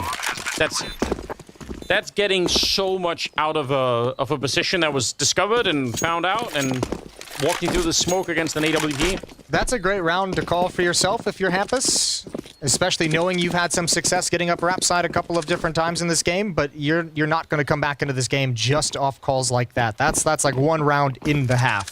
That ain't going to happen again. Yeah, and it's a good call. I mean, let's say even if he did get traded right there, probably they still win the fight against Spinks, and it probably is still a very competitive round at the end of it. But man, that looks so awkward. Library, just a weird fight happening there. But NIP will take it. 9-14. Trying to see if they can get themselves back into this game. And a big step in the right direction obviously would be getting rid of that money on the Vitality side. Man, I just don't even know. That bullet looked like it should have connected. Yeah. Off just a little bit, maybe just moving. That was a phenomenal fight. I think he had heard or seen Apex at some point, so heads up play, and then obviously even finding Spinks at the end to have him boxed in. 5 rounds the difference between these two teams. Vitality just 2 rounds away from taking the victory here on Inferno. A lot of nades and a great follow-up spray. They just jumped right into the action. Sabu and Apex both out of it. Spinks is still here, but that's not going to be a surprise. They know that by now. And this is a great round to have a double opening. Look at the money on Vitality. They're out of funds after this round. So if NIP can deliver a really, really nice knockout punch and take 1 to 2 more guns away, force Vitality onto a save, then you start seeing a world where they can close this gap. Almost feels like at this point they're sacrificing Spinks, hoping that, well, Mega's going to be throwing grenades, so they will actually know. It's not even like any kind of a fake. I was just wondering, this seems like such a thin spread in a 3-on-5. Almost feels like it'd be worth it just to go all 3B or all 3A and just try and run for that. Ooh, flashbang. Nearly could have been a kill. Spinks is ready to fight if they wanted to, but they're going to be retreating instead, going for Dupree's position. No, it's time for Dupree to just save. I have to imagine he's just going to go right through arches towards that B bomb site after the spam through the smoke and just get the hell out of there. So Vitality knows the situation their money is in. 2 players at the B bomb site secure the retreat of Dupree, and Vitality is going to live to fight another day. Dupree, depending on the money, might even be able to drop a weapon over to a teammate. This might be one more decent buy for Vitality to stick in the fight. Yeah, I mean, and at the end of the day, that might be the way that Vitality win this map, is just by slowly having enough rifles to keep up the battle. Shown already they could do a great job on the CT side, so not too surprising if they've managed to find the last 2 rounds eventually. But what a start. I mean, just won the first battle happening on Banana, and it just heavily goes the way of NIP. That's all they needed. And I think they handled themselves well afterwards, even realizing... Yeah, a smart play to kind of secure yourself a route to save all 3 rifles. If it doesn't go to plan, if Spinks couldn't come up with something special there, obviously him surviving was pretty awesome to begin with, but being able to pull Dupree over safely is massive. Another timeout taken from NIP. You can see DJL being very, very vocal.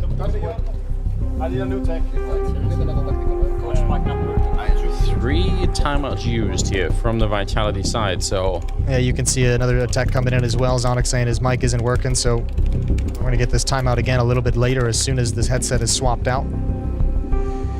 Yeah, fair enough. Do need the microphone to communicate with the team, I guess, so... Curious how much NIP have in the tank here for the second half, just on the T side. I mean, but like the cool thing would be like the contrast of, you know, both teams being put in difficulty on their T sides of Inferno. We saw Vitality kind of rise up and overcome them magnificently in the first half, and now it's NIP's. It's their problem to deal with. Is can you kind of keep the frustration and keep the stress at bay and find the solution right at the end? They've got to go on a huge win streak here. And you mentioned earlier, Hampus had that 1 round in Library, which is this hard round to call. Then they have this round where they get the double win at top Banana. So obviously, some of those rounds could be hard to replicate. Yeah. Eventually, you'd love for them to find some of the weaknesses or something in the setup here in the defense for Vitality that they can exploit a little bit more. And the important thing for Vitality is to keep playing with that philosophy that you just had in the previous round. Yeah, you lost 2 fights at top Banana. You were in a 3-on-5 early, but you know, you can still contest rounds while also remembering the worst thing that can happen is your money just getting ripped out of your hands. It's just losing, having your economy drop out beneath you. So position so that you can keep these guns moving forward. You have as many rounds you're fighting for down the stretch as possible. Headsets have come off in the meantime. Love that. Yeah, always a good sign that, you know, someone's gone horribly wrong. Someone's kicked the cable under the table. It's my bet. Okay. You know, that's that'll happen. That'll happen. Horrible way to get into trouble. Yeah. I've had we did a desk segment one time in Brazil. I was on the desk with Alex and Chad, and the way the cable worked, it went through like a portion of the like arena of the seating. Don't ask me why. And a fan in the arena kicked out the power cable right before the opening segment of the day went live. All the monitors turned off. Nice. Alex had to do an entire opening segment as the host with no monitor. Yeah, but he is a pro, so yeah, you know, it's impressive stuff. That's real. My story about kicking cables. All right, that's a really good one. I was gonna say I've had some fun with cables recently, but that's because I'm trying to, you know, learn how to play the piano, Jason. And audio cables are a real mess. I was wondering about that. That's where the real fun begins. Okay, sure. They're so sensitive to like all kinds of electrical stuff. It's not fun. Yeah, put your phone somewhere and it starts giving a little staticky sound. But you need like power next to audio, next to like a mixer and the speakers, and it's just a whole mess. Like it's just. Okay, so you're on the deep dive into the piano. This isn't just a fun little hobby. You're like the guy who's like, okay, all in right from the start. Yeah. I think I spend like an hour, at least an hour a day now doing it. Nice. So, yeah, I bought all the cool stuff. It's great. But shout out to all the audio engineers out there. That is a job for a thankless job. Yeah, people notice when it's not working, but you try and mess around with it. It's a stone mess. It really is. I don't know what's happening now, but I swear Ape is trying to eat the bottle for a minute there, so might be losing their minds. Yeah. Could be the heat and the... Looking for any last drop of water in that bottle. Yeah. Just like in the desert, just squeegeeing it out. Just trying to live. Surely, if you're French, you're way more used to this kind of thing than poor Danish people. Denmark is unusually uncomfortably humid. Yeah. It's not even that hot. It's just sticky. It's ridiculous. Maybe it is that global warming. They should have warned us about this, Jason. Yeah, I wish someone would have brought it up at some point. Wish someone would have mentioned that this could happen. He could have taken steps, you know, could have done something. Caught me off guard. All right, headsets are coming back on. I take that as a positive sign. Hey, how do you feel sort of betting on NIP at this point? I think I picked NIP for this one. I did. You picked NIP as well? Mm-hmm. I went NIP OG. No, yeah, I did. That's what I did too. All right, so we might. This could be a tough way to get started. Yeah, in these picks. I was feeling a lot better about it about 10 rounds into the first half than I am currently at this moment. Not a lot of margin for error at the moment for the NIP squad. No, not at all. And burning timeouts as well, trying to get back into it. Rez is looking like he's never seen a pair of headphones before in his life, or headsets. What is this alien technology? This is a speaker? That's crazy. Yeah. There we go. They are back into it apparently. So great news. Appreciate the admins, you know, doing the hard work. A lot of stuff to check once things go off the rails. 4-round gap. And NIP, they can't slow it down now. They need to keep fighting. And here's that round. Remember, Vitality saved 3 rifles in the previous round. Dupree had enough money to drop another rifle over, and then Apex picks up an SMG. So they still have a very strong buy moving forward into this round. Money is completely gone at this point. And if you're NIP, you want a win. But not only do you want to win where they actually have to contest, where they actually have to fight and retake and actually risk some of their weapons so that you can take everything away.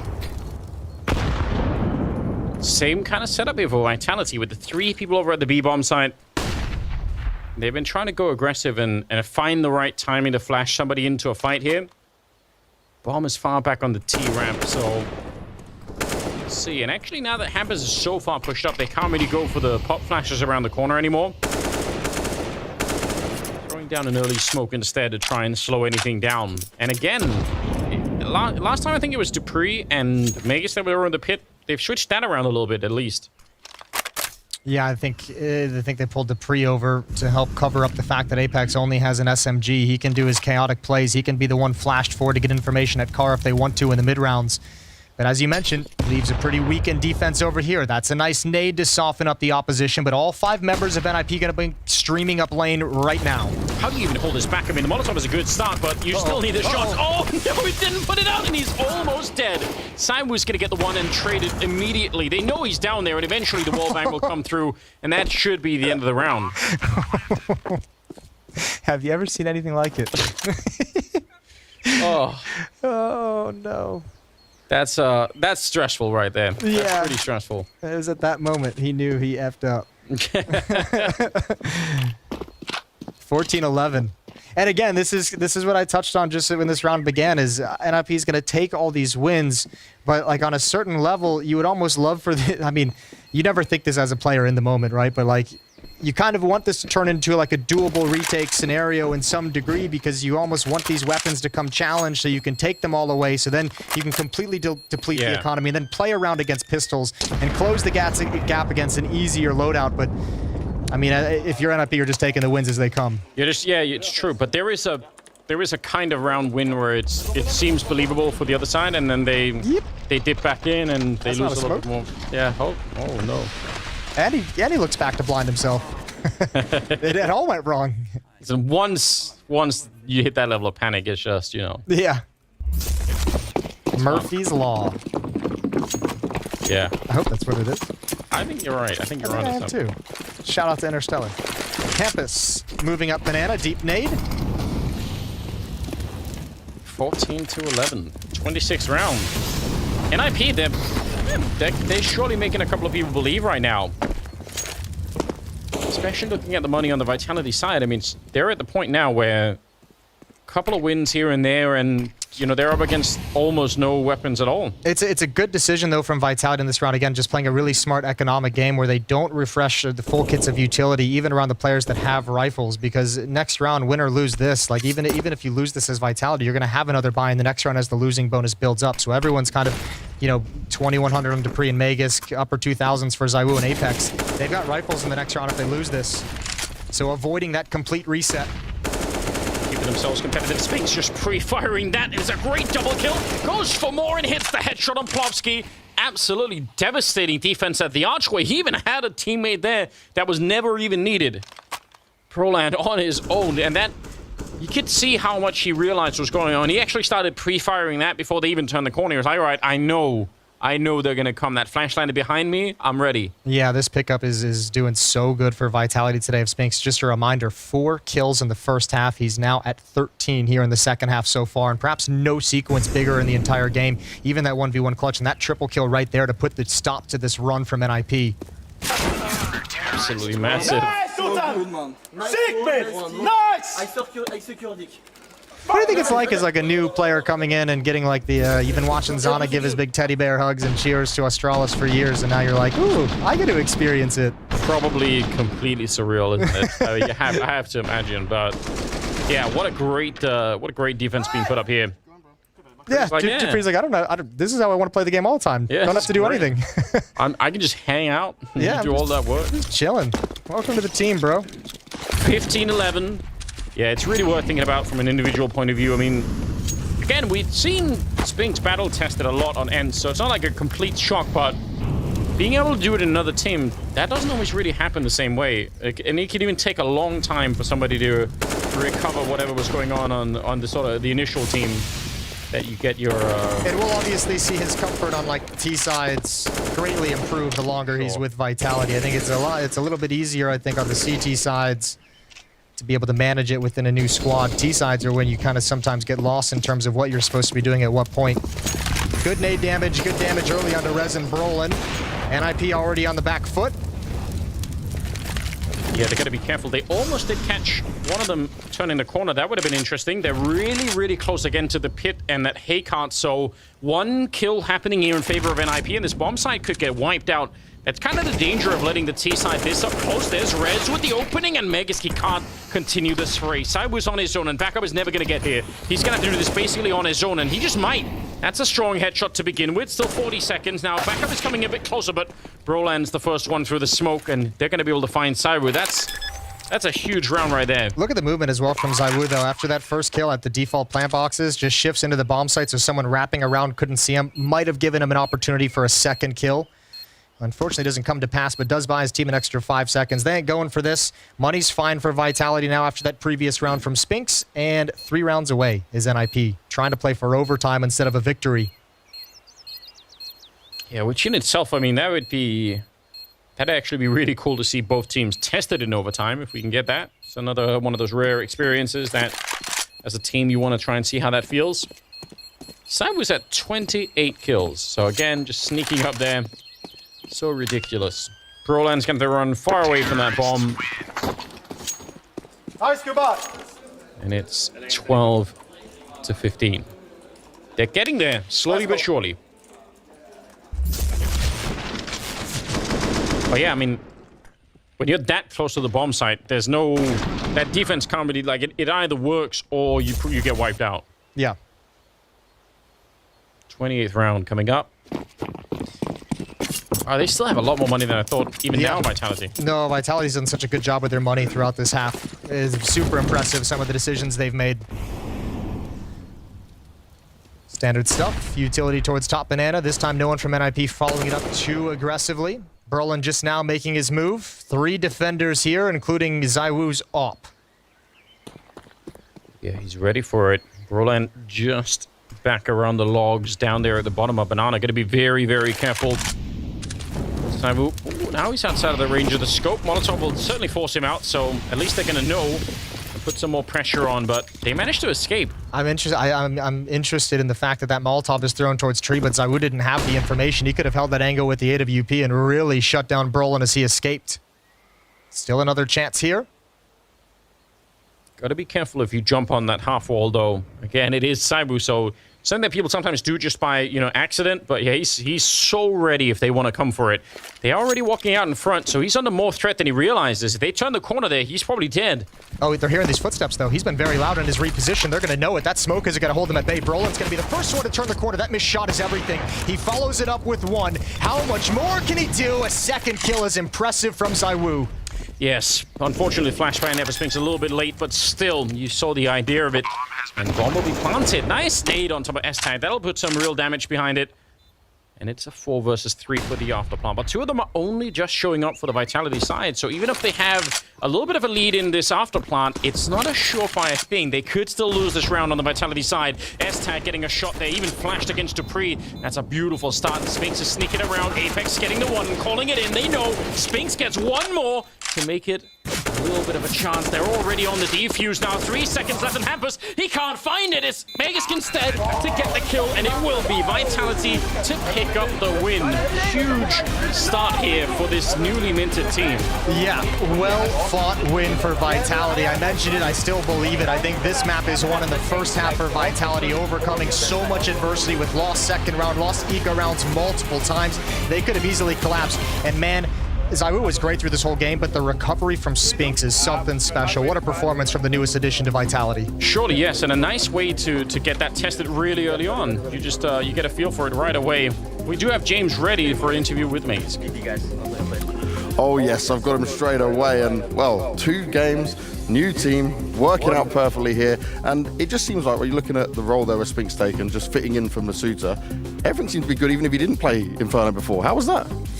I think he's been doing really good on Inferno as well, even though it's a new map for him. So obviously he needs some experience on it, but I think he has done pretty well on it. And he had a tough start on the map, but he ended out doing a lot of important kills and a really important clutch as well. So that was a really important game from him. And what did you guys say to him after that clutch? Because that was the difference maker, right? That's where he started to just actually show his full ability. Yeah, I mean, we just kind of cheered because it was really important. So we just gave him a lot of good words and told him that was really sick. It definitely was. We'll see how the rest of it goes. Magis, thank you very much, and we'll keep it moving throughout this tournament and see if Vitality will continue to do all the damage.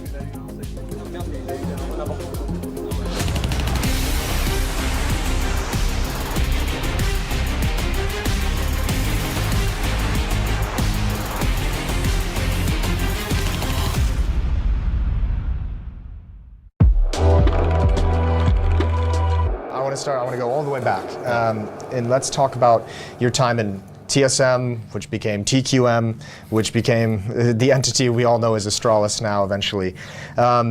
That was, I mean, first of all, you stepped into that team out of the fetish era of the in-game leader, and he brought in great CT sides. He was great on defense. They were known for their defensive halves. Offensive sides really struggled, and obviously, at that time in the existence, a team known for not being able to get over the hump and kind of win the big games.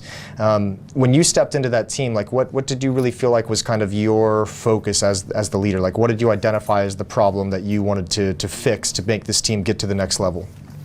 I think what I